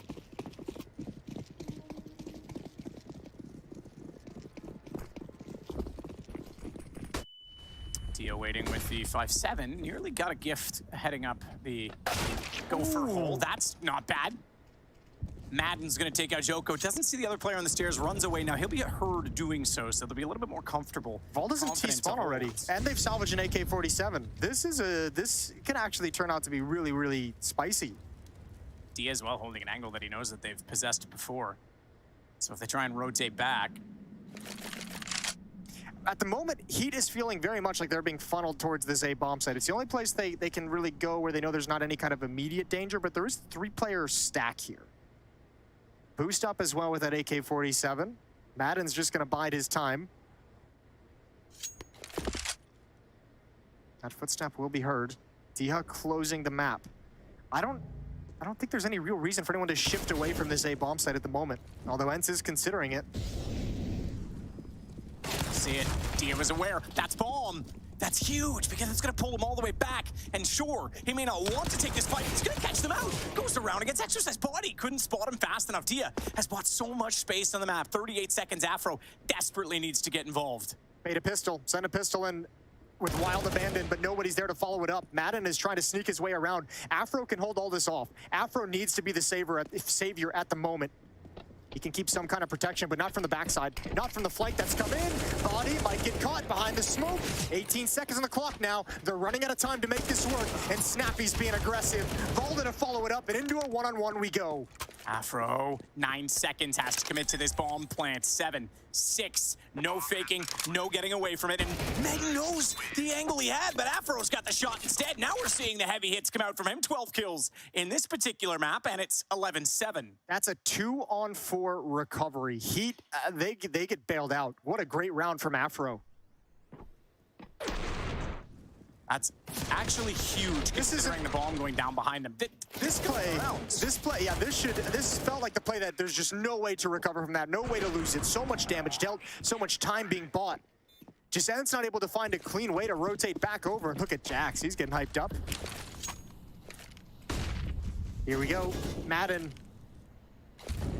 Initial defensive stairs. He's working there with Diha. Valda and Snappy to control the A ramp. Afro, the nades. Valda's tagged down to 71. Snappy's going to take up the same position and try and throw a nade back that'll do damage onto Body. It's Afro that comes out worse for wear, though, on 84. Although on the AWP, I'm sure he's fine. maybe this is a confidence thing as well. We mentioned the fact that in the first half, Jax was holding onto that AWP more frequently. On the CT side, he was using the rifle. It got him going. T side, he's like, all right, let's go. Give it back to me, baby. I'm going for the kills. He's leading the, well, I was going to say he's leading the way. Body's on 13, excuse me, but ratio-wise, he's leading the way. Sure. Everyone knows on Twitter, ratios are all that matter. Yeah, that's the important thing. 1 for 1 for Snappy. Valda's gonna look over the top of the smoke, over the edge, and whoopsie. Lucky to be alive. Gonna back away. Afro almost able to pick him off on the retreat. 4 on 4. Really, really light on nades is this defense. No kits picked up either for anyone on the CT side. Really passive setup at the B bomb site. Sunpius a deep angle in towards middle, and Diha playing very far back and even giving up the site altogether. Afro just threw a mean fake at A. It's pulled everyone off. So if anyone from ENCE wants to actually contend for this round, it's got to be Sunpius. Good shot. He starts it. Oh my, I thought he was going to get the double. The lineup, they were there for it, but Joko's got the kill instead. Afro's going to follow it up. Time, but bomb is being planted. At 5 seconds, the plant began, so it's down with 2 to go. Madden's going to work his way back in. No, he's going to grab the AWP and just get out of it. If they didn't have that smoke, that could have been a really dangerous situation. That might have been a lost round. Good job with the smoke to extinguish the Molotov and get the bomb planted before time expires. 11-8. HEET is fighting back. It's going to be 4 rounds straight to start this second half. And you're right, that did feel like Sunpius was maybe a quarter of a second away from another kill, maybe even line up a double. And Bonnie's got a little grin on his face. Yeah, I mean, it's great to see them playing this way. All right, so we're at Blez scoreline, 16-8, or 8 rounds, I should say, for HEET. Okay. Did they have to put scoreline on it as well? They didn't have to, but he chose to make life difficult for himself. Yes. Yeah, that makes sense. And this is the guy that thinks that Asia deserves more minor spots or RMR spots than NA. So sometimes you just can't help him, can you, Jason? Not always. You do your best, though. No, I just give up on them. Round 20, 11-8. 3-round lead. But HEET's T-side is starting this half off really well. Madden another opening kill. It's the second time they've gone for the quick ladder play that it's actually been countered. It didn't amount to a kill, but we saw the 5-7 from Dia a few rounds ago holding that position. So obviously there's some aggression toward middle from ENCE. And it's not like there's a lot of a playbook to read against HEET. They just certainly know that they want to control and contest.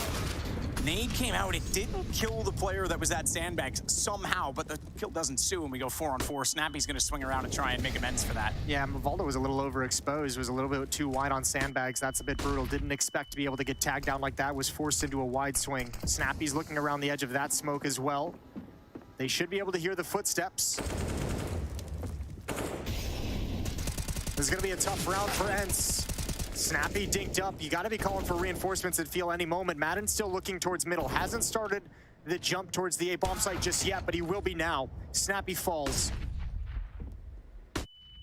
Bias still waiting with the AWP scoped in, ready. No mistake in the first spots. I'm not going again, man. Knows that Afro was there. Good nade. It's going to take him down to 39. Afro has to be careful with that AWP. Joko, meanwhile, is going to go all the way back around, and we turn our attention to Afro, who's found the new angle, knowing Sunpius was pushed off. Yeah, but they've just kind of faked out ENCE, who have no information and were not comfortable in any kind of a setup whatsoever. So, I mean, HEET kind of hits the brakes. They pause, they get passive, and that makes ENCE think they're falling back to the other side of the map, to the other bomb site. That pulls all the defense away. Shot. Success. Ooh, Pius finding it. Damage onto Joko as well. Jack's falling. 21 HP to find 3. Bomb ticking in his favor. First shot is incredibly accurate. Nails headshot angle, but they swing in succession. Dia with the kill, and finally on the board again is ENCE. They'll take their time. They're going to grab some utility and weapons before they get the defuse, but they'll find the 12th round. That round is all Sunpius. 2 kills and even a really brutal quick shot to tag the final player, Joko. Not allowing him to get into the clutch whatsoever. This is a great round, and it all started like this. Valda tagged up, forced out into the open. Body finds that kill. Sunpius wisely holds back from the repeat, been able to just deliver some really nice shots. 12-8.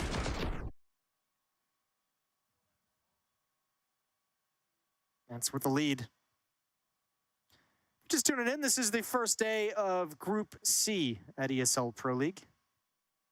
Had some good upsets earlier today. Complexity beating Astralis was a nice one.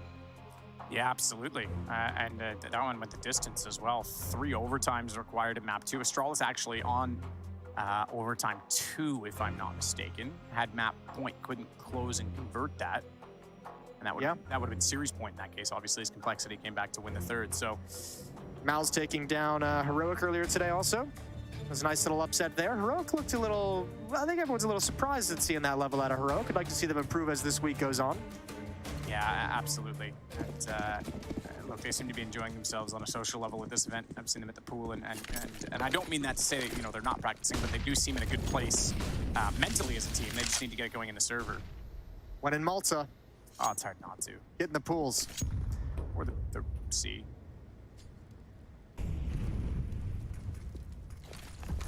Just the water in general. Ooh, this peek for Diha off the pop flash. Joko's dodging it. By an anti-flash, Molotov comes out as well. Madden's ready for mid-presence. Molotov comes in, and Jax wants nothing to do with it. He's held out into the open. He doesn't like that. You're susceptible to so much utility. Just back away.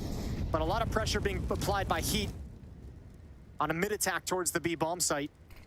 It's making this ENCE defense nervous. 3rd player shifts over.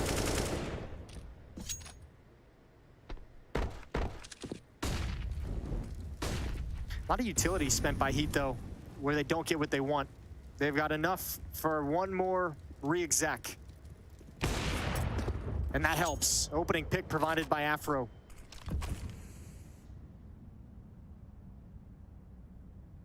Pius still trying to find the angle at B. Going more and more passive in his position each moment in the round. There's not many left. 34 seconds, in fact. The rest of the T's, and ramp, it's body to lead the charge. Oh, this round's over. This is such a great call from HEET. Joko's got such an advanced position, and they just apply so much pressure, make so much noise towards the A bomb site with utility and footsteps, and Joko just says, come on back. Problem is the time. 17 seconds. You still have Pius with an AWP sliver gap to play, and the rotations are faster for CTs, as we know. Joko's got the important kill, Volda. He's gonna follow it to body. Smart incendiary and Molotov on top of window, because that allows the bomb plant to go down uncontested. And you mentioned it, Joko's position. Well done, Jason, to spot that. He goes forward and cuts off the rotation as well. That's so disgusting. You'll just never expect that kind of a timing. He just wasn't ready for it. What a good call from Joko, or whoever called it on the HEET side of things with his position being there. Just fake the A bomb site. You know it's going to pull them away. You know it's going to give the space for an advanced position to become impactful. I think we heard at the end a timeout being called from ENCE as soon as this round is over. No, excuse me. It was a player disconnecting. So we'll be right back in. 12-9. Interesting. HEET is making a game of this. Already back. The tech may actually... It's not needed. He's got money. I was going to say it may already have been called and preset into the server, but yeah, they'll just get right back underway. You got him before the round actually rolled over, so got the money, everything's fine. Now we're at Maui's predicted scoreline. He said one more than Blez. He's playing the Price is Right. What a guy. God. So eSports, man. 4th timeout used by HEET. Talking things over. They've won 5 of 6 rounds played in this second half. No weapons, no drugs or alcohol, no music. That's, I mean, I guess if you're working in a construction site, music might distract you. No explosives, interestingly enough, and then it moved too quickly for me to say the last one. I'd say we've violated all of those because there's music on right now as well, Jason. Which means we're in a timeout. That intense timeout music. Interesting seeing them use their 4th timeout at this point in the game, considering they're on such a nice run, since they have won 5 of 6 in this second half. No tank tops or shorts. Wow, sorry, Freakazoid, you're not invited. Ooh, run boost, I like this. That is so... I thought he was going down. I wish. Oh, man, I was gonna say that's so sick. He saw, I think, he hit in there, but yeah, that just falls apart. Love the creativity, unfortunately. Is that a one Not bullet? everyone is an artist, okay? You can put paint on the canvas, but a finger painting by a 5-year-old is not art, even if dad puts it on the fridge. That was a double dink. That was just 2 bullets fired by Dia. That's so brutal. Snappy, not able to deal with the terrain. Cleaned up by the SMG. They'll wrap around and try and recover the M4. But it's a 4-on-3 in the favor of ENCE.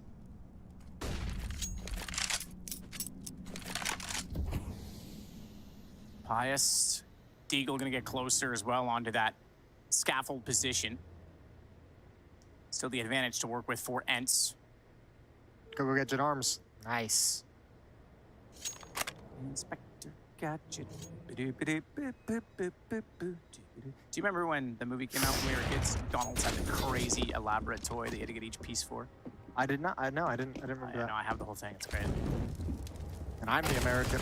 Volda close up is going to take down Jax with the SMG. Finds, ooh, no, he doesn't. Finds a dink, but not the cleanup, not the kill. Afro down to 6 health, 30 seconds on the clock, and I think Heat's going to go for this one, but Afro might want to be a little bit passive, see if his teammate can provide him anything, and then save the op if needed. But he's going to go down to Sun Pius. Exercise turns the corner. Couldn't find any clean fights or clean kills in a 13th round for ENCE. 13th indeed. It's taken them a while. They're still not there yet either. Heat's really put up a battle, considering this is ENCE's map choice, but unfortunately, I gotta look back at that. I love the confidence to go for it. Just didn't work out for them, but now their economy is going to be a problem on the Heat side as they get broken down. Yeah, which is a bummer because they just broke ENCE, right? Like there was some weapons picked up in that round. We had an M4 on Snap, he had an SMG in Volda, but a lot of pistols as well. So you had the defense and that breaking point. That's going to make this feel just extra brutal if you're Heat, that you missed an opportunity to maybe get yourself in a position to win this game. They're going to try and have some kind of a response. Fast-paced up the A ramp, but good utility slows them down, and good clean rifle work shuts them down. 14-9. 14-9 and 2 to go for ENCE to make this a 2-0. And wrap up day 1 of Group C. As you mentioned, Jason. It was upset day today. It's a great way to start the group. If you're gonna have upsets, get them in early. It makes things exciting the whole way through. Yeah, makes it real interesting, real spicy. And of course, we saw that in some of the previous groups as well. Well, yeah, and Complexity being the team to upset Astralis will play against HEET tomorrow, as ENCE will take on Heroic. So, yeah, it would make things a bit interesting between those two games. Complexity could find themselves in a great position to start off the group. Snappy trying to fire into the smoke down the ramp, not going to find many damage. I was going to say any damage, but many damage. He does get a bit onto Afro as he falls off. Ooh, Snappy switches to the pistol, maybe just had a surprise. His teammates got him covered. 5-on-4, Afro can't get anything done close up. And Exercise is going to take the moment to sneak up towards middle. On a collision course with a couple of defenders, double kill from Body, and there's the position. Diha does recover the scenario. It's going to slow things down. Snappy spots Body, tries to beat him around the boxes to go for the headshot, but Body had fallen off too far for that angle to be successful. They heard a flashbang pop and they saw Snappy. They might realize there's 2 people in the vicinity. Body's aware. Body heard him drop, unfortunately. He's just too far out, Snappy. So just Dia. EAT might survive to get double digits.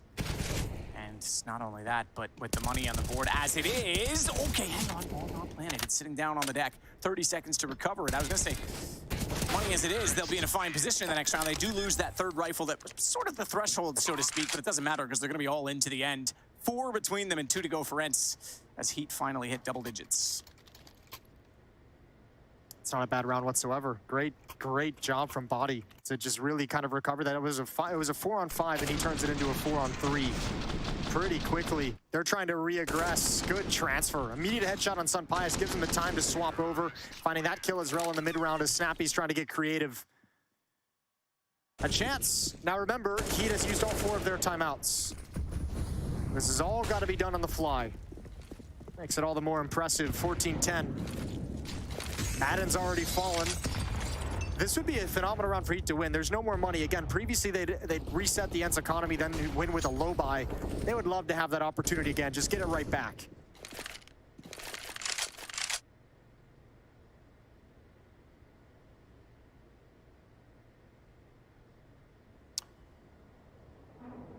He's still working his way toward the site.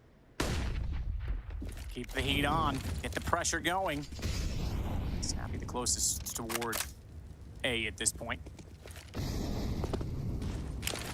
Bounce that off the scaffolding. The pillar perfectly as it catches out Afro, but he's going to be smoked and flashed and desperately spraying in. And I do believe he would not have seen the cross, although anticipates it.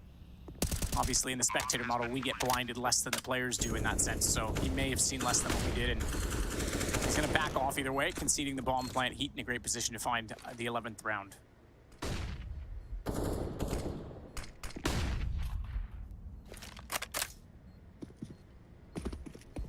Well, this is getting spicy. We not only anyone especially after the first map, really expected to see this out of Heat here on the Vertigo. Very, very cool stuff. They'll have their 11th, and ENCE is just going to live to fight another day, or try to.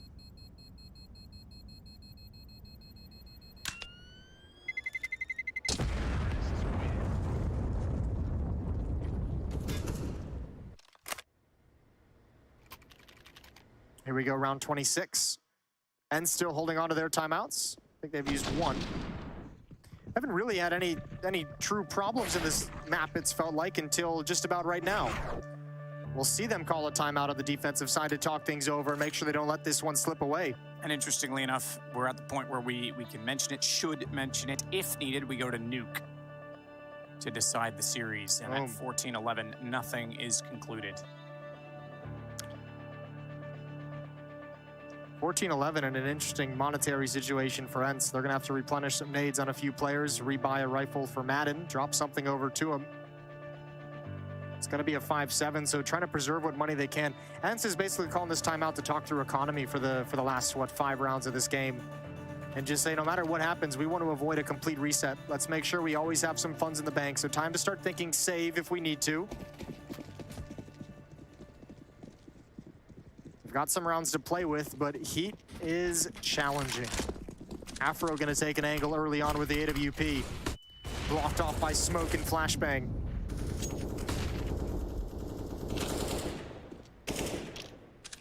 For an angle above the box is Afro. Nade, yeah, that's gonna be pretty good. I think Jax is out in front of that position. Okay, look, I've done it again, because it's not good at all. Snappy, oh my! Good shot from Afro, turned it around, scoped it in, and removed the old snap from the corner. Ooh. I can't believe, how did he get away from that? I don't know how he does it. Not only that, he turns around to find 2 ball down, and it could be 15 rounds now as Madden gets aggressive. Afro falls. Madden on just that 5-7, the timeout, yielding results. Exorcist the only one alive, and even though he can close down on scaffolding, Volda's already shuffled up the wall. He's gonna find the kill. Yo, that looks so uncomfortable for Volda. It didn't look like he wanted anything to do with that fight, like he even understood or was prepared for any of the angles, and the shots that come out after that are just so precise. That's disgusting. As soon as he hears the alt miss, though, he knows he can repeat at least one. Yeah, just magnificence from Volda. 17 kills for him on the map, following up a phenomenal Dust 2. And out of the timeout, ENCE get to 15. They now have 4 chances to close out this map and close out this series.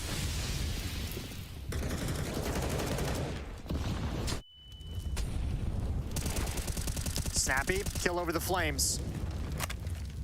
Gonna back off as well, a little bit of deep utility. Volda still at an off angle provided by some smoke, and Afro with the pre-fire still can't win.